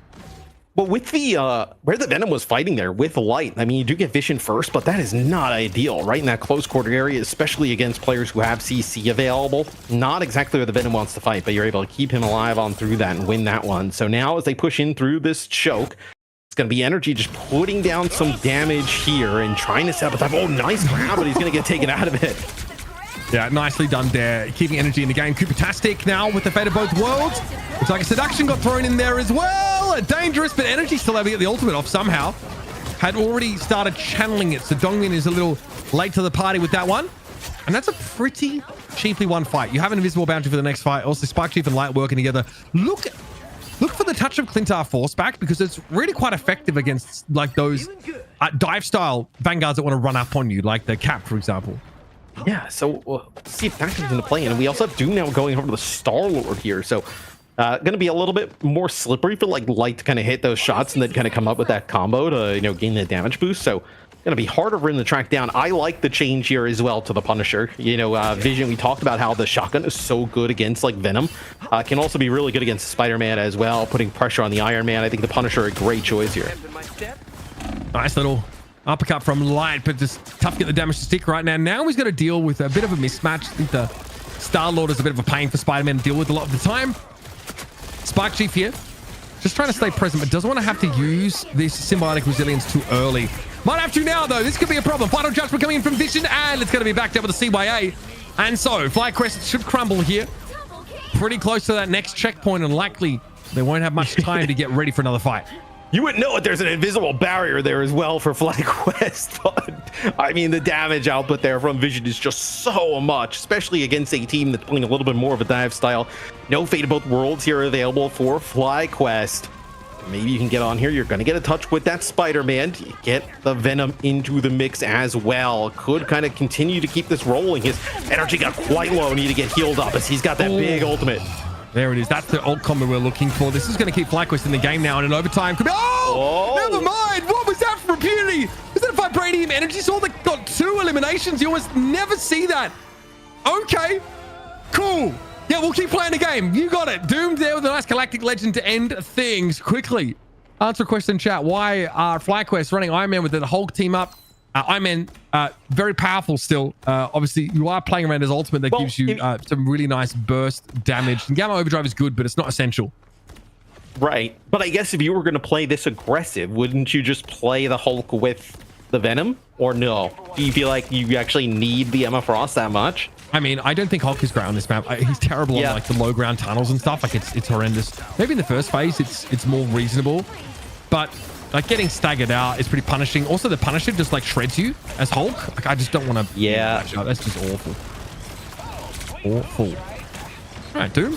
Not as reliant on the Hulk team up as no, he does so much earlier in the game's life cycle. Yeah, I think like Namor really likes it because that extra Monstro spawn means it's just more uptime of sort of spawn in general. Here comes a seduction from Dongmin, caught inside the corrosion, but Slayer. Oh god, I mean it's tough to play Venom against Emma Frost now. Like that is the indignity of getting absolutely choked out like that is. The Emma Frost just laughs, I feel like, when you come on in, right? You're able to just deal with that Venom so fast, especially the Emma Frost with the help of like a Punisher as well. We see actually here a barrier used for energy on the flank as it'll be Vision just trying to lead the team to victory here towards the end of the map as we head into OT. Dying seconds. Defenders, though, on the cart for the time being. But Shroud-X, I've got Vision coming out of the final judgment now with infinite ammunition, looking for energy. Obviously, yeah, a natural predator. Impunity back on the Magneto. Always love to see that, by the way. The Meter Rim on the way. Vision going to be knocked back. Here comes a piece of the Abyss. So much getting popped there, but the cart needs to be attended to, guys. The cart is the objective in this game type. The map completion from Shroud-X. You know, I mean, things happen, right? It does. There's so much going on. The cart just kind of rolls on through. Good offense there from Shroud-X, dealing with that triple Vanguard setup at the beginning, and then also when FlyQuest went to a dive, being able to kind of fight on through it. So there's an Iron Man. There's a deflection. Dude, that is crazy. I was like, okay, so I thought it was the energy sword icon. That makes a ton more sense. Yeah, it's the shield. Rare to see that in the kill feed, guys. That is beautiful. Yeah, I guess the damage impact is so big. He connects with what is it? Light as well? Yeah, like the explosion radius. The AoE still goes on. Well caught there, chat. All happened pretty quickly, but that's what that living legend can do. The deflecting projectiles. It sends a ricocheting like random directions, right? But there's only one way that pulse shot could have gone.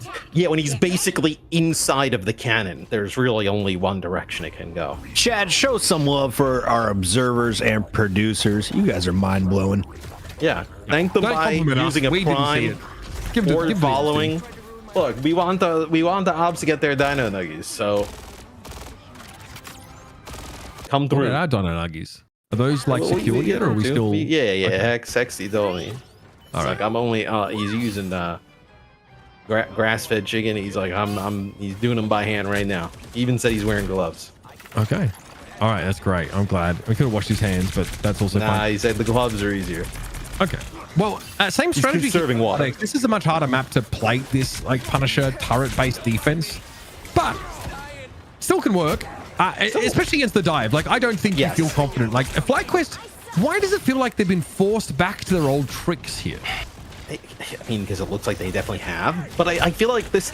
So you say that it's not as good, you know, potentially with that Punisher on the high ground. I still think though, like there are some, you know, really nice high ground setups, like especially if they're going to play this dive, like, and you have an opportunity to punish this Venom. I mean, look at the Venom. Just, I mean, it has to just use the ability to kind of gain that shield right away because knows the damage is going to be coming in hot from that Punisher. Yeah, you've got to remember just how high the fire rate is from that shotgun. It is not a pump. I mean, it is pump action, but it's basically an auto shotty in terms of just how quickly you can get sprayed down. So, got to respect it. Turret event again available for vision. I'm kind of glad we're stuck on this because you can see just how oppressive it is to play against this. Even with the Magneto, like even if you have like a shield tank, that's just being eaten through most of the time. Galactic Legend. Popped here for Dune, but it has to get out. As invisible boundary is the prescribed answer. Good one here for FlyQuest. They're going to be able to advance a little bit further now with this. Doom able to get some overshield there. That was very, very important. Kick them in the fight. Now looking over towards Xenos. Force physics used to try and knock him back. Here comes a Kraken impact though from Energy. Looking for resets. Not many to be found here now. As of course, Fidel has a healing ultimate in play. Shroud-X trying to solidify now. Yeah, and you still have this, Meteor M potentially, right? If FlyQuest wants to continue to fight, but looks like just kind of the battle of attrition here. You know, you're just going to end up losing out in terms of just damage output, right? Shroud-X just, if these fights go long, you're just going to end up kind of losing out, right? With just the damage output eventually that they have. You know, healing, basically, pretty similar from both sides, right? But an extra support ultimate for FlyQuest, but still doesn't seem to be enough. A minute 45 on the clock. Is this Zello switch potentially like to dodge that Meteor M, right? Yeah. They have to know it's available, right? It's the only ultimate that doesn't come across entire. FlyQuest lose this map, they have to take us to a domination game type, I think. Here's the Feast of the Abyss, big damage. Spark Chief though, good healing, or at least that overshield keeps him alive for the onslaught of vision. Now though, again, we've got the Z-Pack in play once more. Spark Chief down to the Galactic Legend. Doom looking good. What a bionic arm connection, but Bulwark is there, Matt, to save Doom's bacon again. I mean, 6 up there from Impunity right before he dies. You're going to end up losing Doom, though. 2 energy is... Still, with a minute to go, Mitch, you're going to be able to come back here and fight this one more time if you're Shroud-X, right? You have Dongmin hovering over the Strange here. You're going to get a TP. And Doomed is actually going to go over to the Wolverine here, right? So... Okay. I like this question in chat, honestly. Why FlyQuest aren't playing Hela? Because there's no, like, cap on the side of Shroud-X. That's, like, not a terrible option, honestly, against this one. Oh, my goodness. There's your boy Light coming alive. Big, magnificent combo.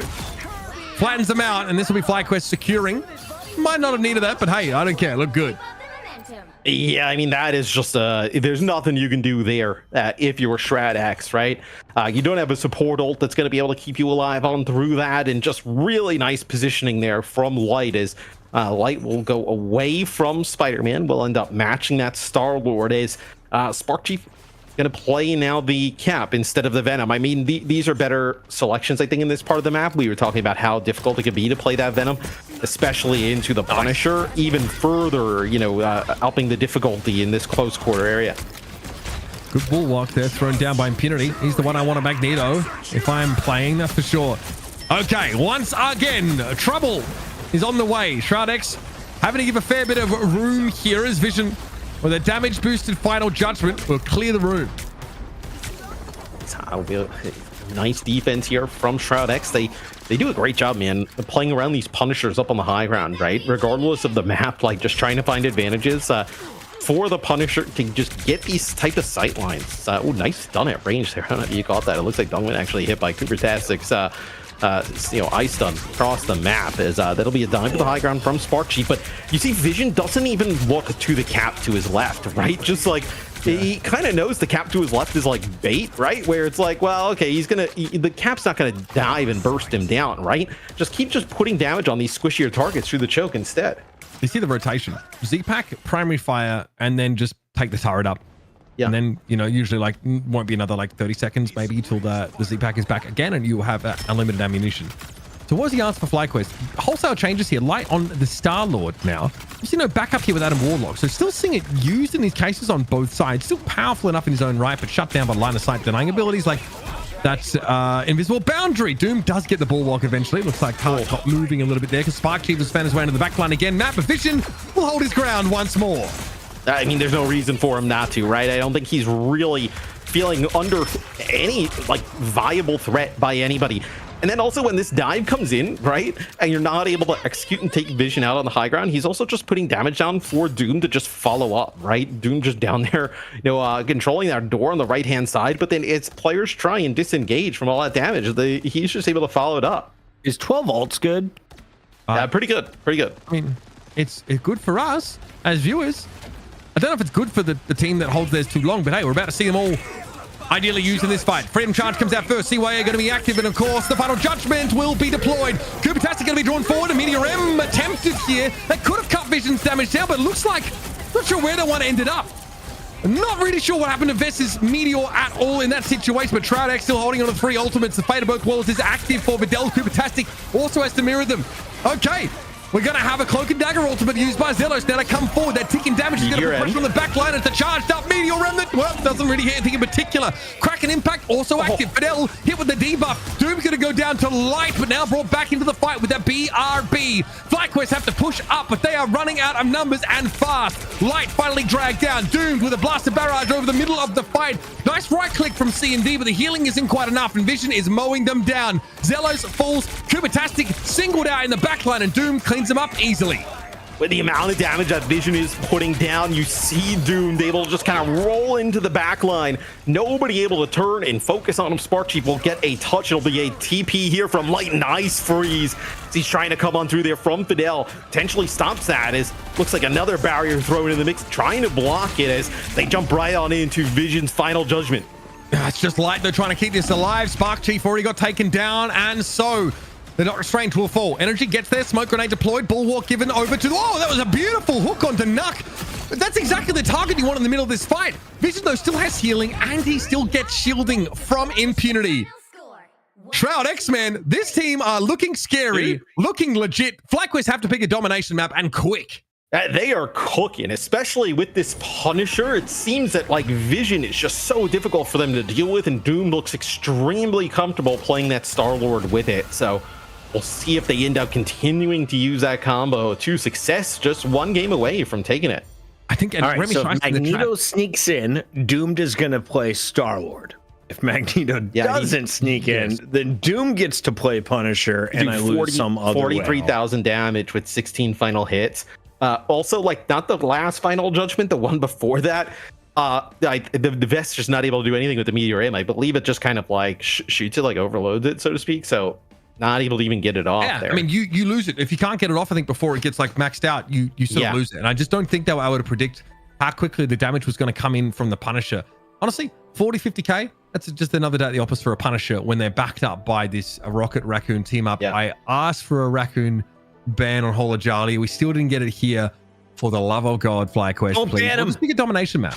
Don't ban him. Just lose to Big Pun. All right, guys, we got to go to a break. Letting our production team take 5. When we come back, you better have hit that sub button. I mean, follow button.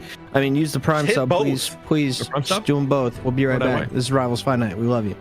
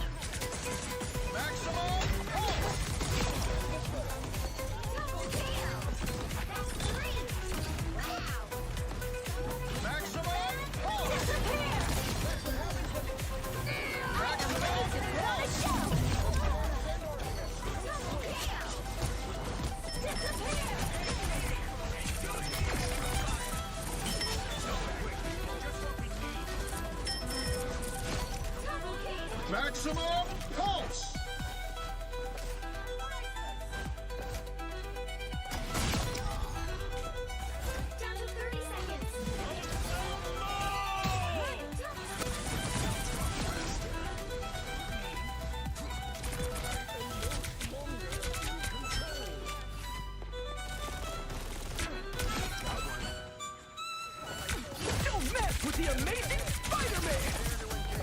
Double KO. 3. Wow, look at robot. Double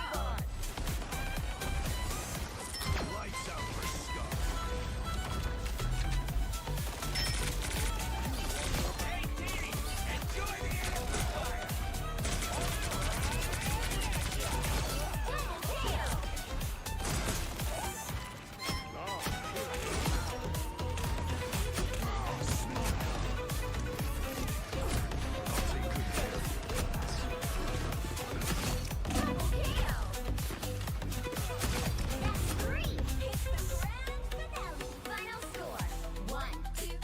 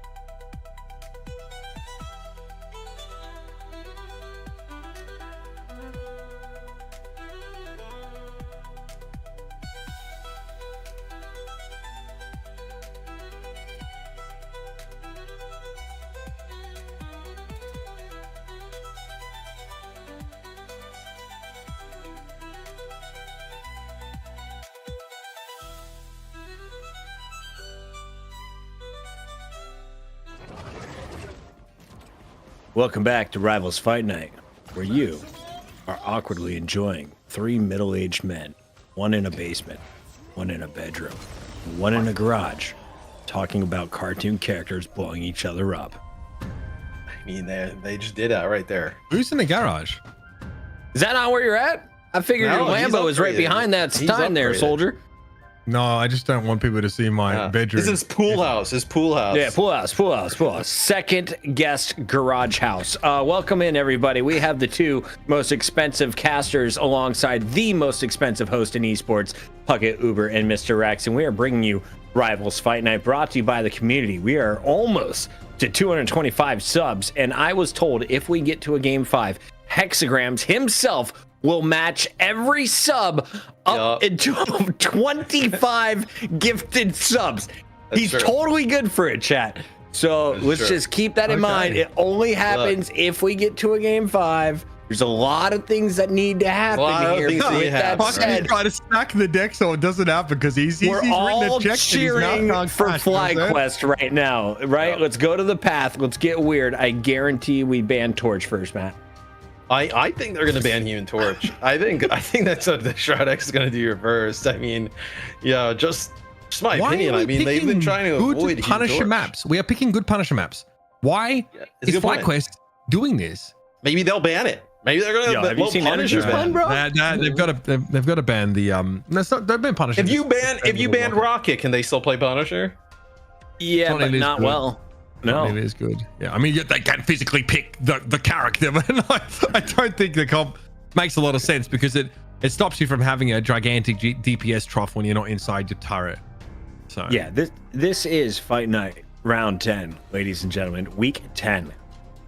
That is a crazy number. That's impressive. A 10th show. I mean, that's pretty awesome. It's 2.5 months. It took 9 weeks of Mr. X begging us to finally put him on a championship broadcast for North America. I literally, I said to Hex a while ago, I was like, "Hey, I'll do one," and he's like, "Yeah." He's like, "What do you think about the Eagles draft?" And then we just kind of get into, me and Hex, we start talking about 5 gifted. Oh, I mean, we're rolling. The Wolf. Thank you for rolling these in. Hex. Me and Hex talk about esports for maybe like clench it. 3 texts, and then it goes to like, "Hey, did you see this this backup kicker on Mississippi State? He's got some juice in that leg. You see that guy?" George Pickett's probably isn't going to jail before he gets to game 3 for the Cowboys. Here we go. It's your bans and protects. What do you think here for Shroud-X first? I call it. Bam. I think Groot maybe here for FlyQuest. What do you think, Mitch? I think Mitch should do this one. So okay, I mean, yes. Yeah, what do you think? Probably group ban here. Too late. What do you mean? How about now? Which one? Cap protect? Deny the hell. I mean, cat protect. That's a good point. Oh, could be good. They're just targeting Vision. Some Iron Man. They know we can't ban Vision because he showed us he can play Punisher, not just the Iron Man. I imagine trying to explain to someone new to the game that the melee character is the most dangerous to the flyers, or one of the most dangerous. Well, the melee character locks on. Yeah. Yes. He locks on. That would probably be the best way to explain it. His body becomes a little bit like a homing missile. So. Yeah, it is pretty handy. So Iron Man protect here, even though FlyQuest, I mean, they're expecting this to be the case. One or two of those. Okay. Sorry, ban comes late normally, but not right now. So somebody in the chat said Puckett and Mr. X are handsome. So handsome. What does that mean about the middle guy? Well, I mean, I'm waiting to see if they say something. I mean, not a fan of good old JR there in the middle, Jim Ross. You know what? That's okay. I wouldn't trust that Ross boss either. That's yeah. I mean, look, everybody's entitled to their own opinion, but we can't all age gracefully, chat. You know what I mean? I don't have the genetics for it. Some of us just appreciate the slightly doughy East Coast white boy. Others like this. Which one? More tanned. Which one? There's two. I'm saying. It's in now. It's in now. Okay. So this has to be a Rocket ban here from FlyQuest in theory. Okay, so they've actually this is crazy. Okay, so they're forcing an Atom ban now so they can get Rocket. I was gonna say. Yeah. Because you have to ban the Atom, right? Wait, what is this? Is FlyQuest has been put in a really awkward spot here. What do you ban now? I don't suppose it really. Rocket made it through. Punisher made it through. Now that you got Doom flying through the sky. What do you need to know? I think Hella's more of an option now. I still don't love her against Ivis. Yeah, Rocket. I love this. So now you have the Atom team up that you can play with. I really like how Shroud-X did this. I was a bit surprised that they still protected the Iron Man after there was the Iron Fist protect. Thought that was like redundant potentially. But I love the Star-Lord Protect. That is very clever. How many different champions have we had here on Rivals Fight Night? Production, if we can get that thought together, Shroud-X is one game away from holding the throne. It's week 10. It's North America. On the mic, you have the legendary casters. You've seen them on Disney XD. It's Uber and Mr. X. Oh, God. We were on that channel, weren't we? That is crazy. Wait, we were on ABC. We were on Disney. I was on TNT. Yeah, you know, I was on Channel 7, mate, Australia. That was a good time. You have to pay to be on that channel? What's classes in esports. That's crazy. Damn. It's the channel in Australia that just runs How I Met Your Mother, like just wall to wall constantly. Like that and Big Bang Theory and maybe Family Guy. I just want those. I mess with that channel. I would be down. Exactly. That's Give me that and a little Aussie rules football. I'm in. Dude, we do that. I think this is like really good because we saw Shroud-X run this a little bit earlier, right? That triple strategist with Doom just buffed up on the Star-Lord. This was like a really good look for them. So Shroud-X, get the cap out of the way, which is honestly really interesting. They can now, of course, go for this particular team up. It's one that FlyQuest don't opt for. They are not on the Adam Warlock here at all. Cooper is going to be on the Loki, which is a bit of a classic pick for him, if I'm honest with you. So this is fun. Again, Nuck is obviously the softer spot on this team and pretty dive susceptible if you don't hit that sleep. Sparkcheat, though, has got to respect this big damage coming in. They've already had to use their resilience before they dive in. It's not usually a good sign. So, like, Nuck is an easy dive target, but, like, do you have enough damage to go through the triple strategist to take him out? Like, I think that's, like, a realistic, like, answer, right? Like, you know, do you just have enough just damage output consistently with the Iron Fist and the Psylocke? No, Doom takes out energy off the rip, right? But to really put pressure onto Nook, I don't know. A lot depends on vision and how many of these headshots are being hit. But you also have the Loki, you know, the drones, right? It's not even that. I think the soul bond is actually really important when it comes to against dive comps, because your opponents are trying to focus fire one target. Soul bond basically just shuts that down. So Adam is really good. You know, it feels like kind of weird against like some of these dive comps. That ability used at the right time is amazing for any burst damage or single target focus from your opponent. So vision is good for it. Karmic Revival already developed, by the way, which is amazing in one of these later fights. Probably won't even be needed. Light doesn't quite have Living Chi online yet. And Spark Shift's a little bit low. Has to get out. Yes, I think it's going to be first checkpoint here. It's going to be very difficult for Energy and Crew to go on in, as you see some nice uses of bulwarks there from Impunity. It'll actually be Evan Frost ult here from Vest. You can kind of track one of these players down, gets a target on one. Oh, but the Dogman from behind takes out Vest. Vision in the kill feed as well. So, man, this is Shroud-X. There from Nukmat is really big in that moment. See, like, people kind of overlook the Mantis ultimate, given that overshield, but because Cap obviously does a similar thing, and maybe it doesn't seem quite as exciting, but it's overshield and health regeneration. So that lets you deal with maybe some of the less like burst oriented comps. The damage over time setups, like you've got a pretty good answer there in the Mantis. And you have like the what you mean? You have like 3 players who can self-res here. You have Vision now with his ultimate Vision. Somebody you usually see play the Duelist now, but you know, the Adam Warlock, you can pump out so much damage, and the healing is not obviously it's like kind of like point and click, right? It's not, you know, you don't have to really kind of take much time away from doing damage to be able to do it. Is dude, Doomed has just been hunting down energy the entire time. I mean, I like that. I feel like they're okay. Energy's gonna now go in, become invulnerable for a time. Piece of the Abyss used, but guess what? Plenty of healing there. Vision should have Cocoon Revival and get back to the fight here. It's unclear. Perhaps that already got popped. So Doomed at least can come back. And Galactic Legend off the rip here, Matt. That's crazy. Vision gets back into the fight. Does eventually Cocoon revive. Vision brought down a second time, though, and a nice little invisible barrier here being drawn up. It's going to be tough for Doom to get as much as he was hoping to out of this fight. And Impunity, is he there with a bulwark? Just not enough damage here for Shroud-X at this point. When this triple strategist they're going to come back in, though. They're going to come back in with this Mantis ultimate. You're going to have the Mantis ultimate, and you're going to have the Emma Frost one here.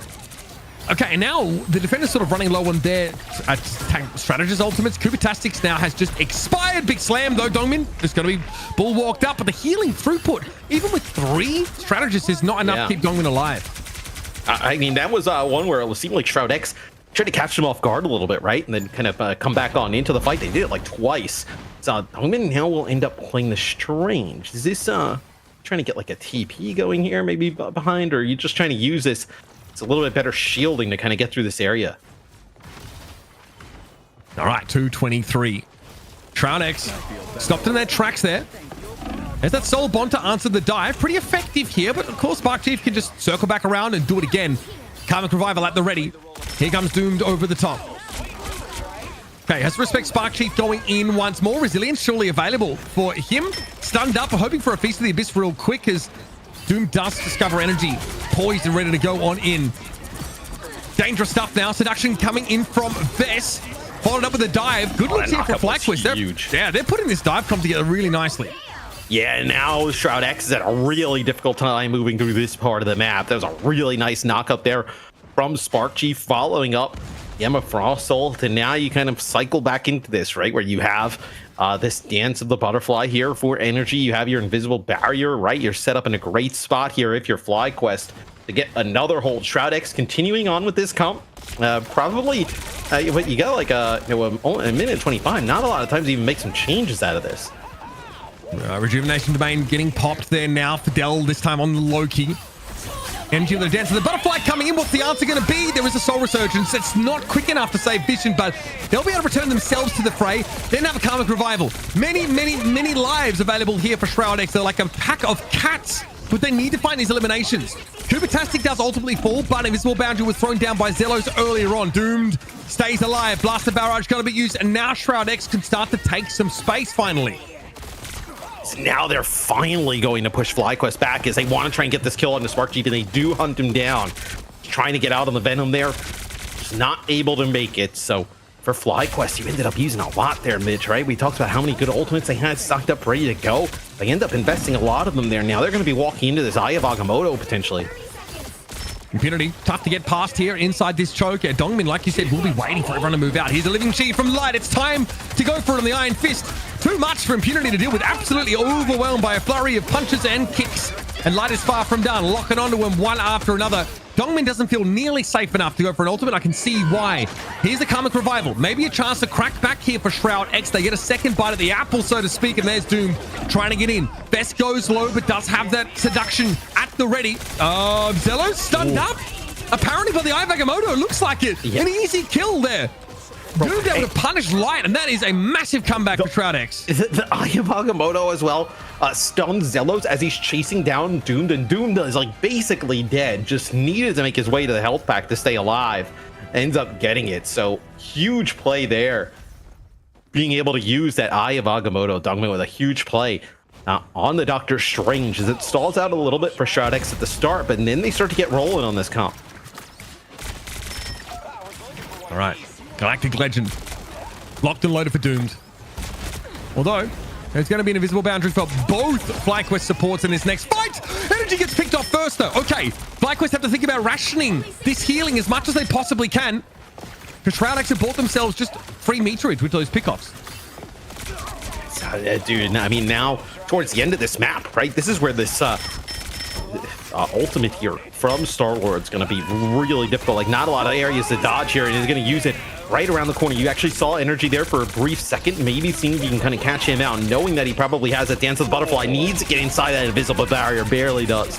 In the nick of time, Doom just says, okay, well, I'm going to start farming up my next ultimate, I guess. More Galactic Legends for me, he says. Here we go. Feast of the Abyss comes through. Fidel, yep, going to get taken down. No time to copy anybody. Get an ultimate out. Looks like Shroud-X just concede that fight. They've got one more opportunity to come in. And honestly, it might be pinning their hopes again on another Eye of Agamotto. Do they have a TP? Or is this... Oh, wait, hold on. So Doom's going to come back here. Is he going to be the one that's going to get a touch? Yes, he can also start to backcap this. Surely we're paying attention. Yeah, energy well aware of it, but doesn't matter. Okay, two clipped by the young goat Doomed. Now that has drawn Spark Chief at least back. Doomed needs to find a way to get out. It looks like there was actually a Rejuvenation Domain shouldn't be required, but Zelos gets pounded again. Shroud-X come out from nowhere and take a huge fight right in front of a key objective. Now they can push up. They hold the Eye of Agamotto. Karmic Revival at the ready. Doomed has another Galactic Legend. Everything coming up for Shroud-X. Now they get a chance to finish the map in overtime. I mean, he's got that damage boost over at the spawn door here, just trying to line it up. It'll be light coming out of the spawn, using this ultimate, just trying to track down Doomed up in the sky. But Doomed doing a nice job just avoiding some of that damage. Now it's going to be that Galactic Legend. No counter for this really at all. No big strategist ultimate to answer it. High value motor for Dominant is nice. big. It catches multiple players, and Sparkcheek perishes in the ensuing maelstrom. Light eventually finds Doomed. Kart still needs to move a little bit further now, and okay. I think Vision was kind of hoping for a karmic revival there. Had it interrupted. He'll be able to get back into the fight at least, and Light is finally down. That is a nuisance dealt with.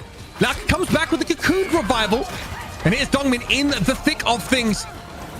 Psionic Seduction comes out from Vest here. It's enough to actually bring down the Animal Warlock yet again, squishy as he is. It looks like Shroud-X are going to run out of juice just before the final hurdle.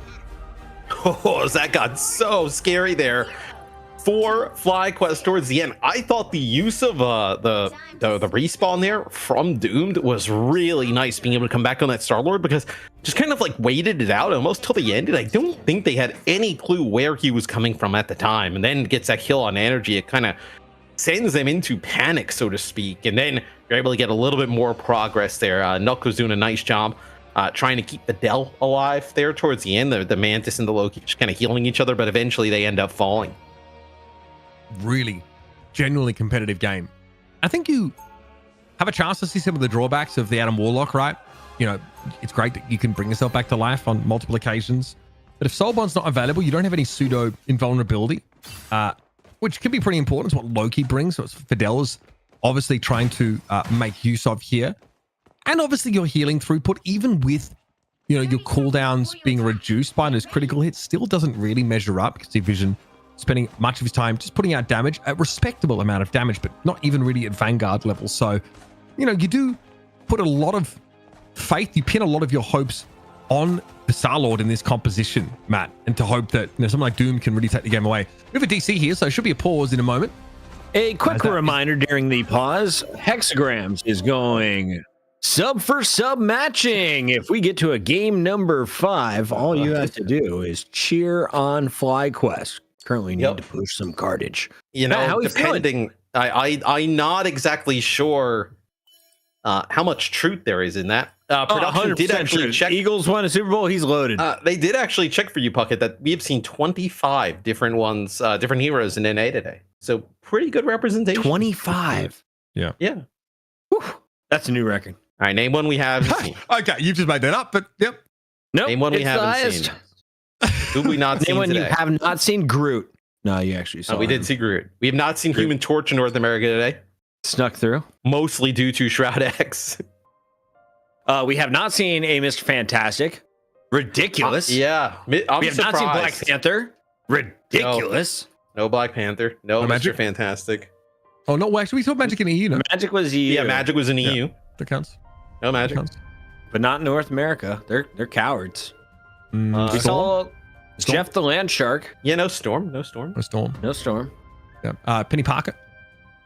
Penny Parker. Well, technically we Scared to did play in the Penny. first series. All of Kinda. Galia. Yeah, we kind of did. The nade spot. Yeah, that actually counts. Yeah, we kind of Actually did. counts. It's actually very strong call out, Rich.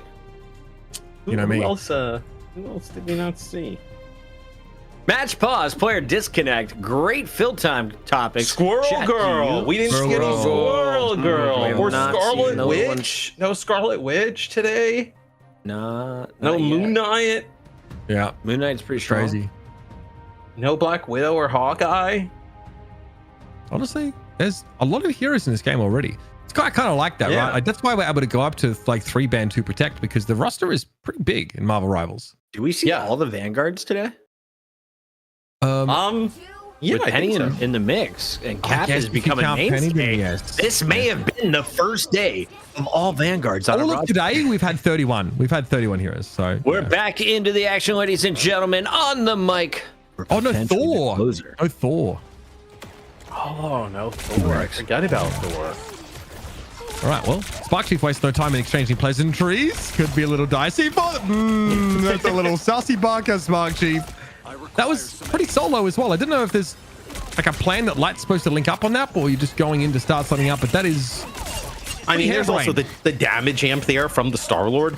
it's a lot of damage just in general, but then when the damage amp comes through, you're also able to chase really well on the Star-Lord, right? It's not like Spark Chief can just kind of get out, so able to follow it up just solo. Here we go again. Soul Bond this time drawn out. That's probably the cooldown that Spark Chief was trying to get. We'll have it. Of course, in lieu of that, the healing of Adam Warlock, not exactly at the same throughput level as these other strategists. Oh, I like that. I think Doom must have had a sixth sense about that. Reveals energy while they were invisible. Little spy check. Yeah, I like that. I mean, it costs you nothing to pop it there, I suppose. You're not really taking any huge risk. Here comes energy again. This time, going to be able to emerge in the back line. Dive is there. However, energy doesn't really get to stick around, and Doom is chasing them down. Yeah. No health pack for you. This is good looks for Shroud-X so far, but here comes a seduction. I mean, I love the way that Shroud-X is playing with this comp. I liked it a lot earlier when we saw them play it in their previous series, but then here now, Doom just doing a great job of like when he realizes that he has like energy or Spark Chief like soloed, even light as well with that damage boost, able to kind of follow up. And then look, I mean, now that you maybe go a little bit too far there, but you're doesn't matter, right? Cocoon, come back. Nothing matters. Just come back. With full health, by the way. So good. I remember, this is all because of how the ban of Protect went, right? Because FlyQuest were forced to ban the Rocket Raccoon instead of the Adam Warlock. So they've been constantly trying to go after these supports, but I just think there's just too much just healing output to be able to kind of, they've been doing it without ultimates, right? With just Spark Chief and energy going in. Maybe now with the Dance of the Butterfly, you're able to make something happen, but it's kind of like your entire round's revolving around this. The strategist ultimates are weaker with this setup, right? They don't have this easy AoE healing. So like Dance of the Butterfly, for example, is like a bit easier to get off. It's only Soul Resurgence that I think can really answer that. Karmic Revival already gets used, and that does bring Impunity back into the fight. They're going to be healed up and ready to rumble. Galactic Legend, of course, will get the Invisible Woman ultimate out of Zealous. So Doom now is just going to try and find a bit more. Oh, nice job. Yeah. Easy pick off there. Dongmin. Hey, Rejuvenation Domain's going to buy a little bit of time, but yeah, there's no respawn there for Doomed. They missed the window of Karmic Revival, Matt. So that is a long walk back for the Star-Lord. Yeah, now, that's actually a nice Venom knock-up into the Dance of the Butterfly. Nook will actually end up using the Cocoon and come right back in, as it looks like they still want to continue to fight this. As it looks like, you have to remember, Frost there, actually, you're going to get the Magneto back as well.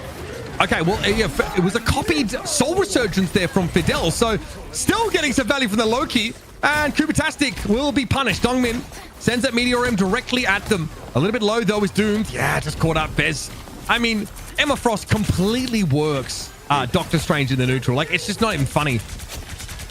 You're now below 30 seconds here. I mean, it looks like you're going to be able to get this. Yeah, but still, a pretty good defense there from Shroud-X, as they have really pushed FlyQuest here today. And obviously on match point here. But they have looked so good. Okay, 2 minutes 40 to play. Again, it's a weird comp from Shroud-X. Just because, like, the best, healing you have is from Soul Resurgence. Copying that, you get a lot for it, of course, like the staying power. But again, so much emphasis is going to be on this Star-Lord. Doomed really has to carry this game. I mean, yeah, he's like most of their damage output, right? And like intended to be most of their damage output. And up until this point, it is most certainly worked. I mean, look at this. What does Spark Chief do? He can't, like, typically that would be a position where maybe you would hold it and be able to kind of get some healing from a distance, but not able to do so there. Just gets chased up to the high ground. Okay, Karmic Revival at the ready for Vision. Go for these resets, trying to connect them. Here comes the dive, and there's not much you can do there. Not even enough time for the Rejuvenation Domain, by the way, to be deployed to keep the Adam Warlock alive. So that's going to be the Cocoon Revival burnt already. There's the Dance of the Butterfly. Ready to come in. Combo there is pretty good as well. You saw the Venom dive in. Spark Chief's in the mix. Nuck taking down Vision. Yep, Shroud-X's comp, despite having 3 strategists, is just too squishy. Yeah, it's you still have the mag here, and you also have Dune that they're just kind of contesting it. So now the cart will get going yet again. Can Shroud-X get another fight? It's kind of like what you're winning one more fight here, right? Sends us into OT, and I think you're in a pretty good spot there, because the ultimates you would end up building by winning this fight would be huge, right? You end up probably building a Meteor M and then other Galactic Legends. So we'll see, maybe you end up getting Cosmic Revival off here. Ooh, nice damage. That's going to force out the lamps already. Happy enough with that. Doomed with a bit of bulwark to make use of, but getting buffered around. And one of the health pack, Light just backs away. Living Chi is ready to go. And he's going to pop it straight away. Who's going to move over first? Looking at an impunity by the looks of things. Heading upstairs instead. Does notice, of course, Fidel, who has to run away, now has to pop their own rejuvenation domain and make sure he's standing inside of it as well. Good sleep on Light. That is going to be the Living Chi expired. Light not coming out with a result, but Dongmin was asking for that. He basically had a kick me sign stuck to his backside, and, well, Light will... You're going to get the race, though. Quite happily. Yeah, Doom and Dongmin coming back. Yep. Good comic revival. And like I talked about, you end up building up some of these ultimates during that fight, right? Doom's going to get a Galactic Legend here, so you're also going to end up with that Mantis ult. So with below 10 seconds on the clock, you're in a great spot here if you're Shroud-X. Time ticking. 4 seconds left. FlyQuest need to get more of the map done. Feast of the Abyss at the ready. Spark Chief will need to make use of it now. God, that was lucky. He hit the E just in time. Interrupted. We'll get some overshield from this, but now needs to get back inside the Invisible Woman ultimate. He does. Soul Resurgence active now for Shroud-X. They are ready to rumble. Qadsiah's ultimate has expired, but Dance of the Butterfly at the ready. Big sleep. Big CC on Spark Chief. Does he have the resilience available? Here's that dance. Fidel ends up getting taken down as a result, but Dongmin is a Meteor M. This could turn things in Shroud-X's favor, but they're losing players. Nuck, Cocoon back into the fight. Vision brought down again. Meteor M comes down. No touch. Another sleep on Spark Chief, but he is right where he needs to be. Keeps it going. Now the seduction. Spark Chief too low. That shield's going to erode. Matt Venom is going to go down. He pulls himself away. Vest TP's into the backside now. Vision low, taken down by the Maelstrom. But Doom's looking to get over towards the Loki direction. Where are they? He says. Somebody find me Qadsiah, and he does. Loki's out of the game. Light flattened there by the Emma Frost, and it's an easy cleanup for Doomed. Now a bit of a celebration over the top. Blaster Barrage used. Good healing coming into the Star Lord. The investment is in the right place for Shroud-X, and they will be your Fight Night champions. Coming out of absolutely nowhere, taking all the marbles. I mean, they looked awesome here today, being able to come in, run a variety of different comps, and specifically this comp here towards the end, putting a lot of resources, basically all of them, into Doomed on the Star-Lord, and he comes up big when it matters. Is Shroud-X, your champions this week, winning both games here. A really impressive performance against FlyQuest. Fidel and Nuxter, awesome job on the back line. You saw Impunity doing work on the Vanguard. Doomed in Vision, though, caught everyone's eye towards the end of this game. And as we take a look at some of the highlights, I got to ask you, does it count if Mantis wasn't in the final starting lineup? Does it count as a Mantis map win? Yeah, I'll give it. I'll give it. Yeah. It's my first. I mean, we switched to Star-Lord. Witnessing a Mantis win. Well done, ladies and gentlemen. Actually, no, I think we've talked about it. It's normally in triple support comps. Those don't count. It's I've never won. Sorry, back to the action here as you take a look at some dancing butterflies, little guys with yellow fists punching around. And then, of course, auto aim in the sky as Doom took over. Dude, that Eye of Agamotto there was pretty nuts. That ends up, putting Zelos to the stun, and then that's able to keep Doomed alive. I mean, there's some crazy plays here. Finding the Psylocke, I felt like Doomed was just hunting on this map. Yeah, I mean, just constantly. You have to, right? You are the only duelist on the map, and you're getting a lot of resources invested, right? You're getting every bulwark. You're obviously have the Cocoon Revival. Karmic Revival is also often being used to try and get the Star-Lord back in the game. There's just like a whole lot that you're playing around. So Doomed probably feels a lot of pressure here because he has to fight off two flanking duelists in a dive comp, which is scary. Now, at least Shroud-X's comp is good at buying some time. There's like an initial rotation of cooldowns, like the Soul Bond, for example, like Nut positioning out healing, that kind of protects them. Also, the Rejuvenation Domain, right? So there are two cooldowns that give you pseudo, at least, invulnerability. So that buys time, but Doomed has to go and pop off, has to 1v2 in a lot of these situations, even though he basically accounts for two heroes on his own. Does that make sense? It's a lot of stress, I think, for one individual. But I mean, he's got a lot of resources to be able to go in and do some work, right? Constantly, obviously, getting healing over time, and then also like damage boost constantly. He's getting the bulwarks, right? So there's a lot that they're able to put into him to keep him upright and give him advantages. Still needs to come up with the kills, and always seems to be in the right spot. I think if you're a FlyQuest fan, you're a little sad you didn't get to hear Energy popping off as much as he was last week. The hell kind of nullified by the compositions pulled out throughout the night. We were looking at some of the numbers. What was it? 31 different heroes were played on tonight's broadcast from EU to NA, 25 in North America alone. I love that people are still trying new things. The evolution is not done yet here in season 2. It helps that Fire is like locking Hawkeye, and then I think I got mirrored against him in that game as well. So people are happy to experiment. Look, I think we're in a good place right now. A big part of this is 3 bans, 2 protects. Like, we didn't see any Human Torch at all. If a team comes into a matchup and says there is one hero we don't want to play against, they don't have to play against it. Full stop. I think that once we have like other options and analogs for certain heroes, like more maybe in the hit scan role, for example, because we saw Punisher, there's Hela there, but like hit scan is a little easy to target right now, I think. But you know, we're going to see more of that diversity. So I'm really impressed with Shroud-X, by the way. They come in saying we don't want to deal with the Human Torch, and then they have some great looks. They can play the triple strategist. There's also a bunch of other comps like at their disposal. I think these guys really deserve their flowers. They've been working hard in the last month or so. And with It's the amount time of for our MVP. Sorry to cut you off, who is Mr. it? X. Just talk about this guy. It's gotta be Doomed. Yeah, Show me this, the duelist of the day again. in this series specifically, I mean, he was awesome from start to finish, right?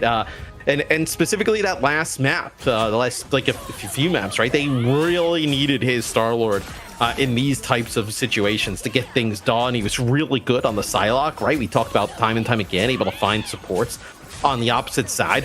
Just did a really good job overall in this series. I thought he was like a key difference maker.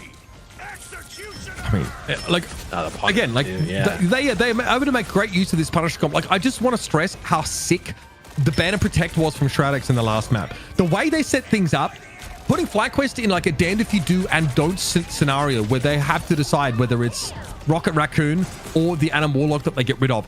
And this is why Shroud-X are the better team right now, because they can play both comps and they win both comps in the mirror. You can't ask for much more than that. FlyQuest have a cute dive comp, and I say cute because, you know, Light can play obviously a bunch of different stuff. I thought the Iron Fist looked decent here, but dive isn't quite there yet, right? The fact that you have, you know, you can switch into these comps that have like, you know, free reses. Right now, the Anim Warlock team up is maybe too strong for dive to thrive. In the future, that goes away, and then maybe, you know, you get rewarded actually for investing heavily in that first kill, but not right now, unless you are banning that consistently. Yeah, They've only had this lineup for about 3 weeks, so keep in mind these are still young rosters. They will continue to evolve. Matt, final thoughts here as we wrap things up. I mean, 3 individual reses plus a team res is extremely strong. Being able to use that, but overall on today, a lot of variety across both regions, EU and NA, and then also I think Shroud-X is an awesome story, right? I know them being able to come in, taking out FlyQuest in the fashion that they did. Excited to see this team get better in the future. Shroud-X are champions of NA. Didn't see that And one he coming wasn't at the even start of your day, co-streaming did you? tonight, bro. Take a look as they take down Shikigami, our previous champion from 3 weeks ago. Shroud-X takes him down with a 3-1, then hands FlyQuest an L. Virtus.pro on the other side of things, taking care of business as usual. Thank you to all business for showcasing your skills. And Qadsiah. We'll see you guys in a bit. On behalf of everyone behind the scenes, shout out to Mr. X, the United caster duo once again. You guys aren't done though. Where are you at tomorrow? And the day after. And the day after. Where are we tomorrow, bitch? So we have got the Marvel Rivals XQC Invitational tomorrow. It's going to be crazy. It's going to be on Felix's channel. Me and Matt are going to be there. It's going to be much in keeping with Rivals Fight Night, controlled chaos. So look forward to it. Me and Mitch XQC TriCast going. It'll be fun time. We get a fun format. It's gonna be hilarious. Hopefully some great times. So yeah, make sure you tune in. It's gonna be on XQC's channel. You know where to find that, I'm sure. Hope you all turn up. All right, we got some other special projects cooking up as well. If you want more news on what we're doing, make sure you hit that follow button before you go. We are live once again on Twitch, YouTube, Twitter, and TikTok. We'll see you next week, 4 p.m. Eastern. Bye, nerds. Goodbye, everybody. The shield explodes. The explosion in your own mouth. The bullets trace the opponents without thoughts. The clips continue. The Uber shouts The X drowns, and your mother pouts. Rivals fight night. Takes a nap.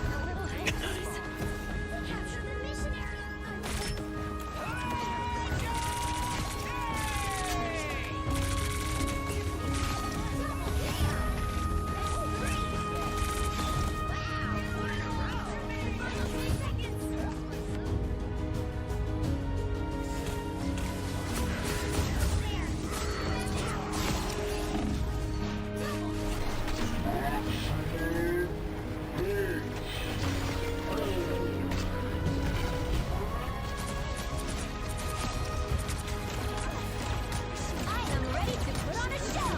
Maximum pulse. That's three.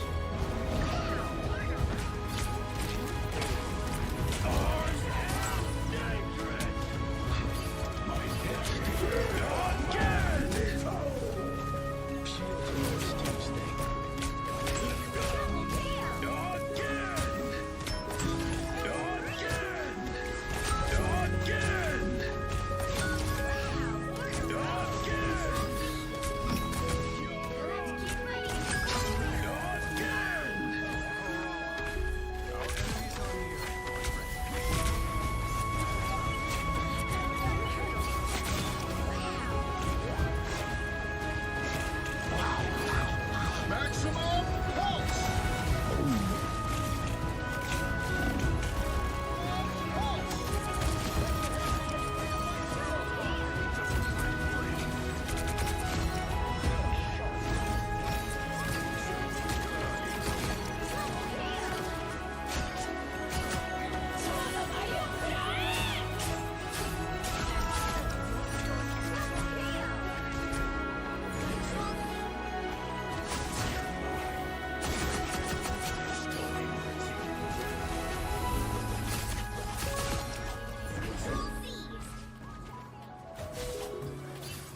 Another hit for Luna.